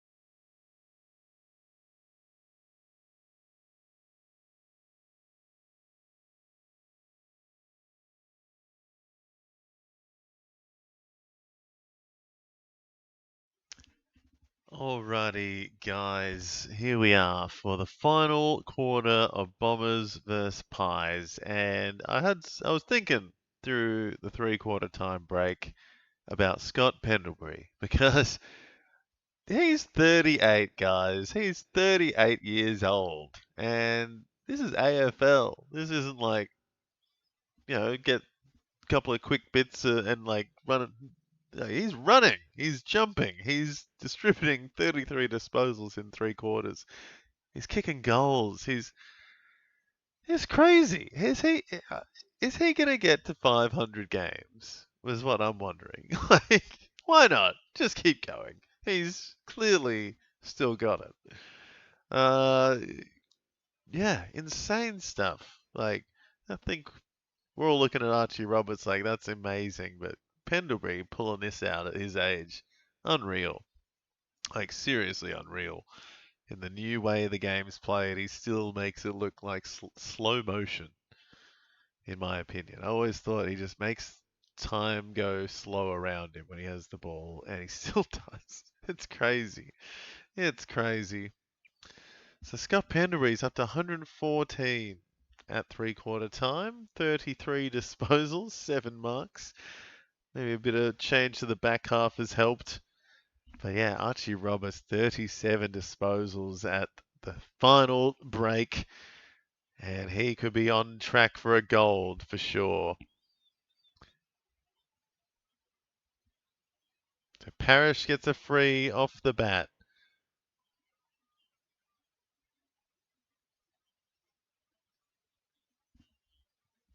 Houston to Nick Dacos. Houston gets it back, goes to Josh Dacos. Grubber of a ball, and the young man Scott Pendlebury charging through the middle in his breakout game. Gives it off to De Goey, and he nails it. Oh, he's just a beautiful gazelle when he's playing footy, Scott Pendlebury. Seriously.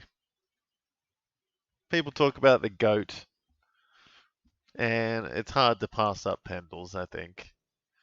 And it's crazy that he plays for Collingwood, because he seems like just a stand-up, cool, awesome dude who's, yeah, freakish.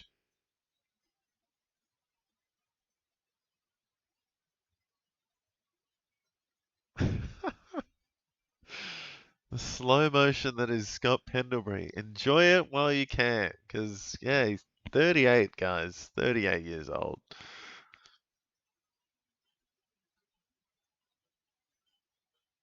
Blackiston, a rare hit out. Josh Dacos runs away. El Hooley taking a nice mark. He's done a little bit, and it's a good kick up to Caldwell. Very nice kick, because I need Caldwell to kick on. Out wide. I think that's Farrow. God, so zoomed out. He's right at the other side. Yeah, it is Farrow on the wing. And it's out of bounds. He's incredible. Like, I know I'm going a bit hard, but, like, you know, he's still racking it up. It's crazy.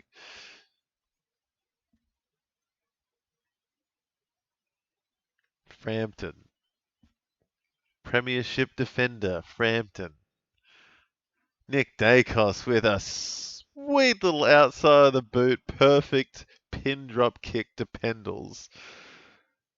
And now Anderson from outside the 50, missing. Ooh.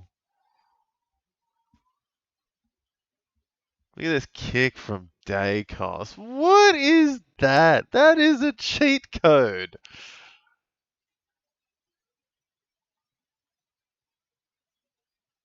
Caldwell tackle, possibly. Houston inside 50, dropped by Elliott. De Goey runs away though, and he's nailed it. A quick pick up and kick by De Goey, and the Pies are putting on the pain now. And oh, who's that? Someone with a bloody nose. I think it's Archer May, I think, with a bloody nose going off.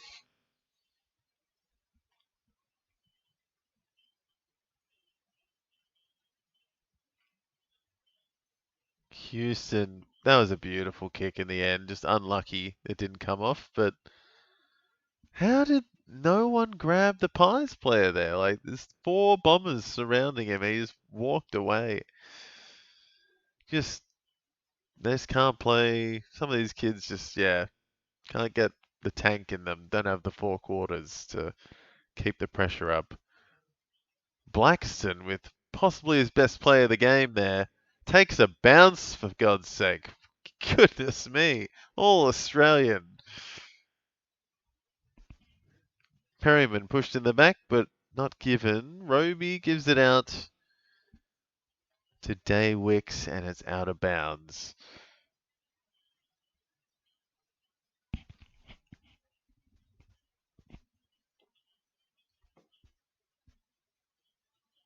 Pendlebury barking orders. And yeah, Nick Dacos, obviously, sorry, up to that ton. That didn't need to be said, I guess. But yeah, 106 for him. Josh Dacos getting a bit busy now. Bombers get it back. Merritt getting it. El Hooley into the middle. Goes to ground. Kako. Pendles gets a handball out. Merritt also just gets the handball out. Looked like Langford was pushed in the back, but Anderson takes it. Josh Dacos kicks it down the wing. Nice. Membry.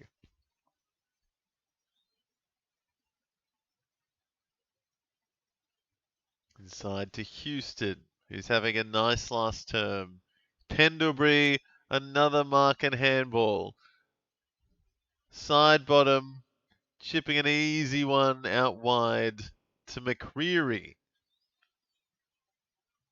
who's going to take his time. Oh, Scott Pendlebury, huh? Unreal. He's just sitting in the middle of the round.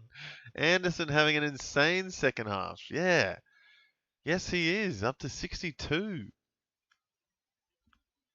And McCreary slots it. Ooh.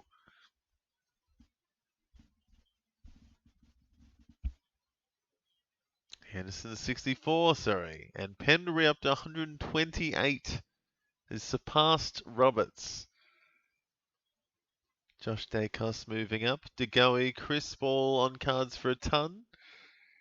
And Caldwell now, the second bomber to get into the 70s. So slow day for the Bombers. But a few pies on track to turn up, I'd say. At least 3 more on track. Maybe even Quaynor or Houston. Maybe Anderson. If he has a few, maybe another goal or 2. Could be a blowout. It already is a blowout.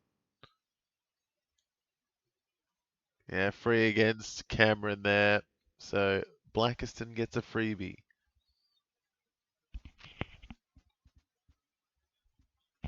Good kick forward to Durham. Merritt still keen on the side, but looks a bit gassed now. Durham goes deep.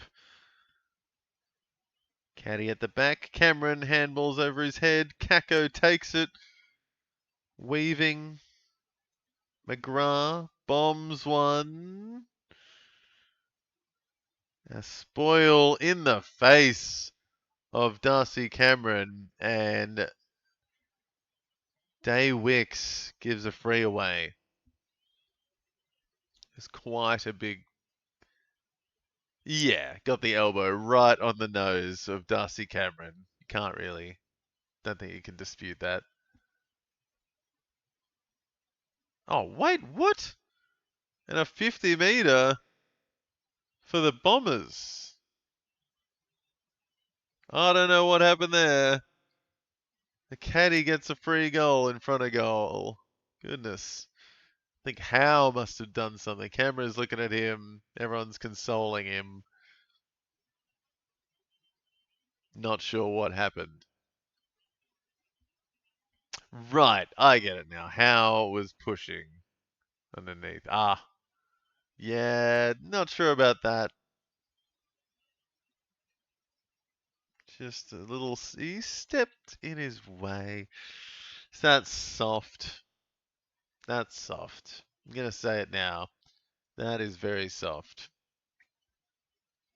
I thought it was the elbow in his face, but it was just a little Howe stepping in front of someone that bumped into him, it felt like. I don't know. I guess he like saw him coming, could say deliberate maybe, but seems soft. Anderson out of the middle. Roberts running him down. It's a free against, I'm pretty sure. So Roberts back to square one for the quarter. Hasn't scored all quarter.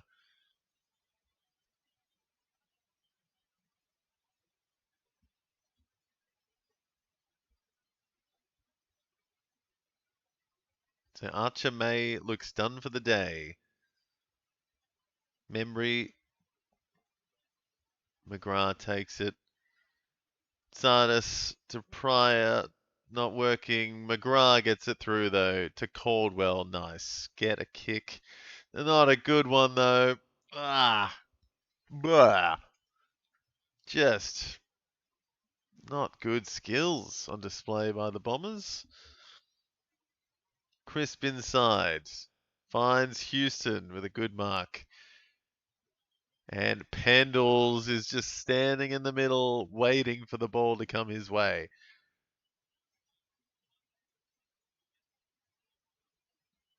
Maynard, a little chip forward, finds McStay. So Pendle's going to go up to into the 130s. And the Bombers have completely spat the dummy, I feel. It's just not easy to watch at this point. 134 for Pendles.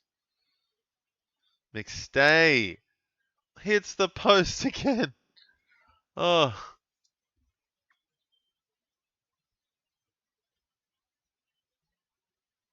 McGrath kicking in. So Roberts given the back seat on the kick-in duties, I think.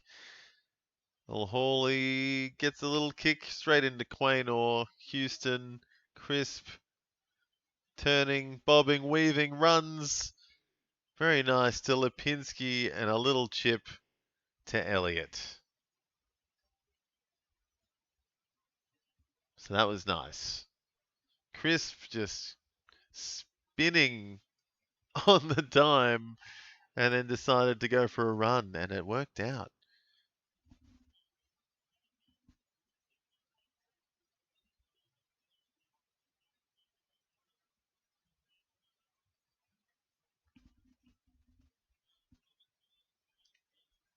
So Elliott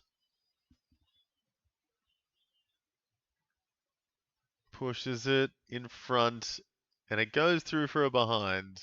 No, out of bounds to the side.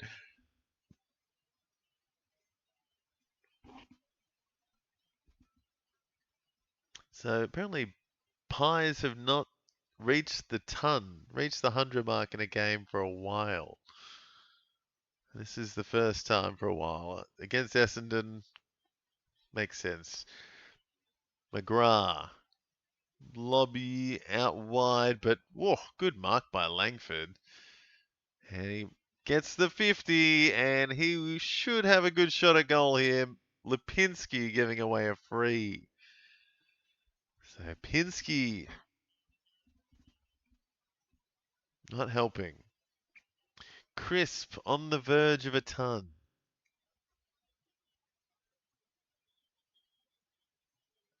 And I'm enjoying that Archie Roberts hasn't had much of it in this last quarter.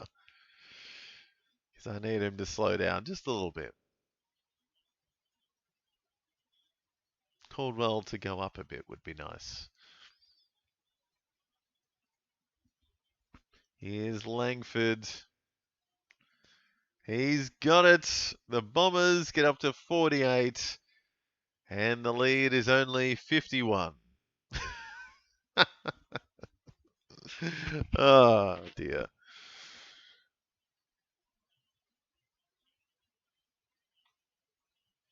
There are no happy faces for the Bombers in this one, I think. It's just been an absolute cluster.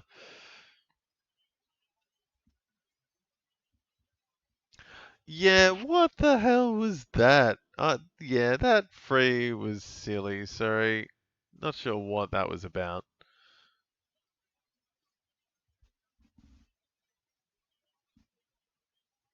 Nah, that was another really soft free looking back at that. So, two really silly looking frees. It might be what the book says, but if that's what the book says, then that's dumb, to be honest. It looks stupid to watch. Nick Dacos gets it to Josh. Now Schultz colliding, but getting a handball onto Sidebottom's boot, and he kicks it straight out of bounds. There's Roberts kicking in. Ah.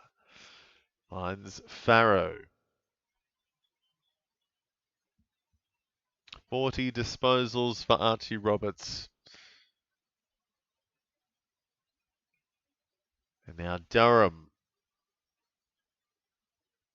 gets up into the 60s.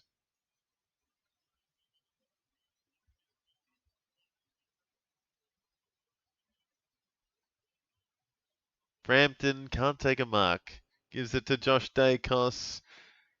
Houston out wide. Good kick. Houston is having some fun out there this year. Nick Dacos gets a mark on the wing. Inside to his brother Josh, who's going to get closer to the ton himself. 10 minutes left, and that was a beautiful kick to McStay. Oh, and almost had it on a platter to Membry. And he picks it back up. Pendlebury, oh, doesn't want the kick, but McCreary goes wide to Lipinski, who is going to get a bit of junk here. The free kick from 40 out. There's my city on screen. Melbourne. It's a very nice city and it's a beautiful stadium, the MCG.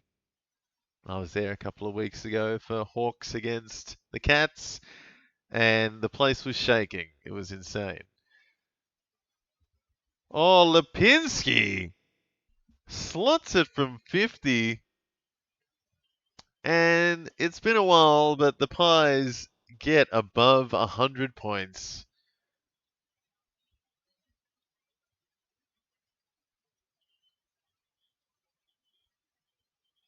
Justin Trudeau at the MCG today, apparently. Ex-Prime Minister of Canada at the G for Pies Bombers.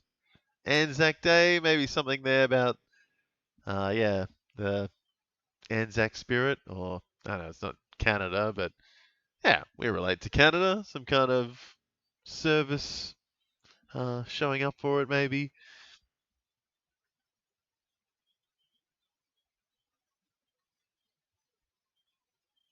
Pendle's up to 136. 10 marks. Nick Dacos takes it out. Another bounce. Handballs it forward poorly, though. Oh, McGrath just gives it away because Blackiston got in the way. He's not doing anything. Lipinski's going to have another shot at goal. Pendle's doing everything. Incredible.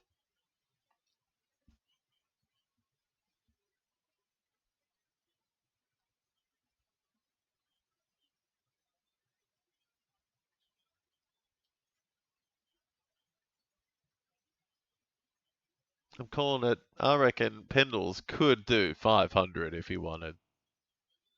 Just go 3 more years. Oop. Lipinski pulls it left. Nick Dacos up to 116. Jack Crisp tons up 101. looks like Archie Roberts is not getting heaps of it in the back half anymore. Lipinski handballs inside to Pendles.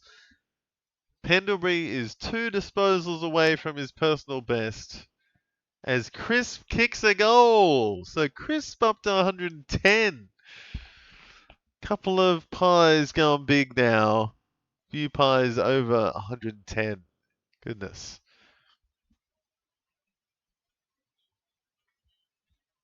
What are we witnessing? There's still 9 minutes left in this.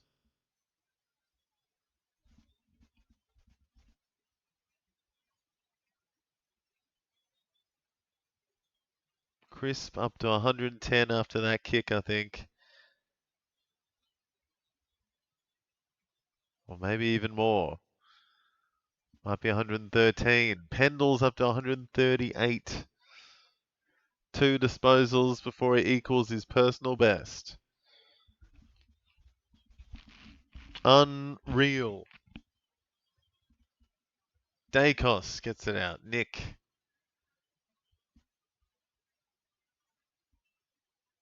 El Hooley pops one out. Can't get it anywhere. There's another one. Pendle's up to 41. Pinsky gives it back to Pendle's 42 disposals. What the fuck? And a beautiful one to McStay. Oh. Oh. This is unreal. Pendles is up to 42 disposals, 143 he'll be up to after that handball and kick. Unreal. He could be going gold here, Scott Pendlebury. And McStay gets another one. Oh boy. It's getting nasty for the Bombers. It's all one way. And the Pies have almost 400 more points, fantasy points, than the Bombers now. It's getting close. Feel like Lipinski's doubled his score in this quarter.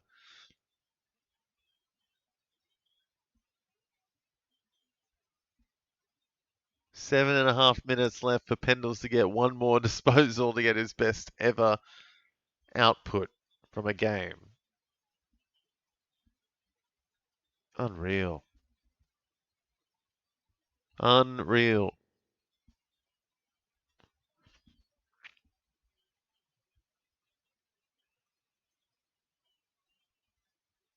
Blackiston giving away a free.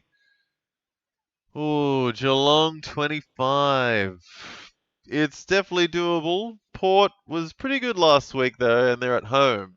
So can never count out Port at home, I'd say. So it could be risky for a 25 win from Geelong, but yeah, Geelong has been very good. Very, very good. I don't think it's going to be quite the blowout that this one is, because this is getting ridiculous now. Jamie Elliott just walks one in, and it is a 76-point lead for the Pies now. Jesus.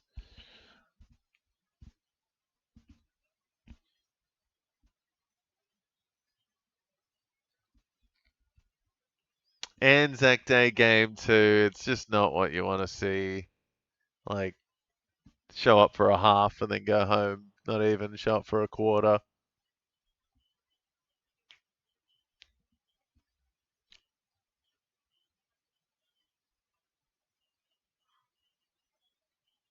Mm-mm. Bombers are in disarray. Steen gets it down. Blackiston handballs it straight to Nick Dacos. Parrish out wide. Rowan Steele getting involved, but looked like he was ducking. No, Farrow gets the free against. And Rowan Steele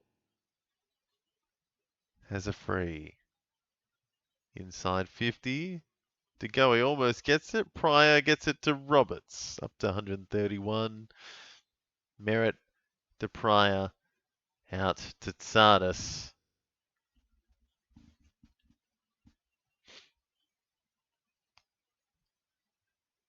Here's Perryman. Nice handball.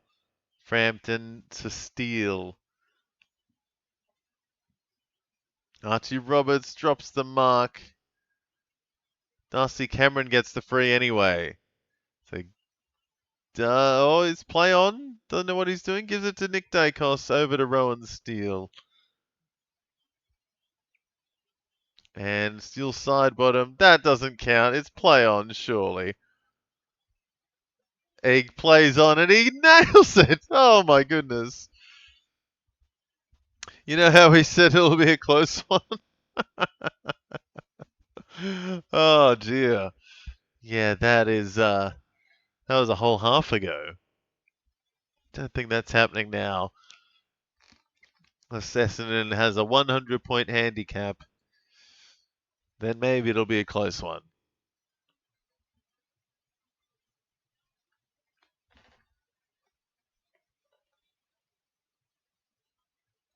While his pants are around his ankles, side bottom kicks the goal. Crazy.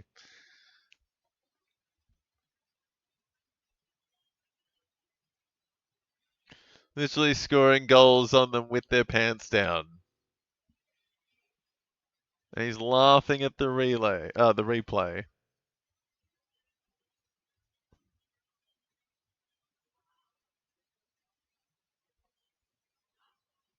Yeah. Dacos back to Nick to Josh. McCreary gets tackled by Merritt.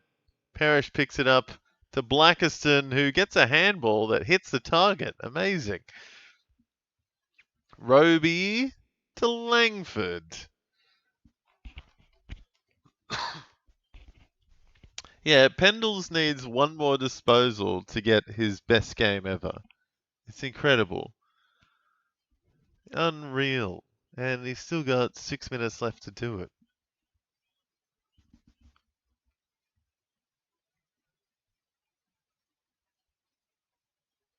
Unreal. Unreal. Dacos up to 128. Crisp up to 118. And Josh Dacos has just turned up. As Langford nails his second. His second or third? Second for him. And he's second on the Bombers list for fantasy points. So can hold his head up high, I think, Carl Langford. That's how bad the Bombers are. Sider can kick a goal with his pants down. Yeah, it's just comical. It's just comical. The old men scoring at will. Pendles getting 40 plus disposals. Yeah, surely Pendles, 100% he gets the Anzac medal now. And it's someone no one would have picked before the game, I think. And I know he's got the track record, but no one was thinking this was going to happen. Quaynor gives it away to Langford, who gets a boot on it. And Roby gets smothered by Quaynor. Quick hands. Rowan to Frampton, who high tackle on Durham. Ooh, just some salt on the wound here for the Bombers. Pendlebury sitting up front. He's sitting there. Oh, the free against Roberts. No. For his best game ever, and if he kicks it, he goes gold. Oh my word. And Roberts a -3. Good stuff. Yeah, get out of here. Give him another free against. Jeez, if Roberts didn't have 3 frees against, he'd be, right up there. Pendlebury! He's got it!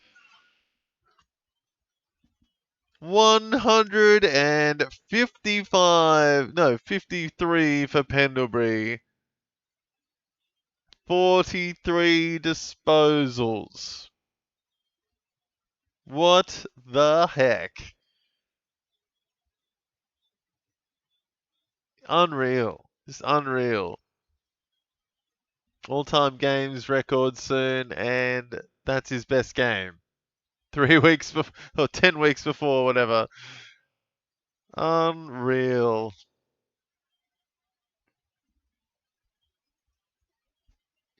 153 Pendles. Take a bow.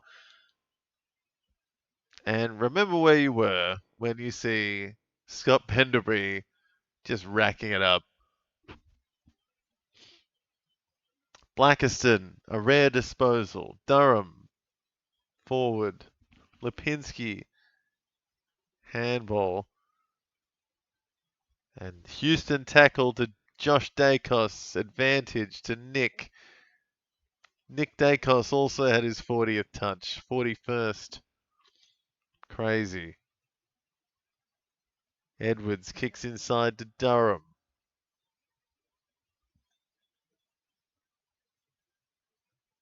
Now Roberts, back up to 134 with that mark and kick. And Frampton plucks a nice one. Contested mark. Goes inside, back to Howe.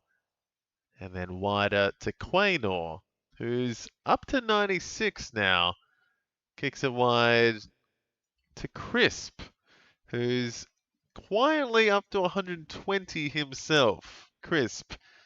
So it's back to scoring on the Bombers week.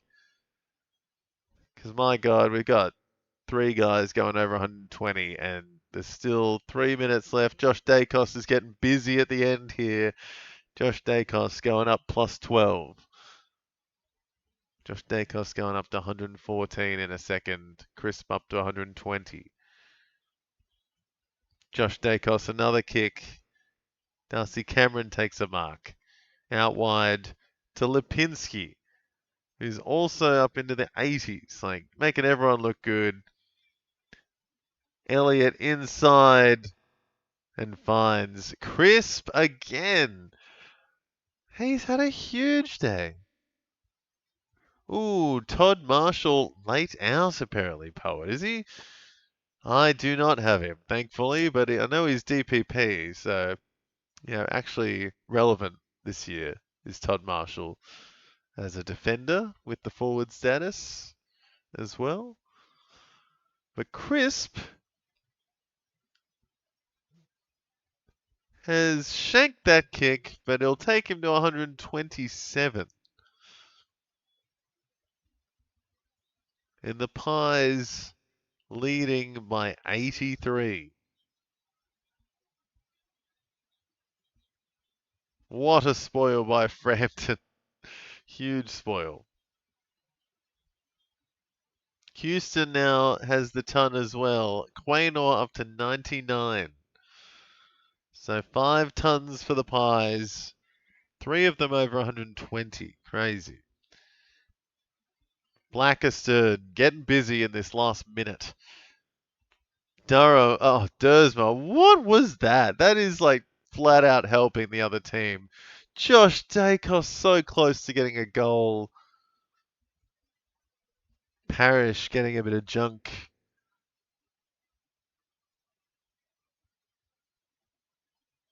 I think Caldwell's just been off for the last 10 minutes here, I think, as well.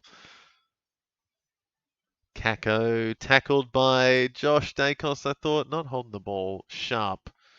Gets it forward. Finds Edwards.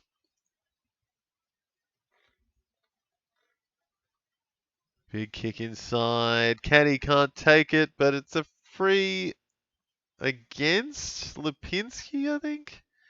Yeah, so Caddy does get a kick at goal to finish out the game, to give the Bombers a little bit more respectability. But goodness me, Scott Pendlebury setting the clock back almost 20 years, having his best game ever, technically. Most disposals he's ever had in a game in his 420 plus games, or 400 and something. His best game ever. That's insane. and you were here with me, witnessing it. Oh, I'm honoured. Makes Nick Dacos's 42 disposal, 135 game look like nothing. Incredible numbers. And Archie Roberts was who we thought was going to be having the huge game, and he did. 134 for him from 42 disposals. 3 players went 40 plus disposals. Crazy. And Josh Dacos had 35. Crazy big numbers for some of these guys today. Yeah, Archie Roberts, 134 from 42 disposals. The best by far for the Bombers. Pendlebury, Nick Dacos, crisp, huge days out. Josh Dacos got busy at the end there with a bit of junk. Houston turned up. Quaynor, another good week, 99. And then DeGoey, Howe, side bottom, all helping out, getting in, getting amongst it. And yeah, just a tough day out for the Bombers. Look at that. After Roberts, next best was Kyle Langford on 89, and he kicked 2 goals. And then it's Caldwell 73, and El Hawley, McGrath. Yeah, an absolute cliff that falls off there. Yeah, sad day for the Bombers, but what a happy day for Pies fans and anyone that owns Scott Pendlebury. Far out. You will be laughing all the way, hopefully, to a win this week, because that's insane. Nick Dacos, also, shout out to him. Big day. And yeah, Crisp quietly getting a big one as well. Well, I'm going to take a quick break before we get started with Geelong Cats versus Port Adelaide Power, or Port versus Geelong Cats, sorry. Port at home at Adelaide Oval. I think it starts at 6:30. I will be keeping the stream going. We'll be hanging out in another half hour watching that one. So yeah, thank you guys again for tuning in for Bombers Pies on Anzac Day, and good to see some insane stats come out of it. And goodness, yeah, if you're any of the Pendlebury, Roberts, Dacos, or crisp owners out there, have fun with that. It's been a good game. But yeah, thanks guys. I'll be back soon. Just gonna have a quick break, and we'll be back with Cats or Port vs Cats in just a little bit. See you soon.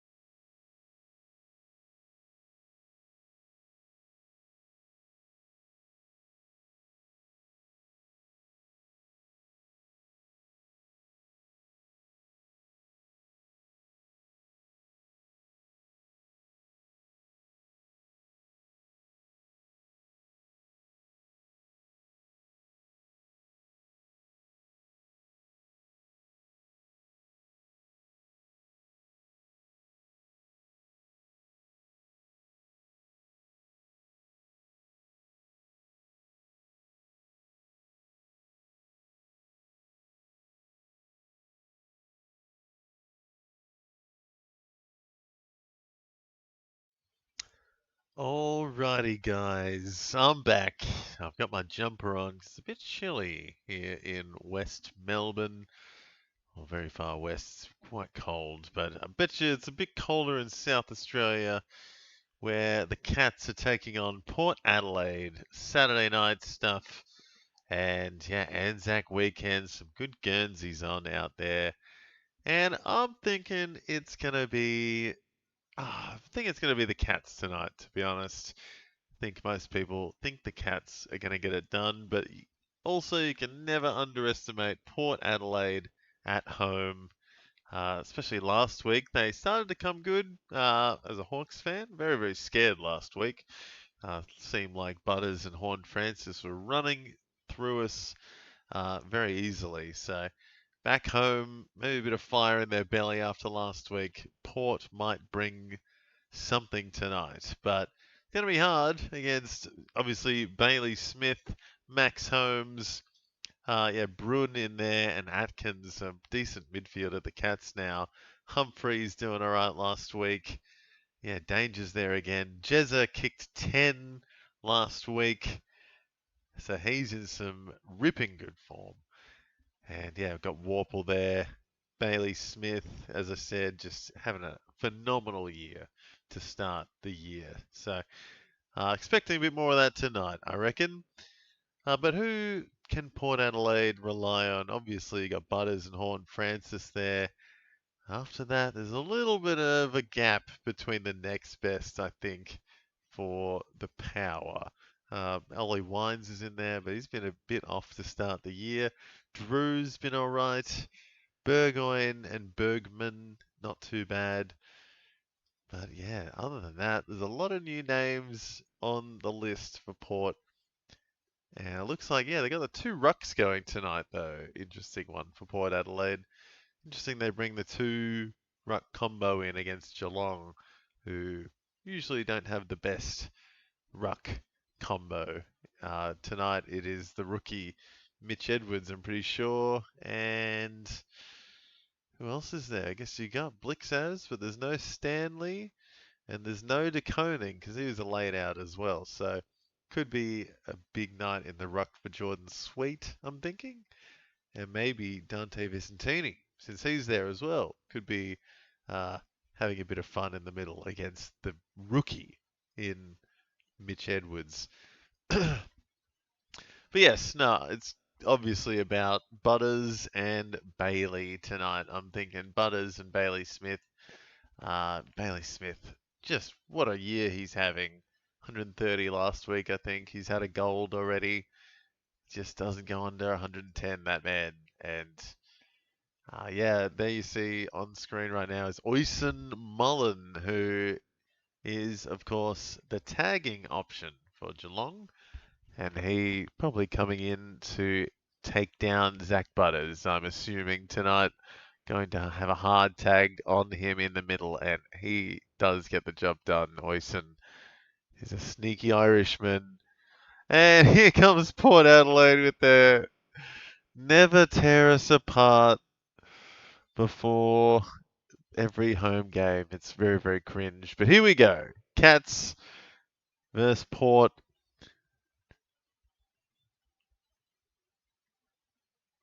Immediately a free against Butters straight away. Oisin getting in his face instantly. Alir tackled close. Didn't think he had the ball. But close comes in because DeConing was a laid out. And who was it coming in for? Marshall. Sorry, someone came in. It was Whitlock. No, Watkins, sorry, coming in for Marshall last minute. And Dangerfield takes a mark. 45 out is kicking. He's definitely that forward option now is Dangerfield if he does play. Not really the explosive midfielder he used to be. But that was a good entry by Bruin in the end. Just got it on the boot and Dangerfield did the rest. He still kicks it straight though. Dangerfield gets the first of the night. And the Cats are up by 6 within the first 30 seconds, it feels, a minute.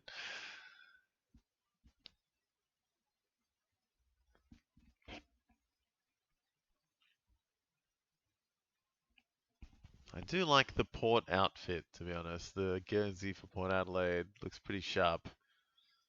I like the white trim around the edges, and obviously Cats wearing their Anzac outfit.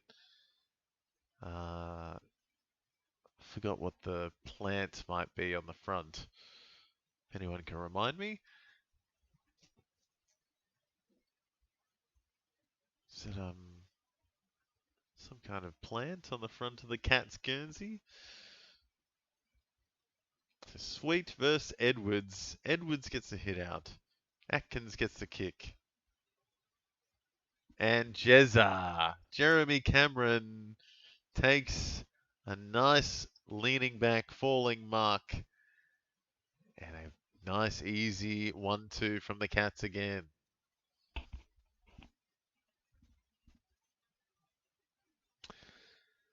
So, Jeremy Cameron, minute 30 in, going for his first.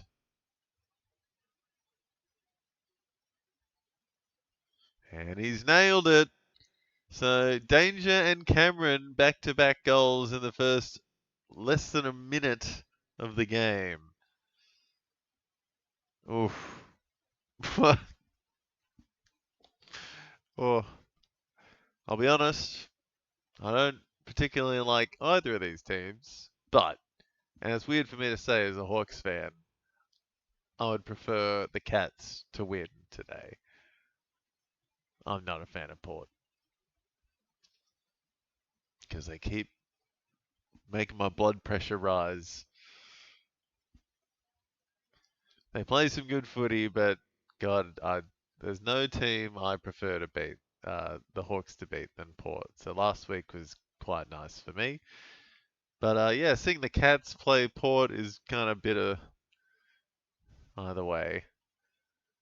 Vicentini in the ruck against Edwards already. Smith kicks it. Bergman doesn't get the mark but kicks it. Whitlock, another inside 50, finds Georgiadis, the main forward for Port.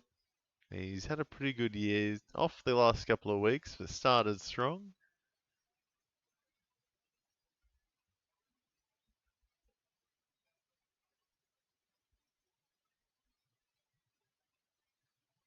So lots of teal in the crowd, obviously, because Port Adelaide home. So they're hoping this one goes through. And he's pushed it because the crowd is silent. Pushed it right. Yeah, it's just they want to get the spark going early, or some point in the first half would be good. Tom Stewart kicks it into Humphreys.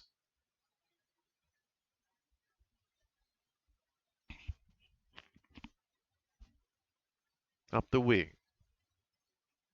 Mitch Edwards gets it to ground. Atkins, Manor. Smith gets tackled without it a bit. Edwards gets tackled now by Burgoyne and Vicentini.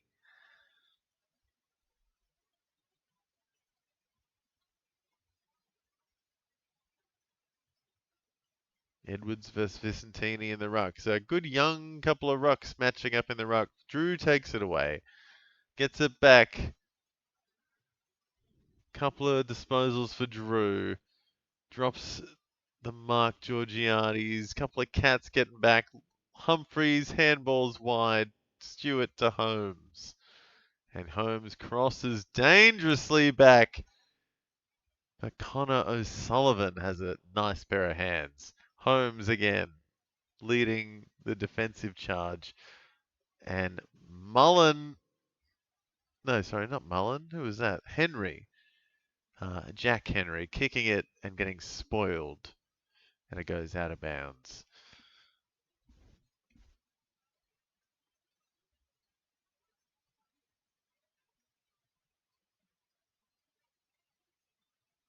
So So Blick's in the ruck now against Vicentini and gets tackled.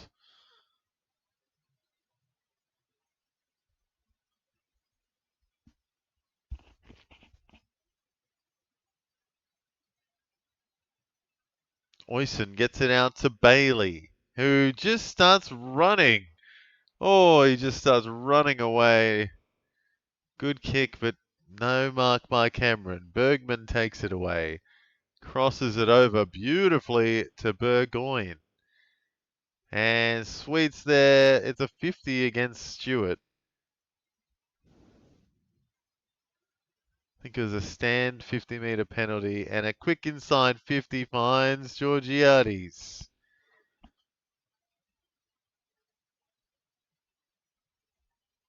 So he gets another shot, Georgiades.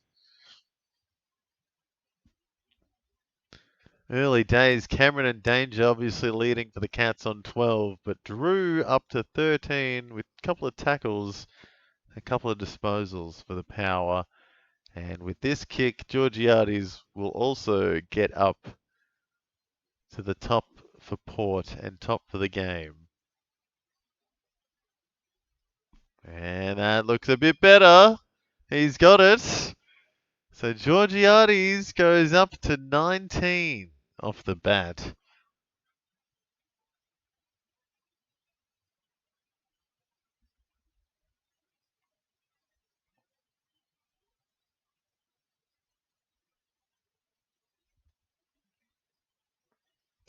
Oh, yeah, of course. Guess who is against Georgiades in their matchup this week?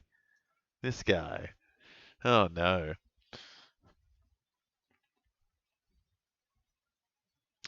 So hopefully some Cats can play some defense because I need someone to nullify Georgiades at some point.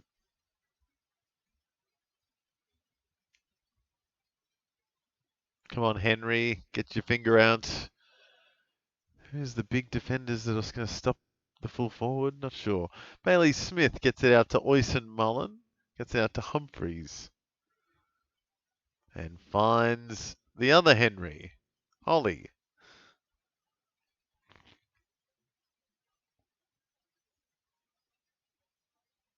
Free given away. And it's for Neil. Shannon Neal gets a freebie 30 out. I think it was Alia. Just holding on a bit too hard.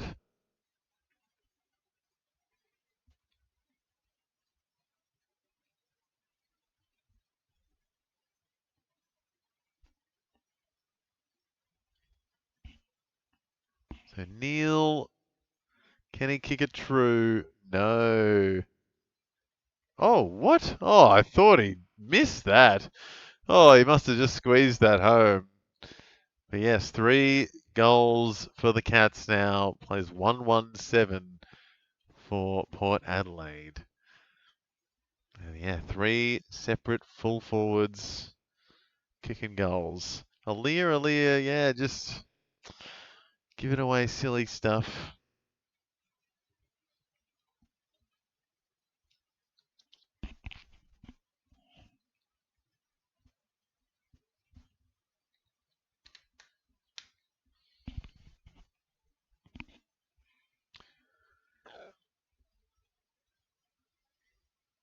Four inside 50s for the Cats, and 3 of them have been goals. So here we go. Blixarves against Vicentini. Vicentini leaps up. Witts gets taken down by Smith. And Warple gets a handball out. Berry gets tackled. Manor picks it up, but he's also tackled, and it's a ball up. So yeah, Georgiades leading the way fantasy-wise on 19. Drew doing all right, getting it to Butters. And keeps going through, and Mullen just on him. Absolutely all over him. Ready to tackle is Oyson Mullen. Blixarves almost gets it to Manor. Drew takes it away, and it's a holding against Mullen, who gets knocked over a bit there, but yeah, Butters gets a free.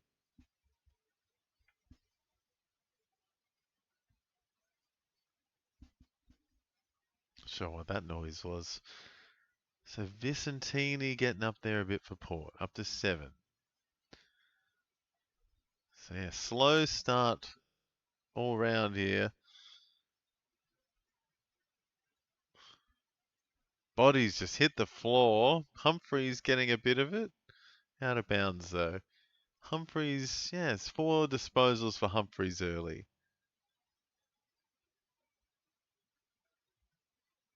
Drew up to 19 with Georgiades. 3 tackles for him.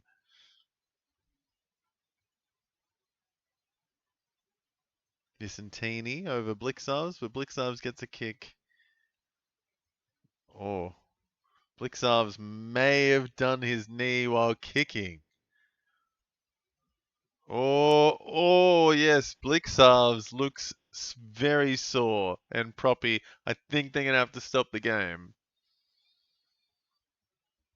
Yep, they're stopping the game. Blixarves walking off. I don't know if he should be walking off. Oh, that's not fun. And he kind of knew it too. Just a little hyperextension and hit in the joint of the knee while kicking. So that's not fun.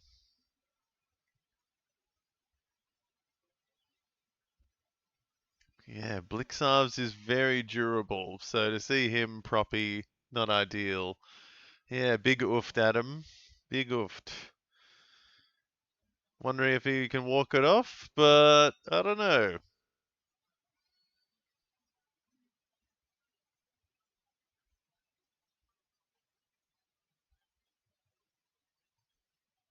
Crazy durability, Mark Blixarves, and he's winning. He's leading for the Cats at the moment too. So bit of a loss. He's been busy early. 3 hitouts. So yeah, that might be those ruck rules taking their toll. A bit more athleticism and durability. So old knees suffer, especially when they get hit. I guess that doesn't help.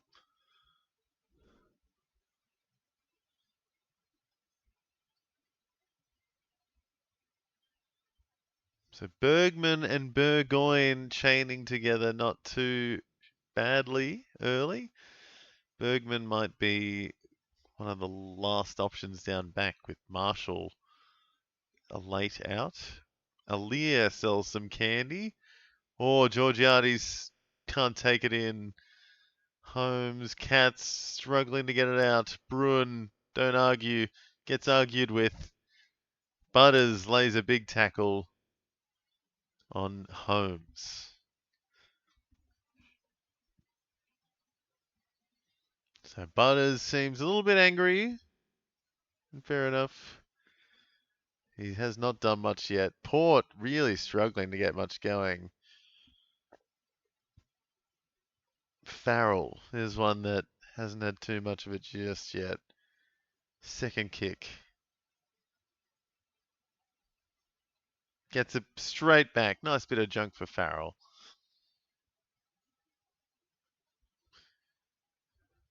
And Bruin takes it through for a behind. So Blixarves waiting to hear what happened. Bruin taking a kick in. That's nice.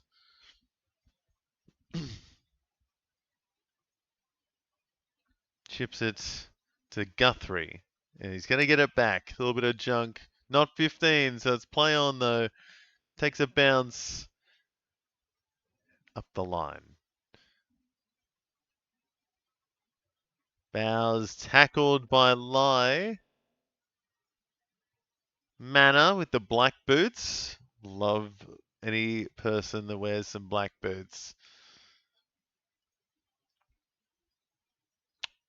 Yeah, that was not a mark. Sorry, Aaliyah. It's a half volley. Oh, he dropped it. Sorry, not a half volley. Neil gets it to Bowes. Bombs one forwards. Out on the full. So, any players that you've got in this one, let me know, guys. Who have you got in this Port vs Cats matchup? I've just got Sean Manor, I think, which is not good juju at the moment. I think he got a little bit just then, but not a great start. Yeah, up to 5. Oh, this is Guthrie. Great spoil. Port get it back, though. Kick in the middle of everyone. Handball chain happening now. Not good, though. Somehow Wines gathers it. Drew gets it through. But Moraes gets a tackle. Got Bergman on the bench and Farrell on field. Yeah, Farrell. Got to play Farrell. He's been the main kick-out guy. Yeah, maybe Bergman today, though, because, yeah, that laid out for Todd Marshall might get a bit more of it.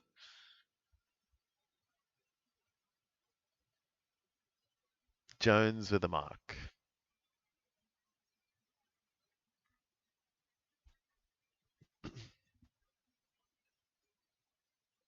Drew up to 23. 5 disposals, 3 tackles. There's Ewan. McKinlay gets it to Jason Horn-Francis through to Wines.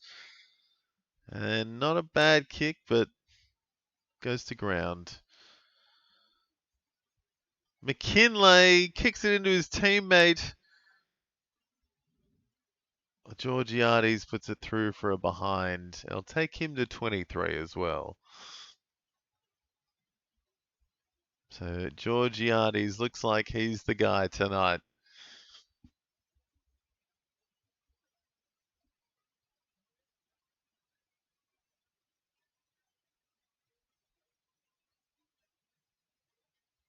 So Humphreys getting busy early. 5 disposals for him, and that was just another mark.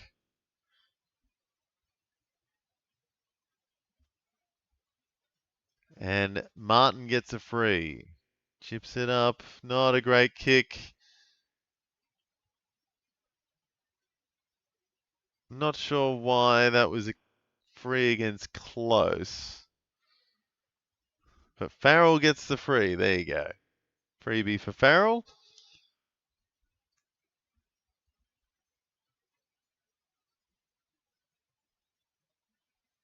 Chip out wide to 2 Cats, but Butters gets on the end of it somehow.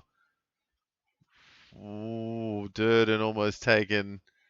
Couple of Cats chaining together nicely, though. Close gets on the end of it, and Manor gets a free, but they keep it going.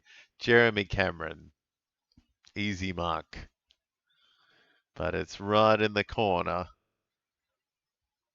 on his non-preferred. O'Sullivan getting up now, up to 24. And Humphreys up to 19. Drew 20 because he had a free against. Georgiades 23. And Cameron, oh, he can kick it from anywhere. Holy shit. Oh, and his still kicked it on his left, but he absolutely nailed it. He's 2 from 2. 2 marks, 2 kicks, 2 goals. Up for 24. Damn. Damn.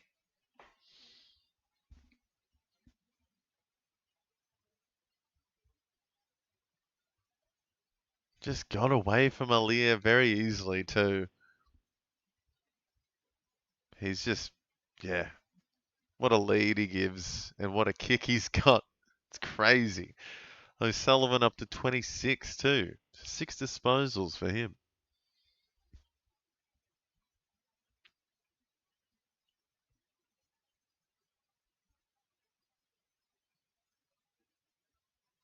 Sweet. Butters hounding it. Can't get it away. Still bumbling through. Goes to Bowers. I don't know what happened there. No one had the ball. It's going to be a ball up.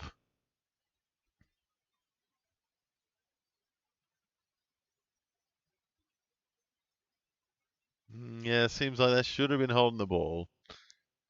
But I'm happy because it was on Manor and he doesn't get a -3.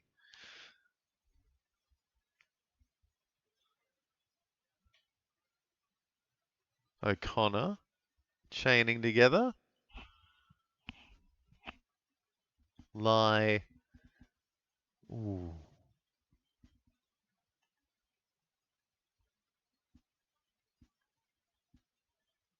Now Farrell on the wing. Oh, Whitlock gives it to Horne-Francis, who's charged down by Bailey Smith, but that was a beautiful kick inside to Durden, and he finds Georgiades. Of course, there's a nice play there by Port. But of course, Georgiades having a great game.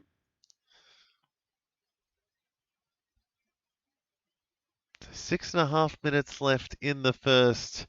And a few cats that are a bit slow to get going today. Got Tom Stewart on 5, Manor 8, Guthrie 8, Bruin, Holmes, Bailey Smith, all under 13.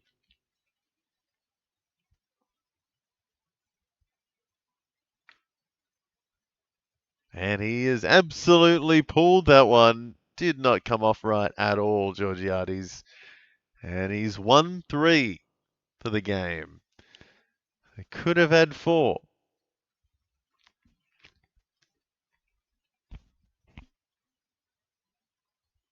Oh, Lai drops it. Tackled by Henry, but they get it out in the end to Burn Jones. A great mark by Jack Henry. Crosses it over to Bruin for a +6. Now to Dempsey for a nice mark, who kicks it back to Tommy Stewart for a bit of junk and switching it back. Jack Henry again.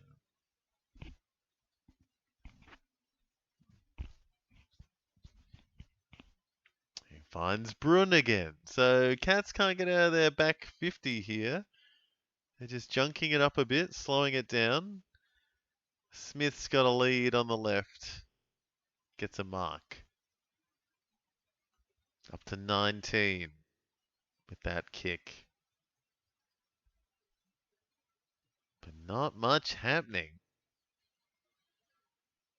Ball goes to ground. Vicentini. Burgoyne. Oh, Bruin probably should have taken that mark, and he gets fooled by the spin move. Berry over the head of Durden, but he's going to walk it in for Port's second goal. And that was pretty smooth in the end by Port Adelaide. A little bit, yeah, didn't quite hit the targets, but works out in the end. Oh, is Mitch Edwards down now?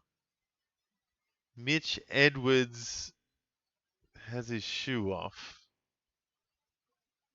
And Blixarves is already sore. So I don't know who goes in the ruck after that, if it's Shannon Neal or Cameron, but that would not be good for the Cats.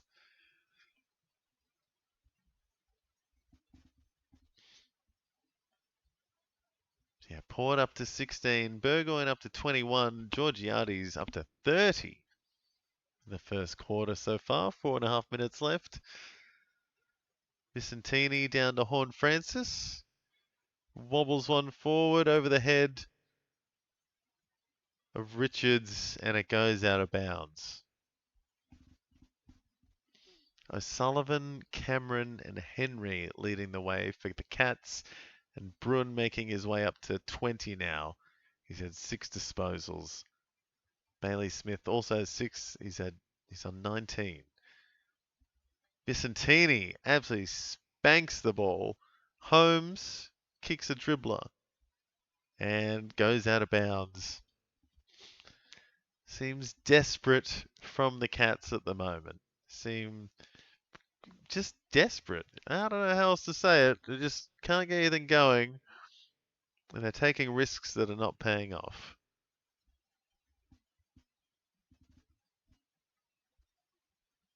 Butters getting back for a mark.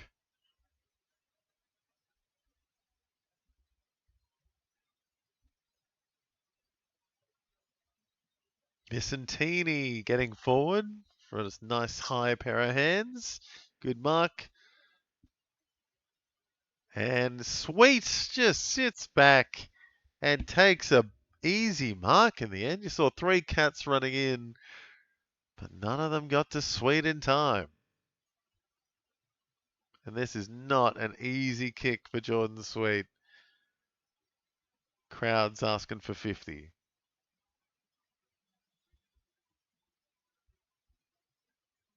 Oh!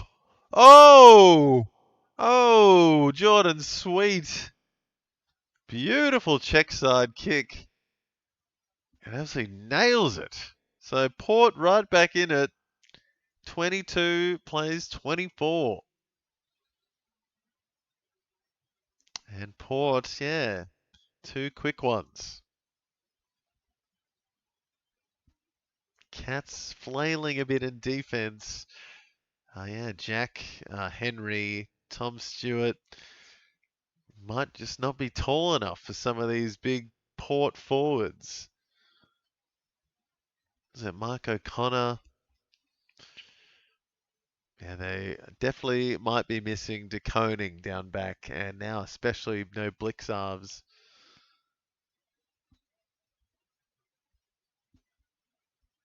How's that not a free against Vicentini? He went past the line.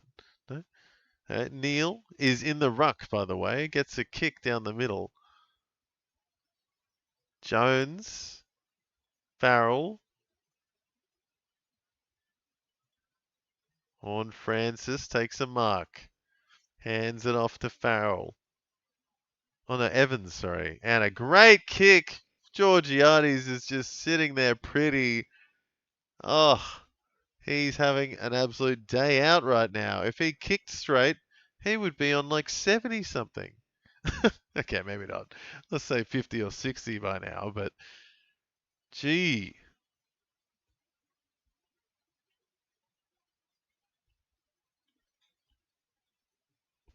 Georgiades, if he misses this one, he should go back to the sandful, I think, because this is his 5th attempt. Oh, he's got it. And he's up to 42. Early. I can't believe I'm playing against Georgiades and I was playing against Archie Roberts. And now, goodness me, they're going big.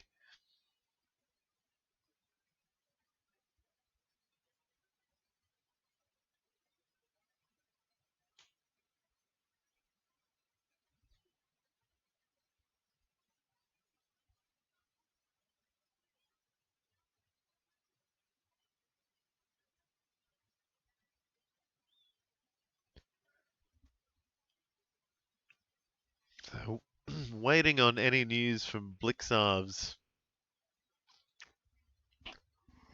Oh, sorry, pardon me. And Mitch Edwards, sorry. Oh, that's a weird yawn. So yeah, still Shannon Neal in the ruck. Atkins gets it to Smith.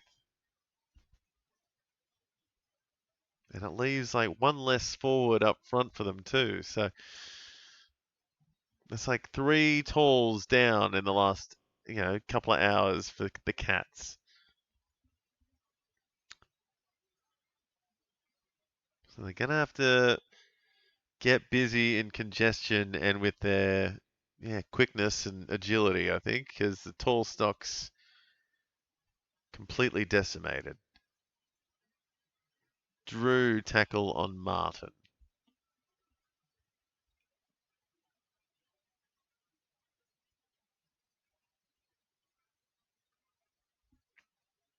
Martin again on the left. Cameron gets a handball, goes straight to Jones. And then Jones smashes into Martin. Good tackle.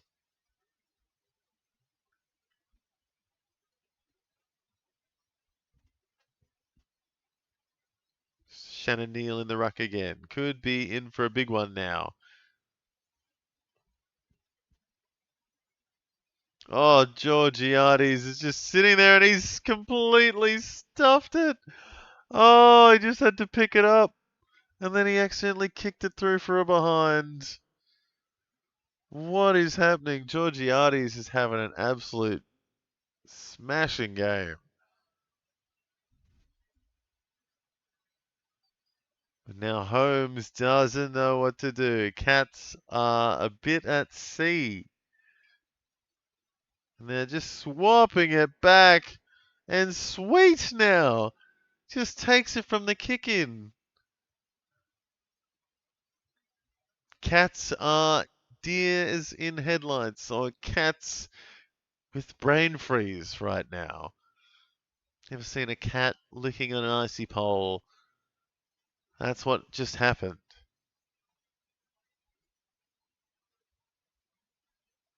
Cats have brain freeze.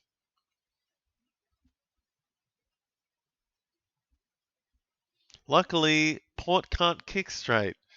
What's that? 6 behinds, 7 behinds for Port. No, 6 behinds. Oofed. Could have been much worse for the Cats. Neil getting back for a good mark to finish the quarter.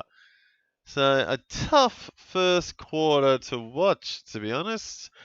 It's just a bit all over the place, and of all the people on the ground to be kicking ass, Georgiades is doing just that, and I'm against him this week. He's matched up against me, so I'm a bit annoyed.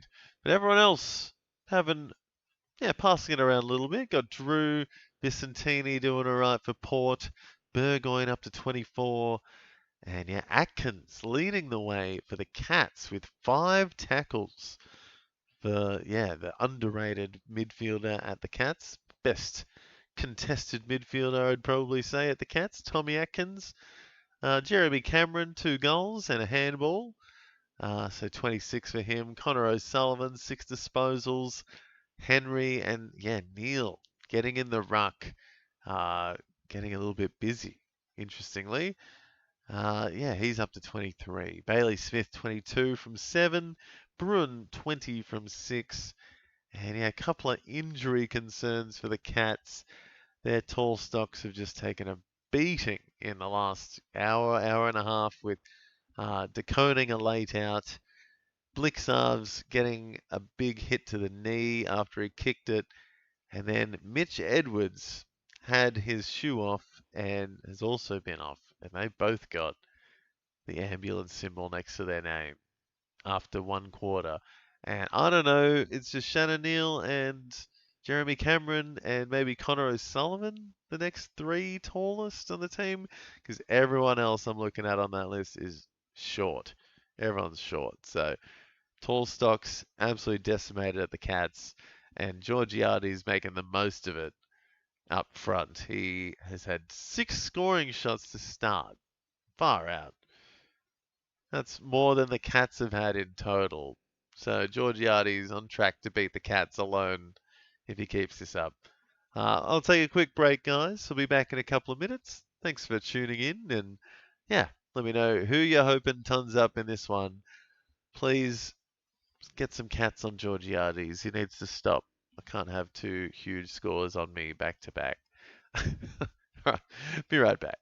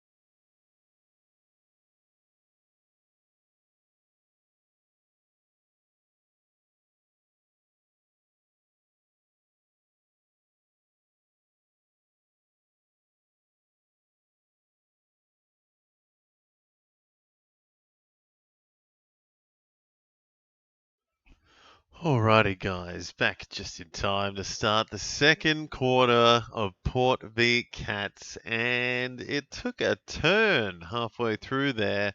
I thought Cats were on a charge, and then Blixarves and Mitch Edwards went down, and then Port Adelaide came smashing back into it. Georgiades has 6 scoring shots, for God's sake. Sweet takes it out of the middle, first up, and now the Cats running back. O'Sullivan gets done holding the ball by Berry. Ah dear, Cats struggling to start. It's up to Richards now. Big kick. Oh, Farrell. Early one for Port Adelaide. Farrell comes charging through and kicks it from 55. That was a big kick.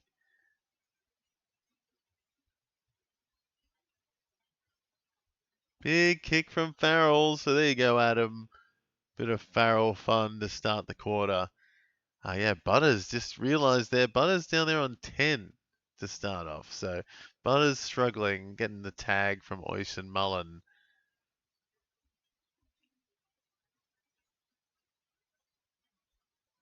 But a great kick and goal there by Farrell, who will go up to, top, right up to one of the top spots for Port now.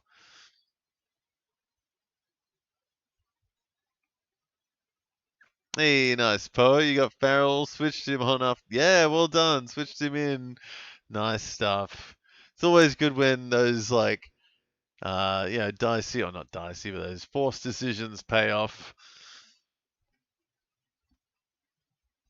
It's like I lost Tim English a few weeks ago and I brought Madden in and he had a great game. Loved that. Yeah, just stuff you don't expect to come good. Burgoyne getting it up to Richards. Commentators was calling him Drew. It's Richards. Wines. Mongrels a kick or gets it touched. Holmes gets it through. Smith gets rocked in the back by Butters and it's a free against. Oh, oh, give him a fine. Give him a fine. The leading fine giver ever. Whatever you call that. The highest, most fines ever paid by a player. Zach Butters. I think he's up to 52 grand or something.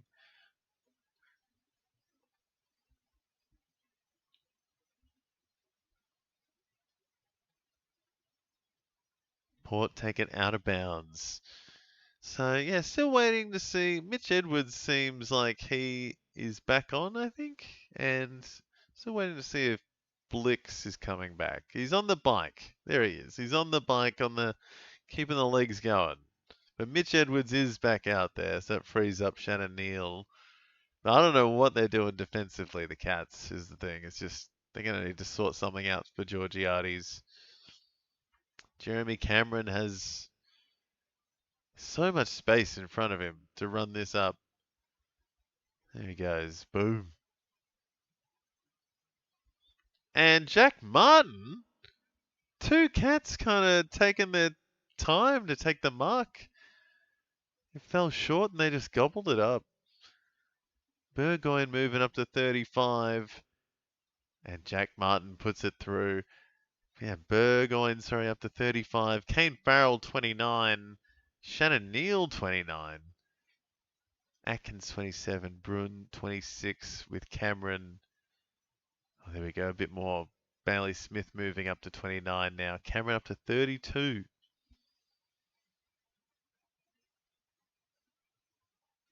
So Martin's got one. Cameron's got a couple. Few forwards. Yeah, it could be a bit of a shootout now in this one. Both defenses seem to be falling apart a bit.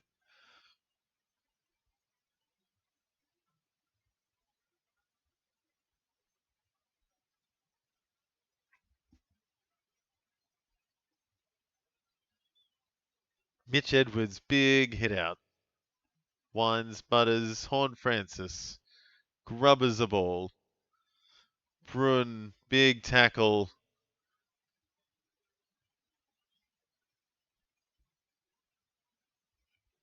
So first tackle for Bruin. Sweet to Horn Francis. To Butters. Back to Horn Francis. So he's getting busy now. It's been a bit slow starting those two. Guthrie takes a good mark.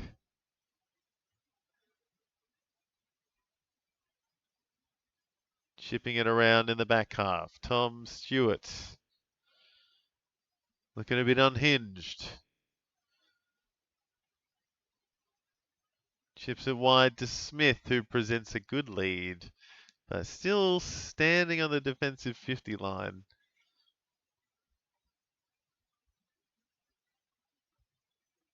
Little cute chip finds Holmes. He's probably going to get it back here. No.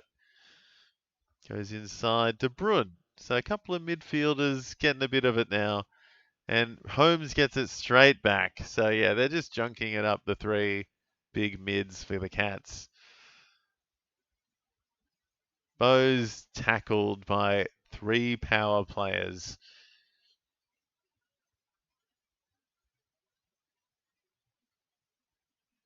Horn Francis is shot up to 27.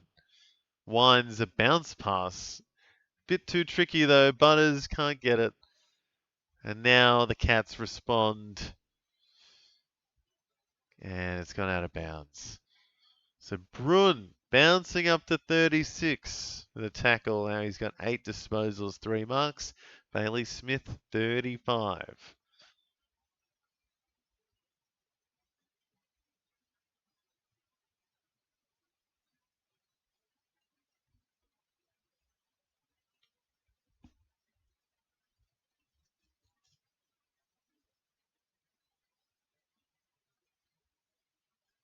Vicentini palms it down. Moraes.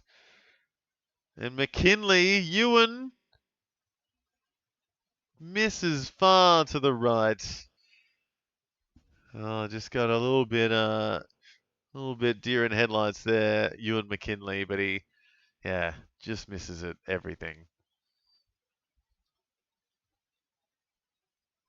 Oh, what was that? Something's happened to Blixarves.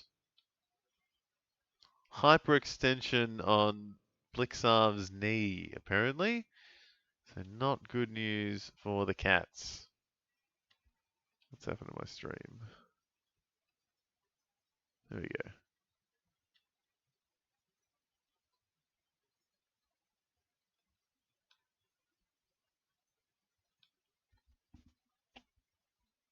So Dempsey has it.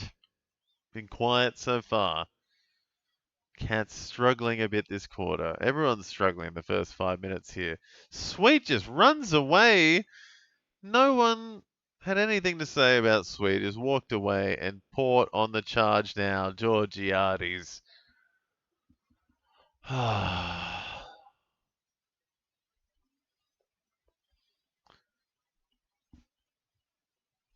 damn it. Why is he having his best game ever? Against me. Why? Port, good play there, though. Can't fault that. Very nice chain of plays to get the inside 50 mark. And Georgiades, the best guy to finish it off. He could be going for his bag of behinds, and he does. He's got his bag. He's got 5 one-pointers. Oh, Holmes, a wobbly kick. Humphreys drops it. Burgoyne gets it to Whitlock, who has a second to snap, but misses. Cats are frustrated, I would say. Cats are very, very frustrated.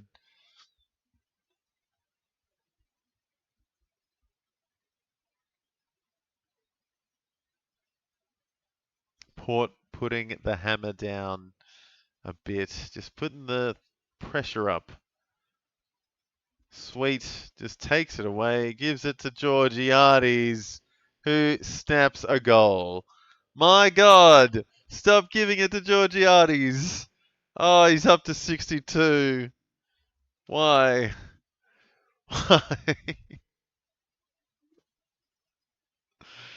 Oh, it's getting smashed.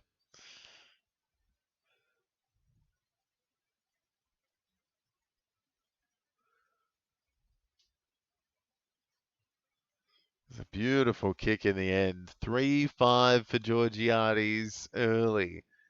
And he's up to, God, what's he up to? 65 now. Goodness me. 13 and a half minutes left in the second quarter.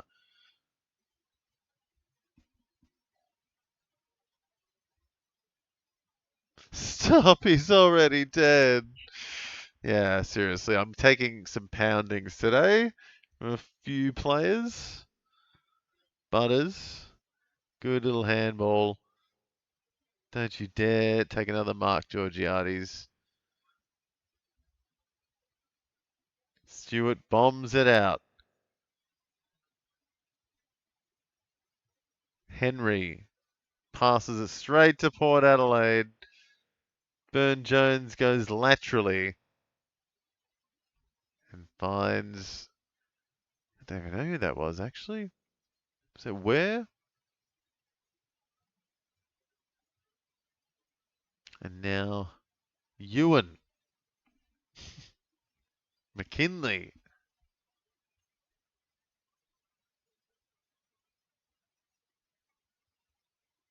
Georgiades lays the tackle. He's up to 66. Whew, that's tough. That's tough. Ewan McKinley with the snap. Misses. Ah. Sweet getting busy in the ruck. So is Vicentini, actually. They're both having not bad games in the ruck.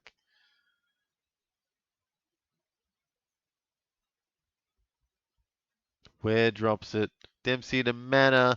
Manor gets a boot on it. It's a wobbly kick, but it works out a bit. Cameron handball. Sweet tackled by Manor and close.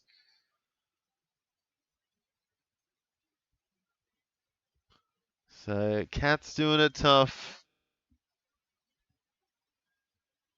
66 for Georgiades. Manor, start tackling. There he goes. Come on, get another one. There's Butters stepping and weaving. Lobby ball looking good. Oh, no mark. O'Connor to Humphreys. Touched, and it's not a mark. Holding on Butters. Butters gives away his fourth free for the game. He's going back down. And Humphreys getting a bit of junk. Chipping it up to Atkins. He's going far wide to Bruin. Gives it off to Stewart. Up the right wing. Henry can't take a mark. Neal lets it go. Goes out of bounds in the end. Oof, so a few Cats getting into the 30s now. And yeah, Burgoyne up to 41 behind the dominant Georgiades. And yeah, Sweet getting up as well, up to 36. Getting the hit outs. Neal back in the ruck again. Watkins lays a tackle to get off the bottom for Port Adelaide. Sweet again to Drew. And Brun lays a tackle. So Brun's going all right. Atkins is going all right with Holmes and Humphreys and Smith, all 35 plus now. Oyshin gets it out to Manor. Bumbles one forward. Lie. Turns around and boots it. Wobble ball to Drew. Inside. And the Power keep going. Out wide. They get it to Ware. Richards. Oh, Cats take it straight back though. Silly, silly handball. Close gets it up to Smith, who drops it. Handball inside Bose. Dempsey chips it inside. And Jezza. Warple knew. Do not take that ball because Jezza was right there. And Jeremy Cameron's lining for his third.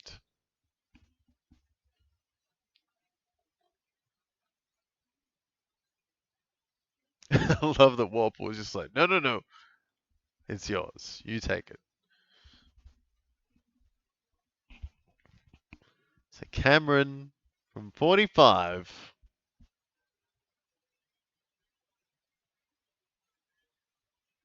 Oh, he's got it. Cats are back. Back in it. Back to a 7-point deficit. And I'm feeling like I think Blixarves is done for the day. I'm thinking.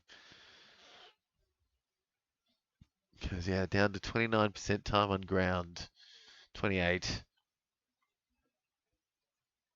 Cameron moving up, though, up to 49 now. So he's doing his thing.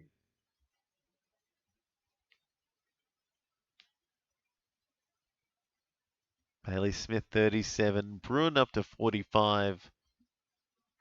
Atkins, 41. Yeah, Farrell and Richards moving up as well. Ewan McKinley up to 32. Horn Francis gets out of the middle.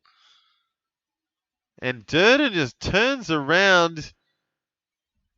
Moraes, easy kick. Ooh.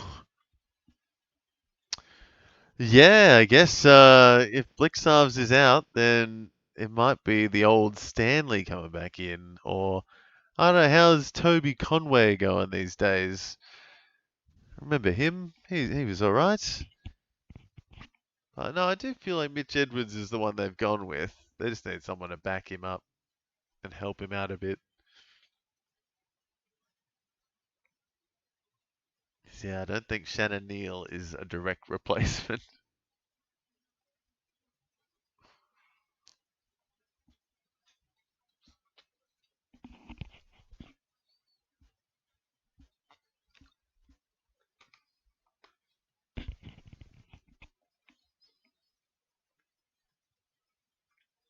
And there he is, Shannon Neal against Vicentini. Teeny gets the tap. Neal running away, no, he doesn't get the handball. Horn Francis gets him holding the ball. To Port striking straight back. And Moraes getting a bit of it now. Gets a goal now, Mark. Gives it off to Evans. Over the top of everyone and out of bounds.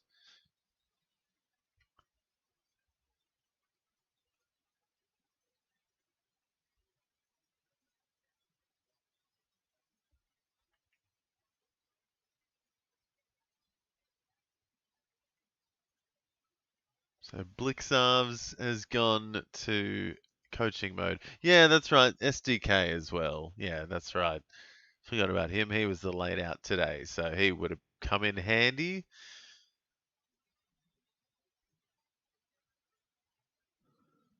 Brun getting a couple. Kicks it up the wing. Not great, though. Guthrie gets it back, and that's a better kick. Up to Martin. Close. That's a very close kind of kick, but Aaliyah picks it off. Aaliyah getting a standing ovation for that one, apparently.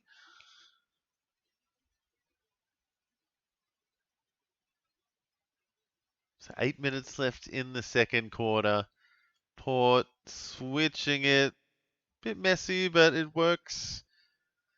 Here comes Evans. Doesn't have much of an option. Georgiades is there, and he's up to 72. He's coming back and getting back in defense a bit now. Just great. Just great. Shannon Neal kicks it wide nicely, but Bowers decides to tap it on instead of marking it. and almost gives away a free. Close does get done holding the ball.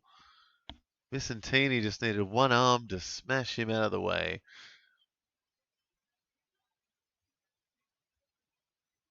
Just fold it like a piece of paper.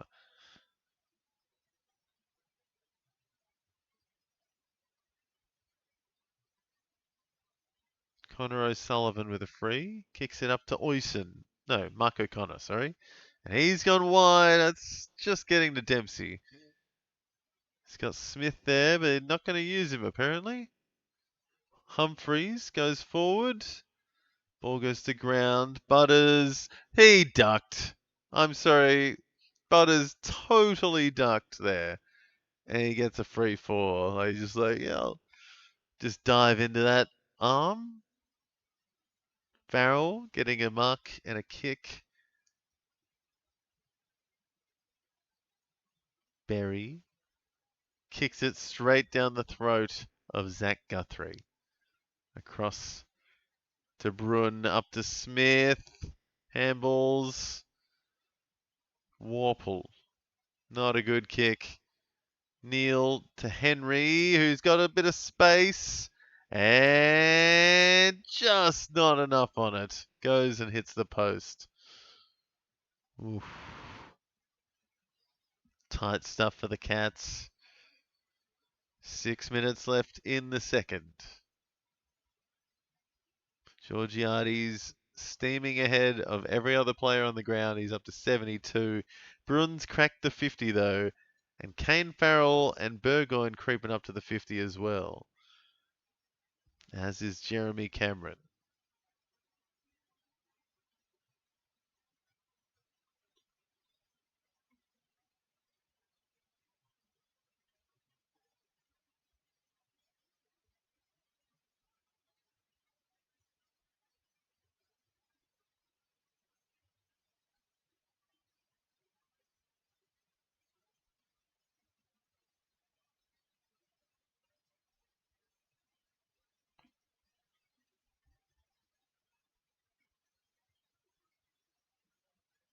So Burgoyne stepping through.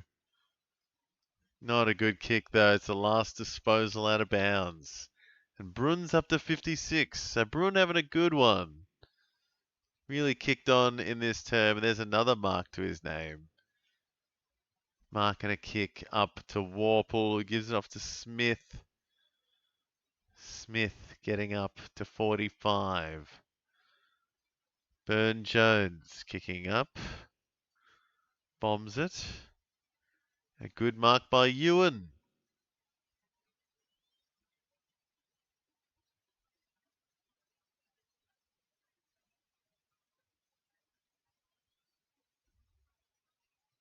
Horn Francis drops it. O'Connor to Edwards. And a weird kick forward and it goes out of bounds. Ugh. You do not want Mitch Edwards kicking it out. It doesn't seem right.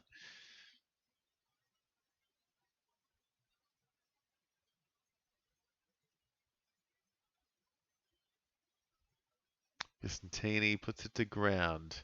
Henry tackled by Wines.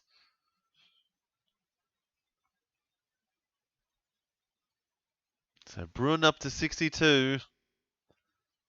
Steaming ahead. Still 4.5 minutes left. Bailey Smith getting hounded by Port Adelaide players. And Ocean Mullen taking the next Port Adelaide player that grabs it. So Ocean's getting a few tackles, I think, now. He's getting close. There's another. And it was a throw by Butters for his 5th free against in the half. Butters, negative 15 for the half. Deary me.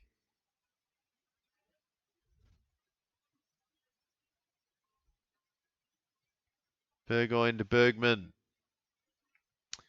Yeah, no, he was there in the first minute, Poet. He got a goal and then never again. I think he's gone into coaching. He's triple yeah, triple position player. He's mid, forward, and bench.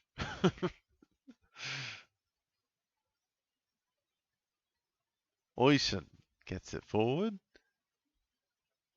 Alia can't take it. Ooh, Danger getting down on his knees, sliding along, but doesn't get any of it. Port running away.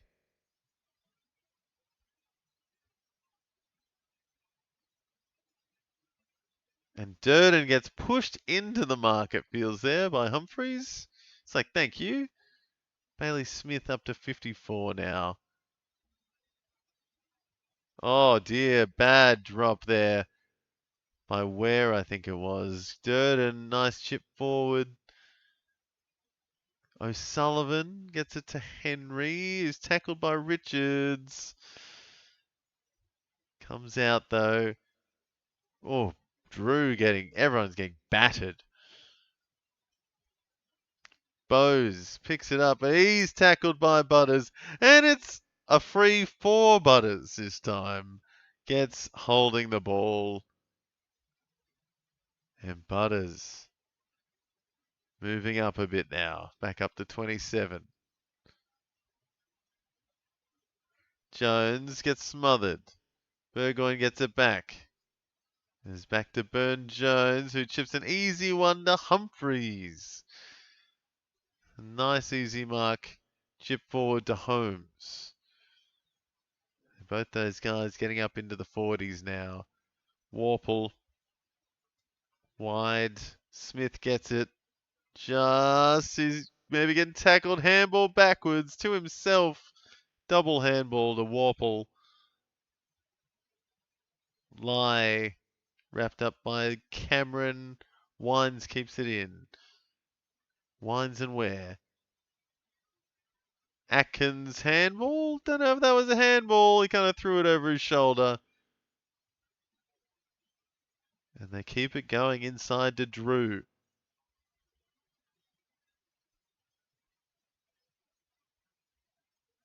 Bergman inside to Burn-Jones. Up. And now Lie. He's felt like he's been alright since starting this year. He's been pretty good as Josh Lie. And number 11 for Port, Moraes getting a little bit of it here at the end as well. Ball goes to ground. Richards in the corner. Oh, he's absolutely missed. So close in the end. Pushes it left. So, very tough quarter for Geelong here. They've had one goal, I think. Port's had 2 or 3. Tommy Stewart kicks it into Dempsey, who gets it back from Dempsey.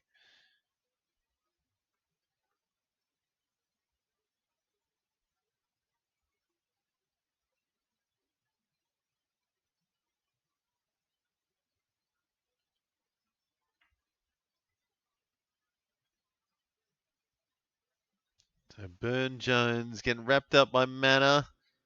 Can't get anything though. Port take it away. Moraes again.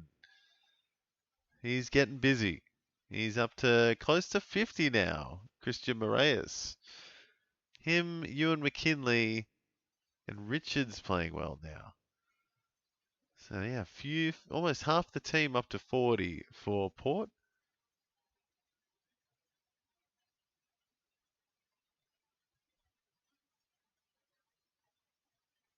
Sweet getting the free.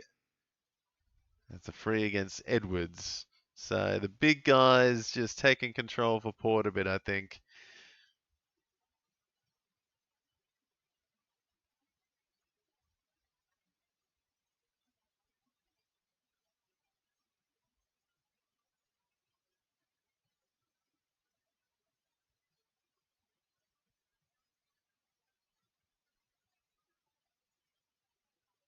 So last 20 seconds here. Port going for goals. Tommy Stewart running away. Takes a bounce. Freaked out though. Atkins taken. Not ball somehow. Thought that might have been ball. That was just a bit of desperation from Tom Stewart, I think. Didn't look too smooth. Vicentini, 4 seconds left. That should do it. Atkins gets a kick. Moraes gets another handball. And Moraes should get up to 50 now at the end of the quarter with Drew, Burgoyne, and of course, Mitch Georgiades up there on 72. Far out. How annoying. Bruin killing it on 62. Bailey Smith also having a great one on 58. Cameron, Holmes, and Humphreys all up in the 40s with O'Sullivan and Stewart as well, a little bit at the end there.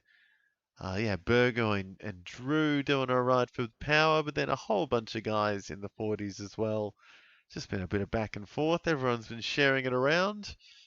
I guess you could say, yeah, I'm a bit disappointed in Sean Manag. Warple, maybe Guthrie should have done better in the first half. And yeah, obviously a big one for Port Adelaide. Zach Butters has 5 frees against in the first half. He should be on 45, but he's on 30. So he's given away a third of his points in frees already. It's just pretty crazy. Who else there? Wines, Bergman, also just in the 30s, which is satisfying, I guess, but not great. But yeah, a few guys there up to the 50s actually. Moraes there up to 50. Sweet, dominating in the ruck, especially with all the talls out. And yeah, it's just tough going for the Cats in that last quarter. Just the one goal. Not much happening defensively. Tall stocks are a bit ruined. It's really just relying on Jeremy Cameron for goals. So see how they go in the second half, though. See if Dangerfield can do anything since he was there for the first minute and then he disappeared. So see if he can get back into it. And yeah, I wonder if the Cats can pull out something in the second half. Port Adelaide at home, showing up for once. And yeah, seem on track and in control to start this one. See who's turning up next in the second half. Stay tuned.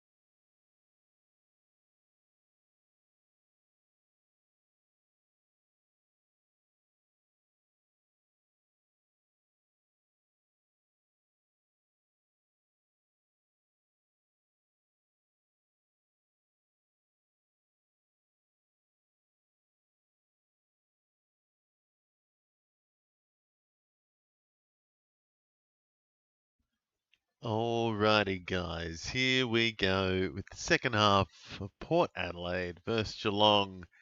And who were we tipping in this one, guys? Because I think I was going to be picking the Cats if I was picking between these two before the game. But Port Adelaide getting it done so far, 13 points up. And yeah, it's tough times for Geelong with a few of their big guys went down. Blixarves went down and De Koning a late out. So defensively, just a little bit off down back. Yeah, just not ideal for them. And Georgiadis has made them pay. Says 6 marks, 9 disposals. If he kicked straighter, he could have possibly come close to a ton before the half, but he kicked 3-5 and he's on 72. Burgoyne next best there on 54, and then Jordan Sweet having a bit of fun in the ruck.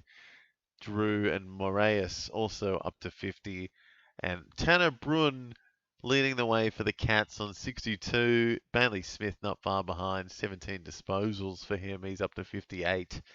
And Cameron has kicked half the Cats' goals, and he's up to 46 with 3 goals, 6 disposals, 4 marks. Holmes, Humphreys, 44 apiece. Stewart, 42. Atkins, 6 tackles for his 41. O'Sullivan up to 40. But yeah, I think it is Port Adelaide all the way there, though. A fair few, almost half their team is over 43. And yeah, the Port Adelaide Power have 151 more points than the Cats at halftime. So here we go, halftime. Mitch Edwards back in the ruck, but Sweet gets it out to Butters. And a wonky kick finds Horne-Francis somehow. Just don't think that is what he meant to do. But if he did, that's amazing. Sweet can't take it. O'Connor is not agile enough, I don't think.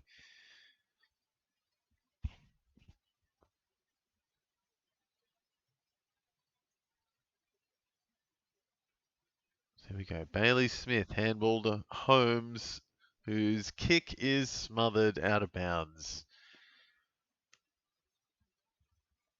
Brun, 62 at the half. Yeah, 6 marks helped him to that. And he was pretty busy. And yeah, Bailey Smith maybe a little bit handball happy or just not getting many tackles. But yeah, 58 for him so far. Probably up to 60 now. Guthrie kicks it.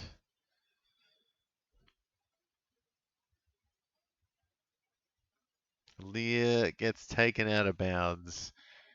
And yeah, a few Port Adelaide guys moving already. 52, Richards and Sweet. Horne-Francis up to 51. Bailey Smith to 60 and Holmes to 47.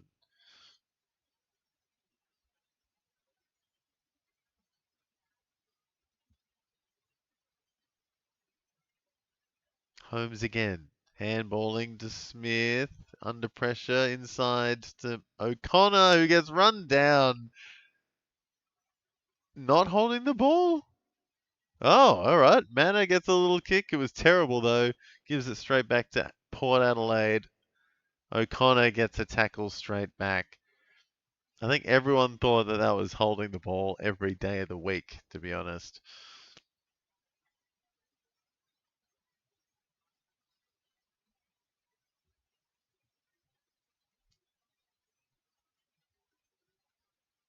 So a few Port Adelaide handballs. Berry gets the kick forward.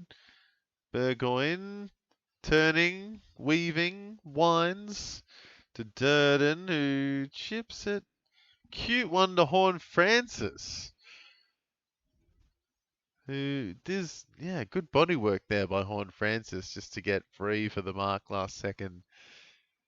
He does, yeah, does know how to work it forward of the ball and in contested situations. He's pretty good. And I reckon he can kick this.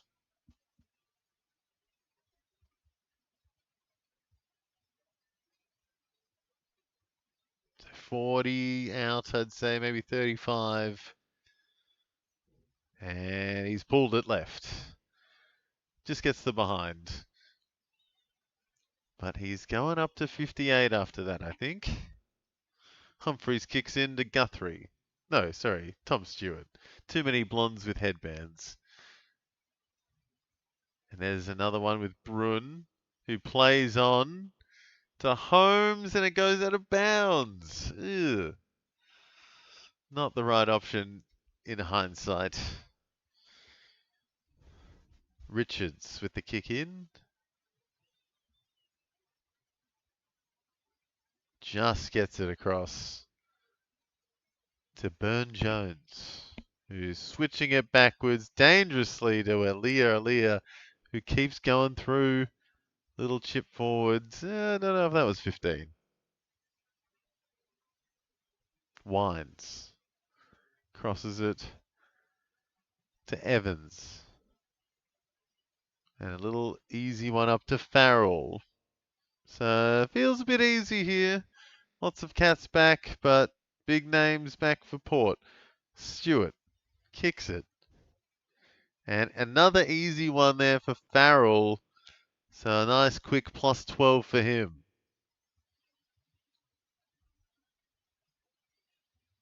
No Port player can take it. Cats run it out through Humphreys. Not a great kick.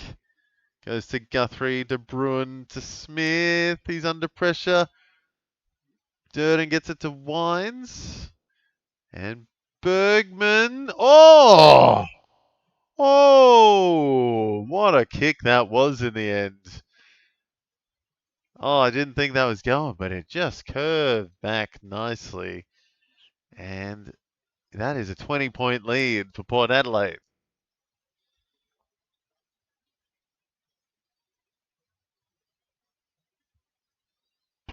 Yeah, that was sweet, putting the pressure on Smith.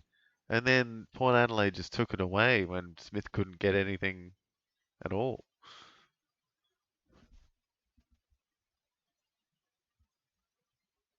And then, yeah, that was a nice kick in the end, right to left.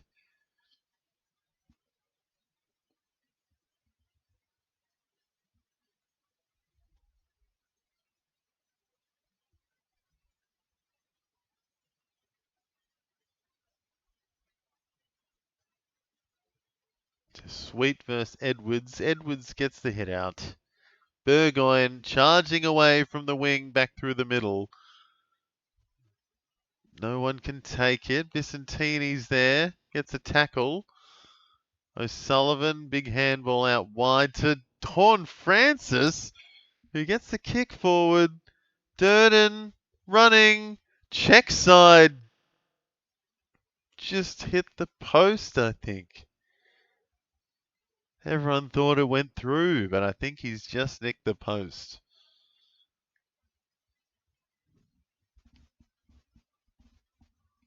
So it was point blank range. And I think he's hit the post. Yeah, he didn't seem convinced. Yeah, Snicko's got something.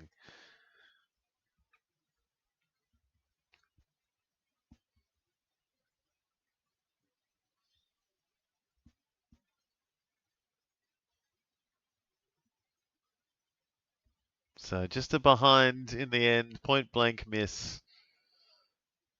Zach Guthrie with the kick in. 21 points up, Port Adelaide.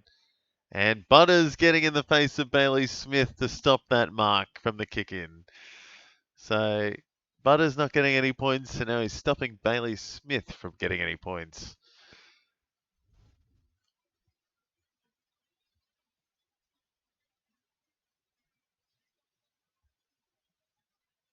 Double fatality. Mitch Edwards gets tackled by Sweet. Horn Francis takes it to Wines. Kick inside 50. Looks like an easy mark, but cats collide. Tom Stewart luckily is there and kicks it out to no man's land. Bergman, double fake, takes a bounce. Why not go for goal? Oh! Oh! Oh, damn. Bergman's on fire. Bergman is having some fun. It's about time he woke up, to be honest. Stewart to O'Sullivan. Wide kick. And a push in the back. Ollie Henry. But it goes against Evans? Not sure what happened there. Maneg into Humphreys.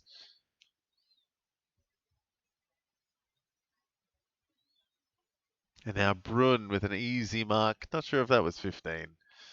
17th disposal. Port Adelaide crowd is booing in my ear. Yeah, you can hear some real nastiness in the crowd. They're not happy. Oh, there they go. They're happy now. Evans takes a mark. And they're not going to be happy though. Oh, that got touched by Holmes, but lucky it went through. Butters gets it out to Durden.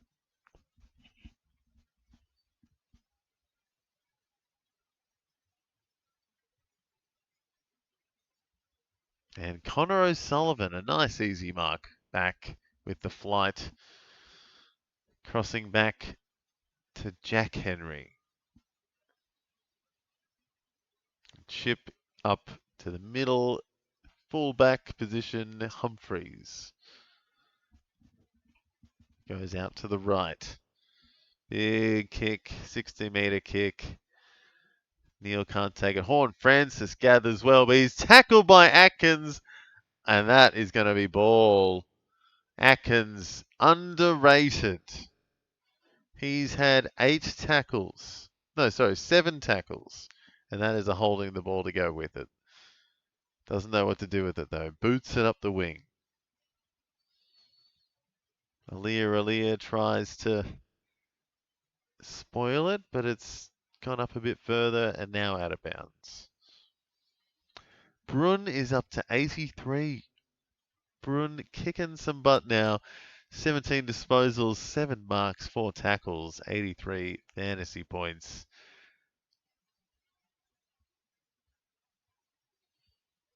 Brun again. Atkins again. Goes to Bowes. How do you say that one? Brun spinning, kicking.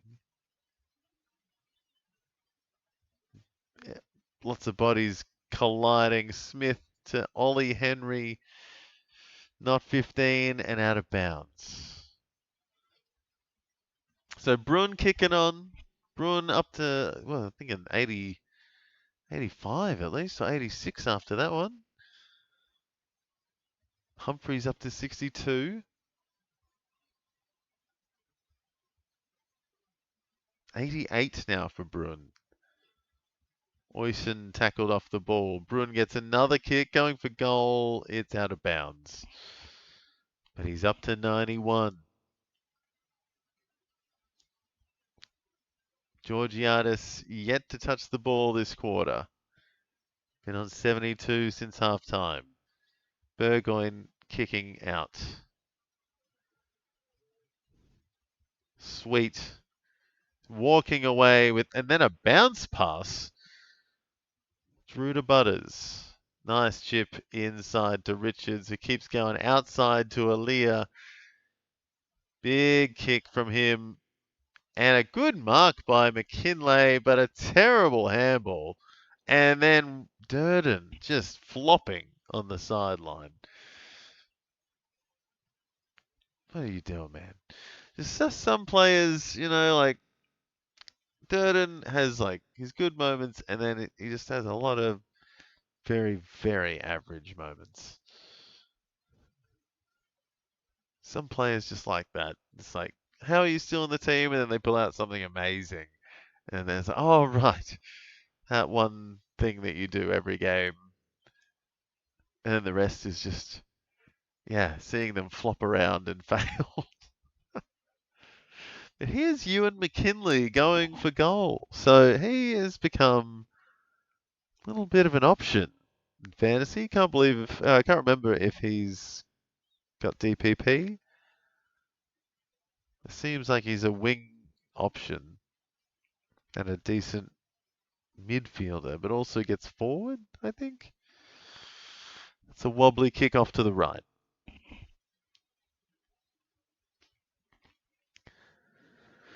Dangerfield has not touched the ball in over a half of footy now. Yeah, just hasn't done a single thing since 2 minutes into the game, I think. Or he's the first goal of the game, was he, or the second? Can't remember. But has not touched the ball since.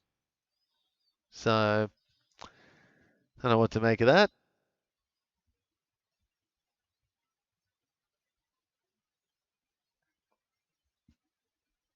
Might just need maybe, I don't know, get him back in defense or up forward, but I don't know what he's been doing the last half of the game. He's been there. Jack Martin in the ruck and jumping pretty high. Humphreys to Holmes. Bowers dribbles one poorly. Dempsey blocks, but Ware kicks it up and out of bounds. So Brun up to 91 for the Cats. Absolutely charging away now. 20 disposals, 7 marks, 4 tackles. Bailey Smith has 21 disposals, just hasn't done much else. 3 marks, 1 tackle. And Wines misses across the face. So what's Wines doing this game? He's up to 53 or 54. 53. Durden up to 56. He's actually having an alright one. Horn Francis has been alright. He's just given away a few frees, and Butters yet to give away a free in this quarter. So that's pretty rare.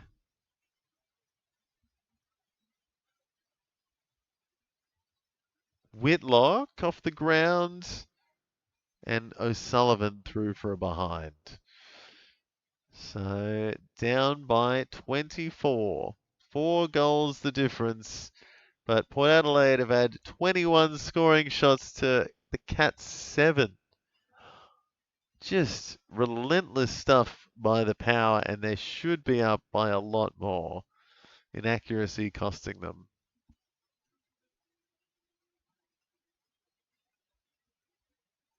Just controlling it on the home deck.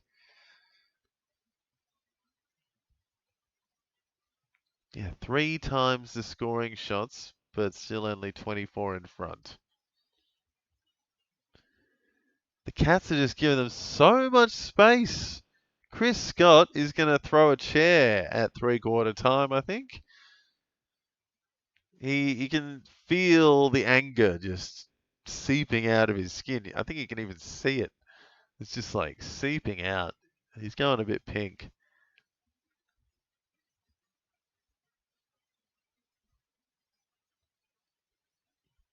And here we go. Durden.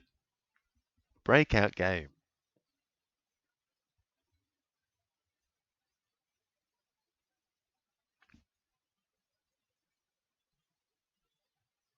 Ooh, just left.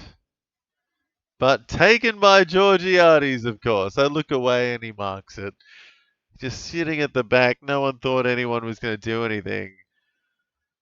You know, where's the spoil? Where was any kind of contest there? You need to put that straight through the goals. Oh, wait, Tom de Koning's not there. Oh, he's absolutely sprayed it out of bounds. Got the behind, I think, but goodness me, shocking kick by Georgiades. 3-6. This game should have been over, is what they're all saying. And it's still on. And that is not helping anyone at the Cats. Holmes kicks it halfway up the field and out on the full. Farrell kicking in. Big inside 50. Holmes chipping it wide to Martin. Finds is that Henry. Ollie. who's switching it back. Bit of junk for Tommy Stewart. Across to the other Henry. And now O'Sullivan. So Geelong defenders getting a bit of it now. You got, Stewart, Humphreys, O'Sullivan, all up there. And now Guthrie.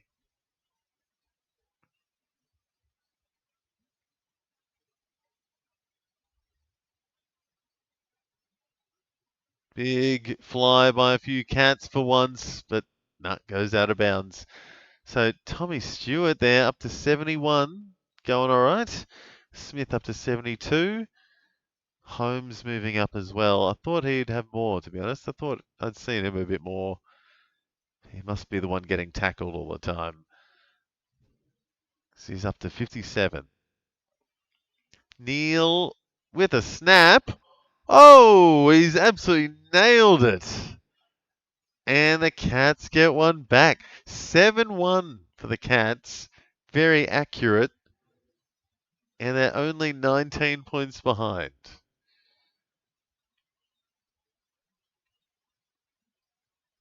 Unreal. It's just like, it's the game we have. It's quite amazing when one team can just dominate for 90% of the game and then, just the other team kicks a bit straighter and they're still in it. Or is it touched? No? Danger thinks he's Pendles. Oh, oh dear.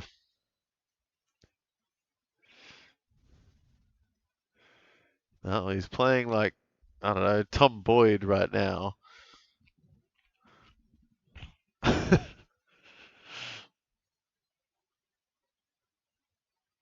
Jason Horn, Francis, great delivery. Georgiani's dropping it though. Atkins also dropping it. Drew caught by Atkins again, and they keep it going. Instead of giving, that was high on Dempsey though. Luckily, that was high on Dempsey because I feel like Atkins was a bit robbed there. They should have just given him the free. Horn Francis smacked Dempsey's headband straight off. Touched off the boot. Big tackle by Jack Martin. Show me Manning. Where is Sean Manning? He's nowhere. Oh, he was there. He was right at the front.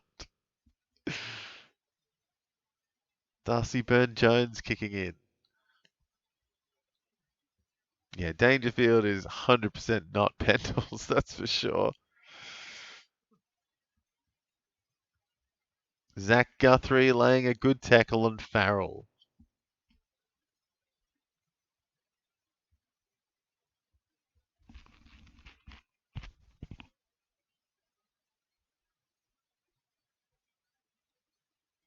Ollie Henry looked like he handballed that straight out of bounds. Butters keeps it in. Old man danger. Comes and plays for a minute and a half and then goes to the chipper. Is it time for fish and chips already? That was my Dangerfield impersonation. He's an old man. Georgiades up to 83. He's done a little bit this quarter now. Holmes handballing. Getting handball happy. Maneg as well. Looking for the chain. Gets it back. Takes a bounce. He's going for a run. Maneg. A terrible kick inside. Gets picked off by Horn Francis with ease. Looked like it was going to be something for a second. It was just dashed away from Maneg. Oh, Vicentini taking marks like a full forward inside. Georgiades. Oh, Stewart misses it. Berry lays a tackle.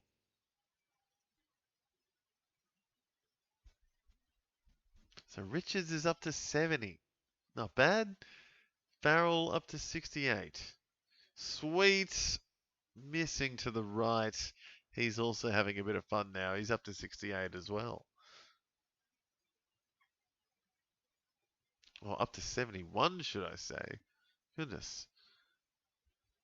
Tommy Stewart on the kick in.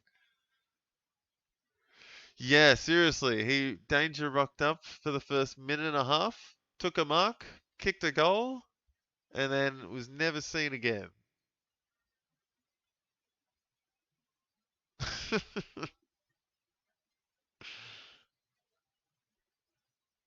So Butters has more negative points than Dangerfield has positive points. Burgoyne takes a good mark.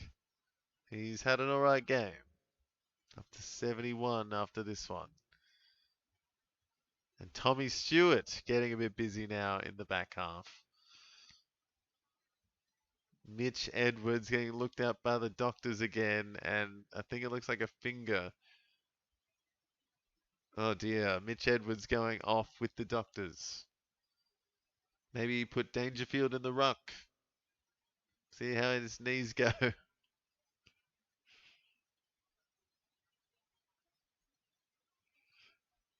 Yes, good. Not a high tackle from Manag. Definitely looked high, but it wasn't. And now it's a high tackle by someone else. Oh dear. Cats just flailing now. Cats are in some hot water. Farrell, Aaliyah.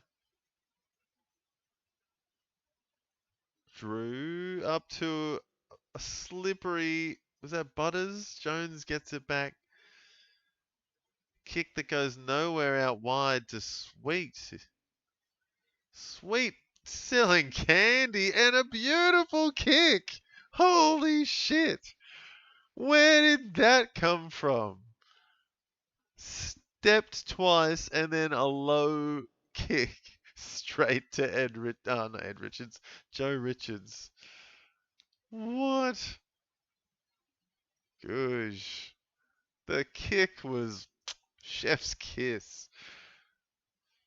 See if Richards can finish it off.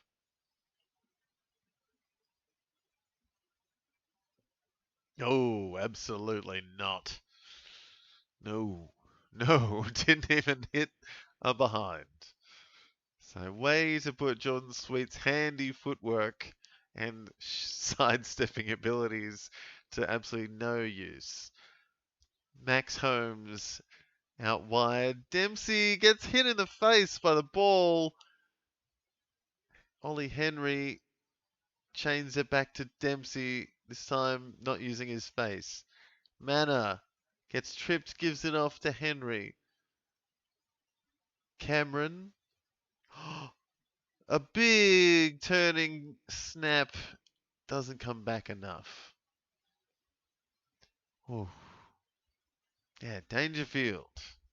Like, a one and done player has never been epitomized so well as Patrick Dangerfield.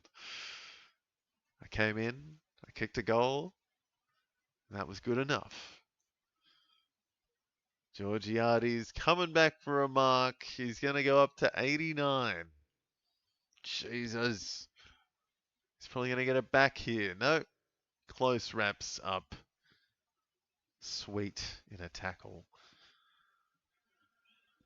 But Sweet's going all right. Just under, a minute and a half here left. Sweet and Farrell getting on track for a ton.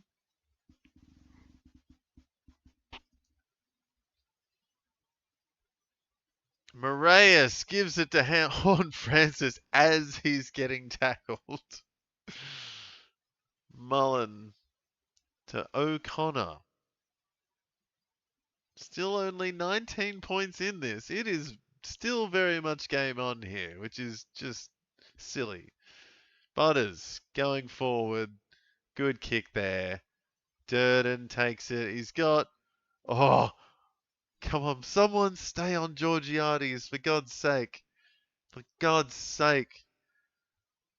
Stay on Georgiades. Don't give him a freebie.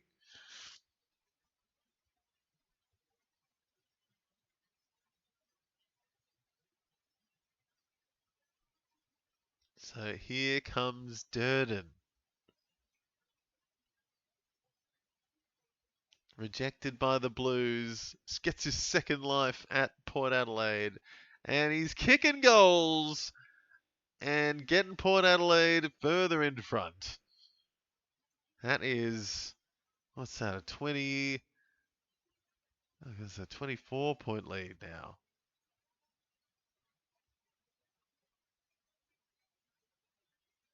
Yeah, Butters, great run out of the middle. I'm so glad Tommy Stewart was there. He had Georgiades right there. And nope, glad he didn't go for it. Didn't trust his own kick. And I like that. Respect him even more now. Georgiades was right there.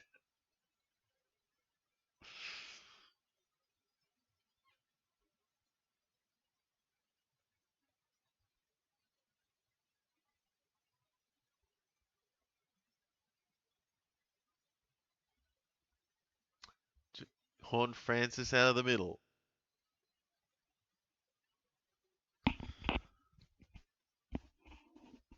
Richards tackling, but no, letting Bose go. 13 seconds left. Alir takes a good mark, and that should round out the quarter. Kicks it back to Farrell, and they're just going to chip it around to themselves. Alir gets it back. And that is all she wrote on quarter 3. Tough one for the Cats. Yeah, it's just been tough going. Neil got one back in that term, but I think that was all. And yeah, Port put on a little bit more of a lead, I think, up to 24-point lead. But they should be much, much further in front, I feel. It's like, 8 more scoring shots or something like that, or even more. And just should be way, way further in front, in my opinion.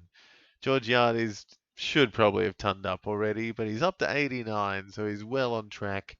Farrell also on track. Got a nice bit of junk at the end there, up to 85. Richards as well was busy. Sweet was busy. All on track for a ton. And Durden getting close as well, up to 74 at the end of the quarter. Burgoyne, Horn Francis, and Drew up into the 70s. And yeah, Brun up to 91 for the Cats. So he's actually leading the way for the game. I feel like I didn't see him for the last 5 minutes there. So he was staying on 91 for a bit. Stewart was getting busy. He's up to 86. 6 marks, 24 possessions because, yeah, he's been taking most of the kick-ins with Port Adelaide so inaccurate today. Bailey Smith, 22 disposals, up to 72 with 4 marks and 1 tackle. No frees against today, which is good to see. But yeah, probably not his best performance so far today. Max Holmes, 22 disposals, 4 marks, no tackles. Feel like he has been in the congestion a lot, just trying to steam on through. And yeah, a bit handball happy maybe, up to 69. Humphreys has been all right on 67. And yeah, Tom Atkins there with 8 tackles and only the 10 disposals, but 8 tackles for the game. He's been pretty good defensively in the middle. And yeah, I want to give a shout out to him because he never gets talked about with all the other guys there. Bruins, Smith, Holmes, Atkins, put it in the work. 61 for him. So yeah, not a bad third quarter. Well, unless you're a Geelong fan, you're 24 points behind, but not out of the realms of possibilities. A win still on the cards. We'll see how we go. See if Dangerfield can touch the ball again. And yeah, we'll take a quick break. And we'll see what happens in the final quarter at Adelaide Oval. See you soon.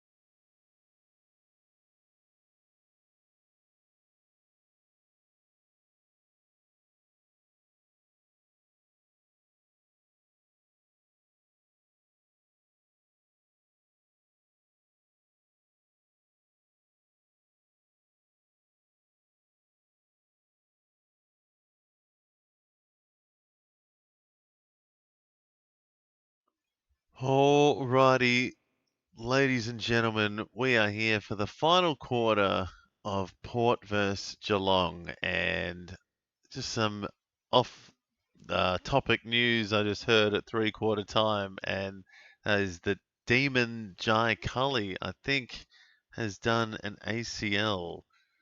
Uh, yeah, anterior crucial ligament in his left knee, and yeah, he had an ACL already, like a year or two ago. So he's gone for a whole year. So he's out now. So he wasn't setting the world alight at the Demons this year, but he was putting together something, and that's just really disappointing to hear in the break. So, bit off topic, but back to this one. Port Adelaide in front by 24, and Cats with a bit of work to do. Butters quickly out of the middle. Wines gives it back to him. So he might be coming for the big points in the last quarter here, Butters. He did a little bit more in that last quarter, but still, yeah, up to 56. So a bit more than what he could do in the first one.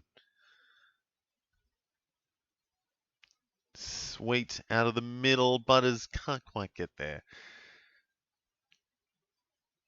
And yeah, Georgiades leading the way, 89 for Port Adelaide. Bruin has been on 91 since I think halfway through the third, it feels.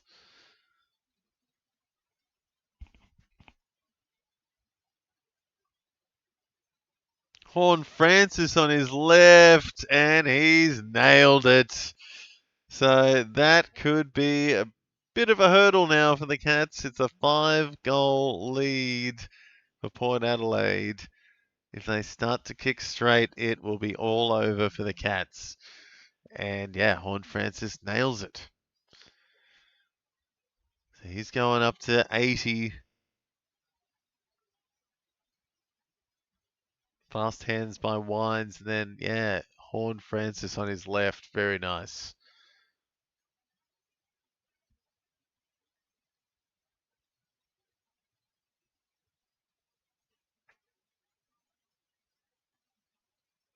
Yeah, a bit of block play off the ball, just released Horn Francis, and yeah, on his left, all she wrote. Very nice.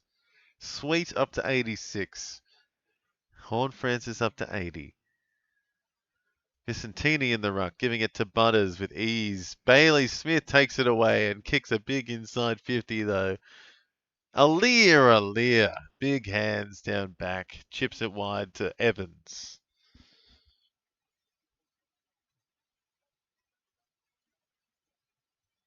Gets it wide to Bergman.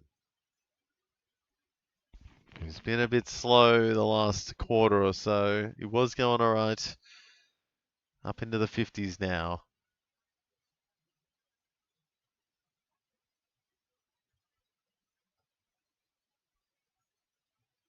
Vicentini, dangerous kick, goes straight down. Is that Oyson, was it? Mullen to Danger, who tries to don't argue and gets the handball away to Bruin, who shanks the kick off to the left. Oh, so there you go. Danger, still alive, and gets his first possession since 2 minutes into the game. Oofed.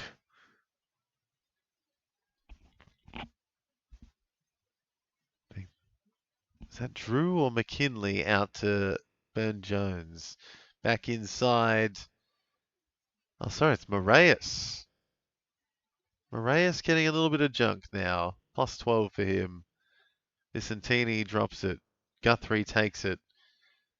Good kick up to Smith. Takes a mark. Smith up to 81. Danger gets held. And Manor takes advantage and kicks it. And it counts. Yes. Excellent. So Danger gets a +1, but Manor gets a +9. Excellent stuff, Sean Manor. Keep doing that because, yeah, I need more from you.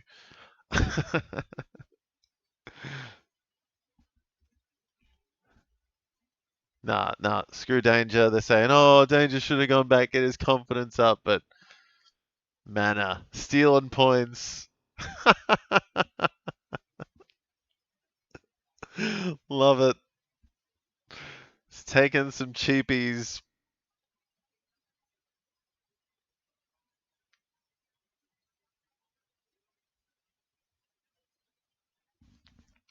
All right, is it game on again? 23 points the difference. Holmes out of the middle, gives it to Horn Francis, tackled by Smith, not quite. Kicks it straight to O'Connor. And now Smith, here he goes now. Smith's going to start getting busy. He's a couple of marks and kicks up to 87. Oh, well, that was a weird one, but gets it to Oyshen. Durden has the ambulance next to his name. Not sure what that's about. Dangerfield gets a tackle. Oh, sorry, man. He definitely took the points off Danger. But he got a tackle there.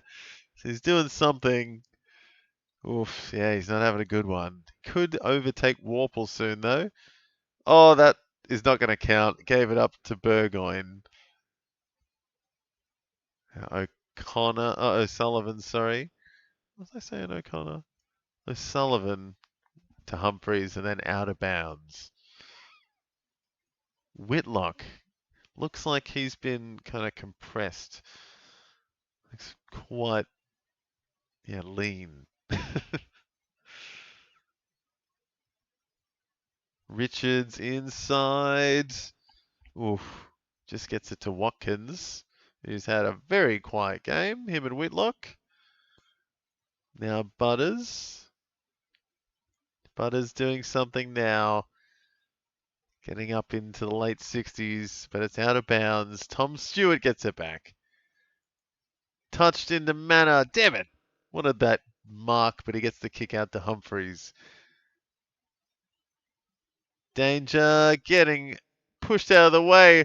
Oh, Alir had to catch whoever was on defense against Danger, but then they just walk it out because Danger showed no kind of prowess up forward. And now Burgoyne waltzes in. Oh no. Danger. And they walk it coast to coast, Port Adelaide. Just too easy. Danger should have had that mark, and then he's just flailing. Smith couldn't stop it, and then it was all over after Georgiades got that mark as well. So Georgiades going up to 95 as well after that. And Burgoyne going up to 83, I think. Or did he get the mark as well? It should be 86. Oh, that hurts. That hurts if you're a Danger owner. Sorry, Poet. Oh, he did everything. He pushed, he had the mark. It was right there. Then he missed it. Smith handballs under pressure. Burgoyne gives it to Moraes, who's had a good game. Cats get it back. Bows to Atkins. Oh, Edwards drops it. Gets a handball out. Atkins still running. Berry lies on top of it. And it's in the back by Atkins. A tackle that doesn't pay off. 29-point difference. And Lai has it. Kicks it up to Drew. Drew's having a slower day. He's up to 76 at least now. Now, where?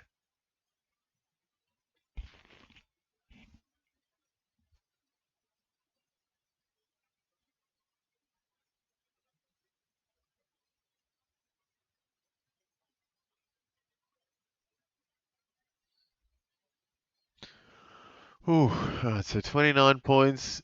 Butters gets it from Moraes. Little chip, easy one for Georgiades, and I think that's going to be his ton. Oh, oh yeah, how'd Norton go again? Not great. So maybe that evens it out. Maybe, hopefully, Danger can do something in these last minutes, get some kind of junk. I wish Danger was stopping some of this Georgiades anarchy. He's going to have his 10th scoring shot here. Far out. Oh my God, he's nailed it too. 4-6 for Georgiades. He's up to 107. Of course.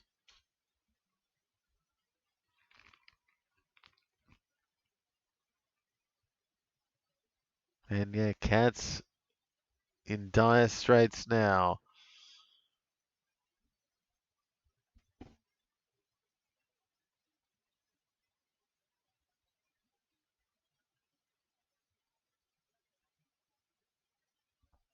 Yeah, I'm getting a bit belted in my home league, I think. Georgiades now and earlier today, Archie Roberts having big ones. I think old mate also has Bailey Smith, so not looking good for me. Port Adelaide having some time out there. A few guys up into the 80s and 90s. And Georgiades should ton up here. He's up to 107. There he is. Sweet up to 91. Danger going to get some late junk time when he's planted full forward with a coffee and a souvlaki. Oh, yeah. You know, he probably just needs to go to the bathroom or something. He's just like, I can't run properly. But there's Bailey Smith getting a bit of mark kick. He's up to 99.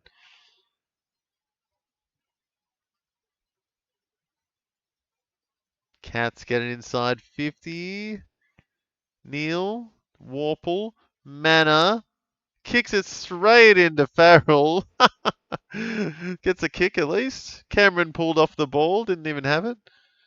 Ewan McKinley, lots of handballs. A little bit desperate though. Burgoyne, oh, well done by McKinley not to let that go out of bounds. Bailey Smith tunning up 103. Far out. Both the players I'm against have tunned up. And they're the only two that have.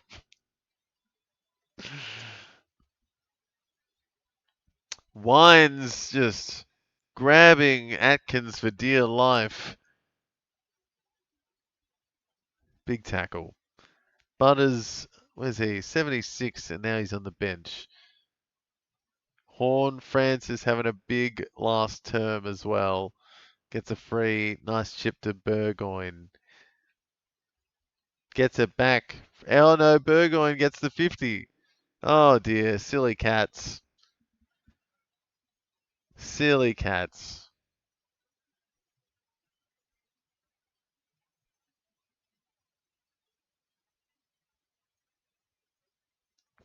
So yeah, Brun has gone a bit missing since halfway through the third quarter. He was on 91 then.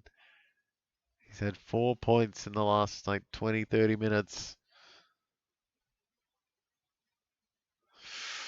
Burgoyne way off the mark there.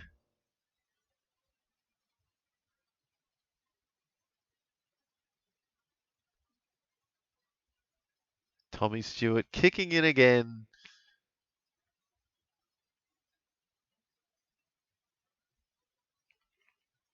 And Cats just don't know what to do.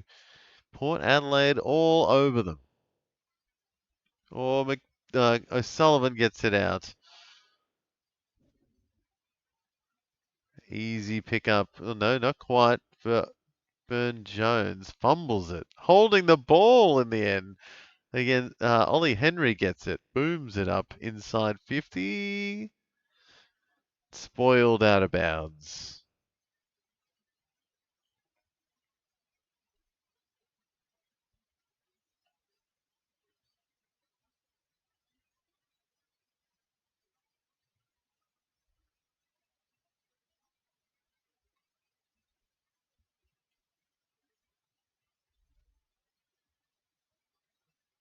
Holmes to Smith.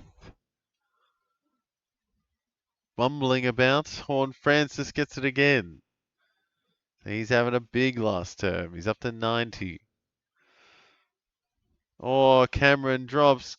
Danger. Handballs it to Warple. And they get one back. So back to a 29-point deficit. Warple, a late goal. Danger up into the 20s.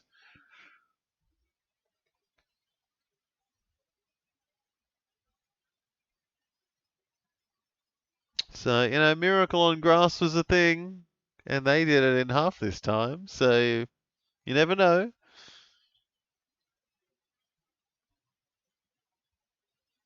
I think I say that every time a team's down 30 plus points or close to it in the last term. Miracle on Grass happened. Never forget. That was against Geelong, though, so I don't know.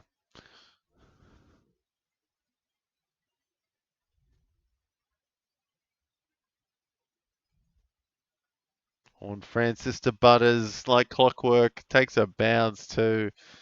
Little chip. Picked off by Henry.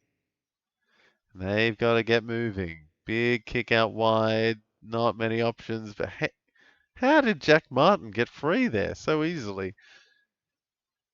Not a good kick there, though. Lai picks it off.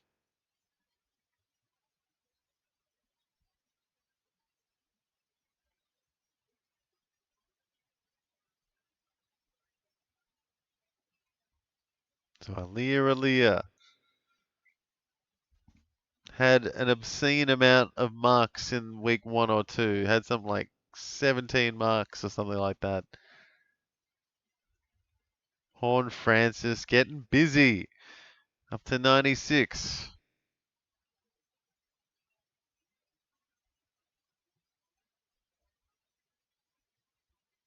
So Guthrie gets a free. He goes against Whitlock. Crosses it over to Dempsey. In to O'Sullivan. Back to Dempsey. Bit of junk for... Oh, what am I saying? Dempsey? Is it Guthrie? No, it is Dempsey. All right. Horn Francis gets it back. Oh, I thought that might have been ball, but it's a handball. Gets it back again. Wines and him chaining. And Guthrie lays a good tackle. So Burgoyne closing in on a ton. Horn Francis also very, very close. Should be ticking over sometime soon. Horn Francis again. Quick hands.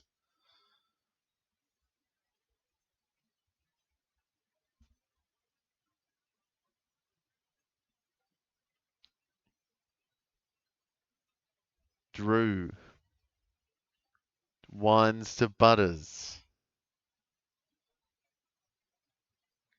Georgiades can't grab it. Bows. Gets not done holding the ball. Gets the handball out. And a good tackle there by Richards, who is also up into the 90s. And that is Horn Francis now tunning up to 102. He's exploded in this last term. Whitlock absolutely skies one. Good spoil in the end by Jack Henry. Guthrie to kick it in.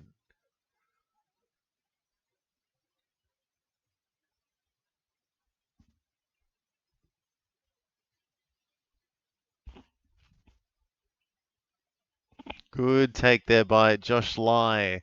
So a lot of Port Adelaide players now into the 50s and beyond.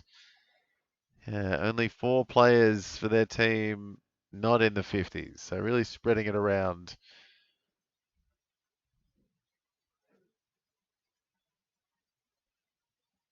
Durden again has the ball just outside the 50. Goes backwards to Burgoyne, who will get to the ton now. +6 to get 102. 8 minutes left in this. He's having a good one.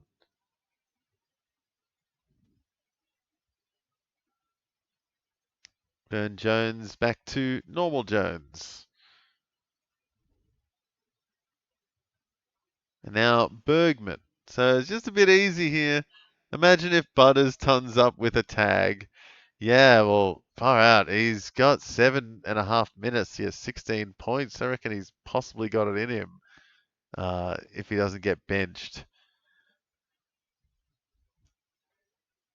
Because, yeah, he's had a huge second half. What was he on, like 30 something, 40 something? Half time, not even. And now he's just come out and had a huge second term. Burgoyne up to 102. Sweet 98. Richards 94. Wines 94. God, Wines has had a good game. Atkins. DeBose. Stepping. Bouncing. Fumbling. And it's high on Richards. Oh dear. Bose going back to VFL next week. Unfortunately, just hasn't brought much tonight. He's getting a little bit of it, but just not doing anything with it.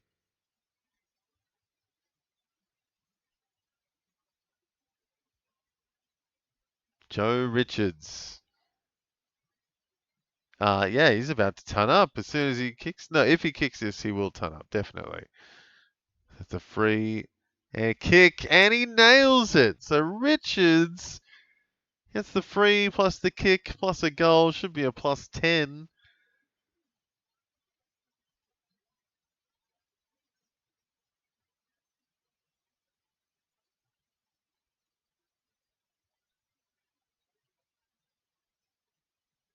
So he'll get up to 104. So 4 tons now for Port, and still 7 minutes left. Brun creeping up to the ton.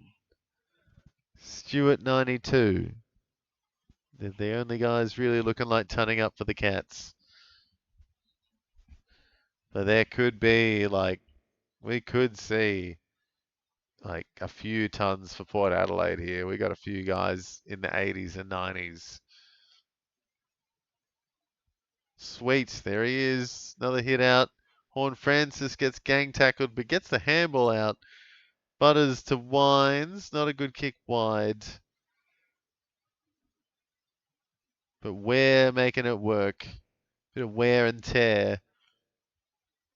Finds Wines, and I think that's going to be Wines turning up now.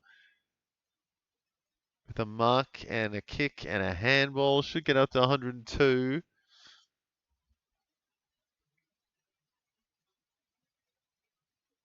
And Sweet also getting close. He should be at least on 99. And here's another hit out coming against Shannon Neal. Yep, I think that's it. Sweet 99. Wines 100. Horn Francis moving 106. And Butters creeping up as well. 86. 5.5 minutes left. Some of the Port Adelaide locals giving it to the security guard. Horn Francis tackled by O'Connor. Moraes tackled, gets the handball out. Horn Francis again. And Burgoyne ducking and weaving. Where to Butters. To Georgiades. Gets the kick, but a lovely mark by Oyson Mullen. Big kick up wide. Just always under pressure. Dempsey keeps going for some reason. Warple, don't know why he tries to don't argue, because everyone argues and they usually win the argument. Bowes, wide kick to Martin.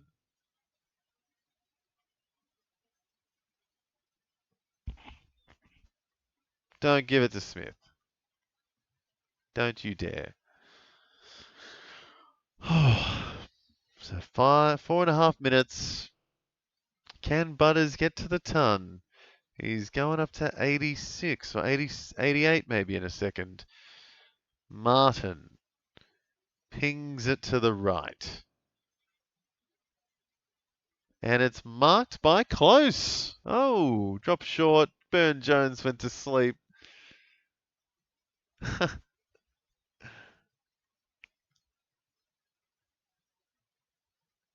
So close. Getting a late goal.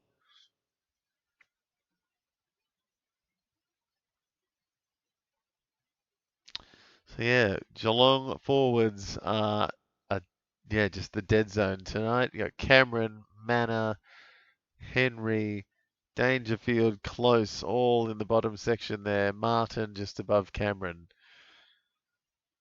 Yeah, Neil the best forward, and only because he got in the ruck.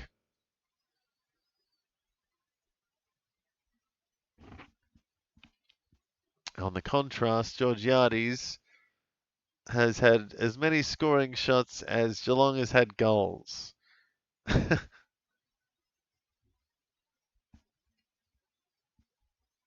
yeah, lost Blixarves early, lost De Koning early before the game.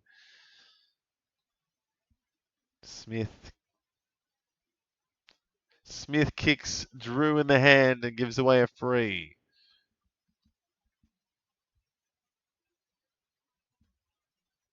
And look, he kicks it wide to Horn Francis.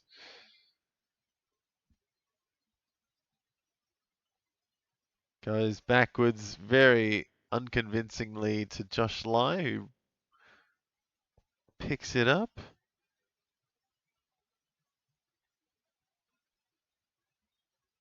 Goes forward, finds Cameron.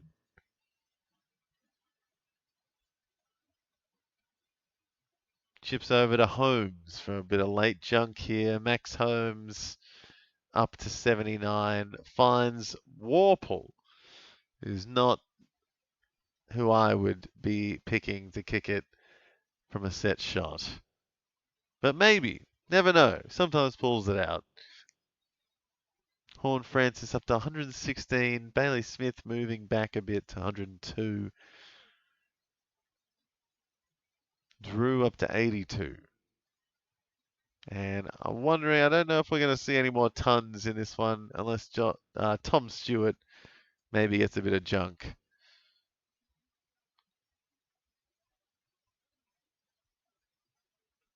Burgoyne in. Gets it to Moraes, but it's not a mark. Burgoyne gets it back. Kicks it across all the way to Burn Jones.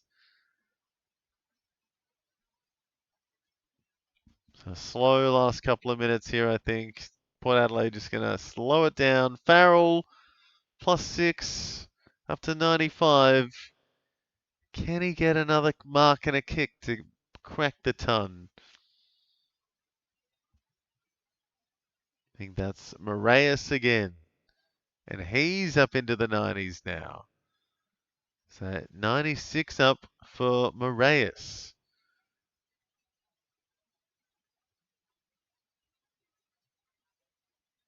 Spoiled to the boundary. Oh, so a few tons, yeah. Horn Francis 116, Burgoyne 110, Georgiades 110, Richards 104, Wines 103, Sweet 101. And then a couple of these other guys are moving up to. Farrell should be moving up to 95 and Moraes up to 96.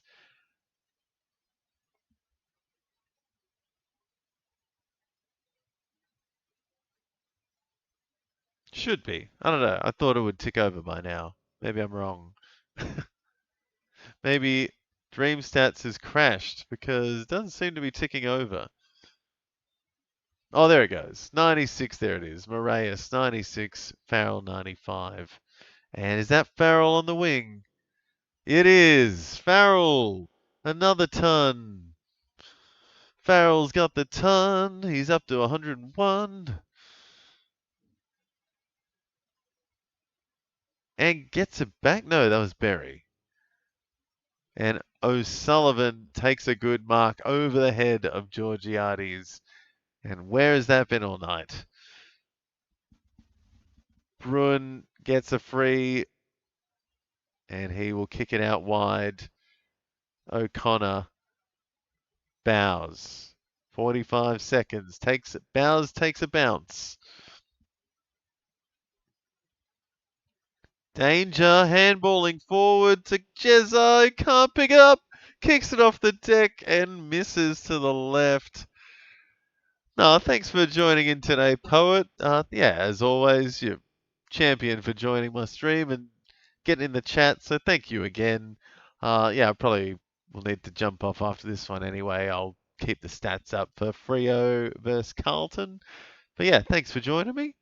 I'll see you guys maybe tomorrow for one of the, or two or three of the games on tomorrow, I reckon I'll be on for. So I'll see you then, man. Drew. Georgiades.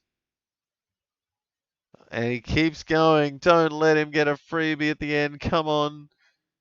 Handballing to himself. Get out of here.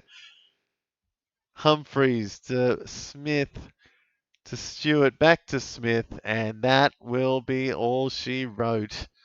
Bruin tunning up in the end. So a couple of tons for the Cats. But you've got 1, 2, 3, 4, 5, 6. Yeah, 1, 2, 3, at least 7 tons for Port Adelaide. Moraes getting up to 96. Drew getting up to 89. Butters 88 in the end.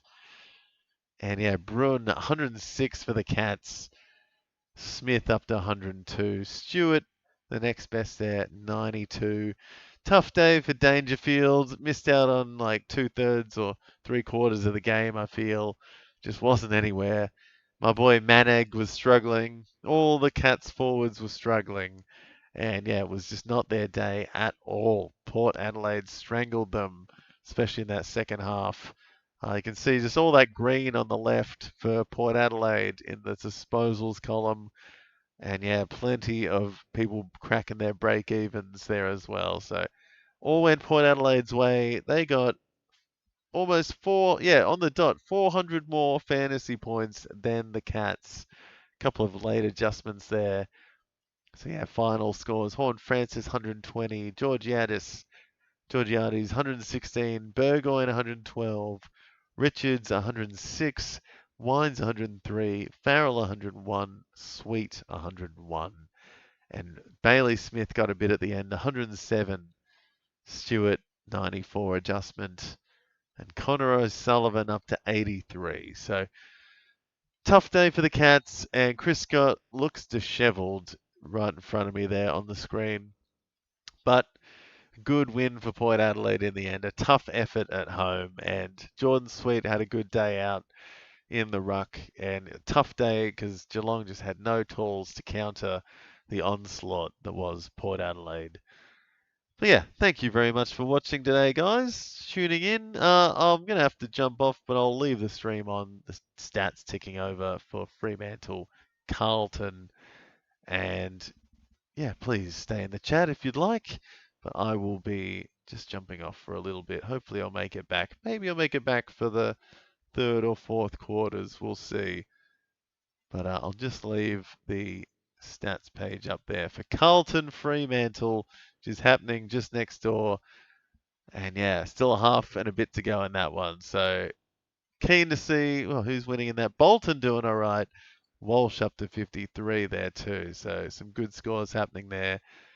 Fremantle got the wood over them at the moment. All right, guys, I'll jump off for a bit, but I might see you in maybe half an hour or so for the end of this one. See you soon.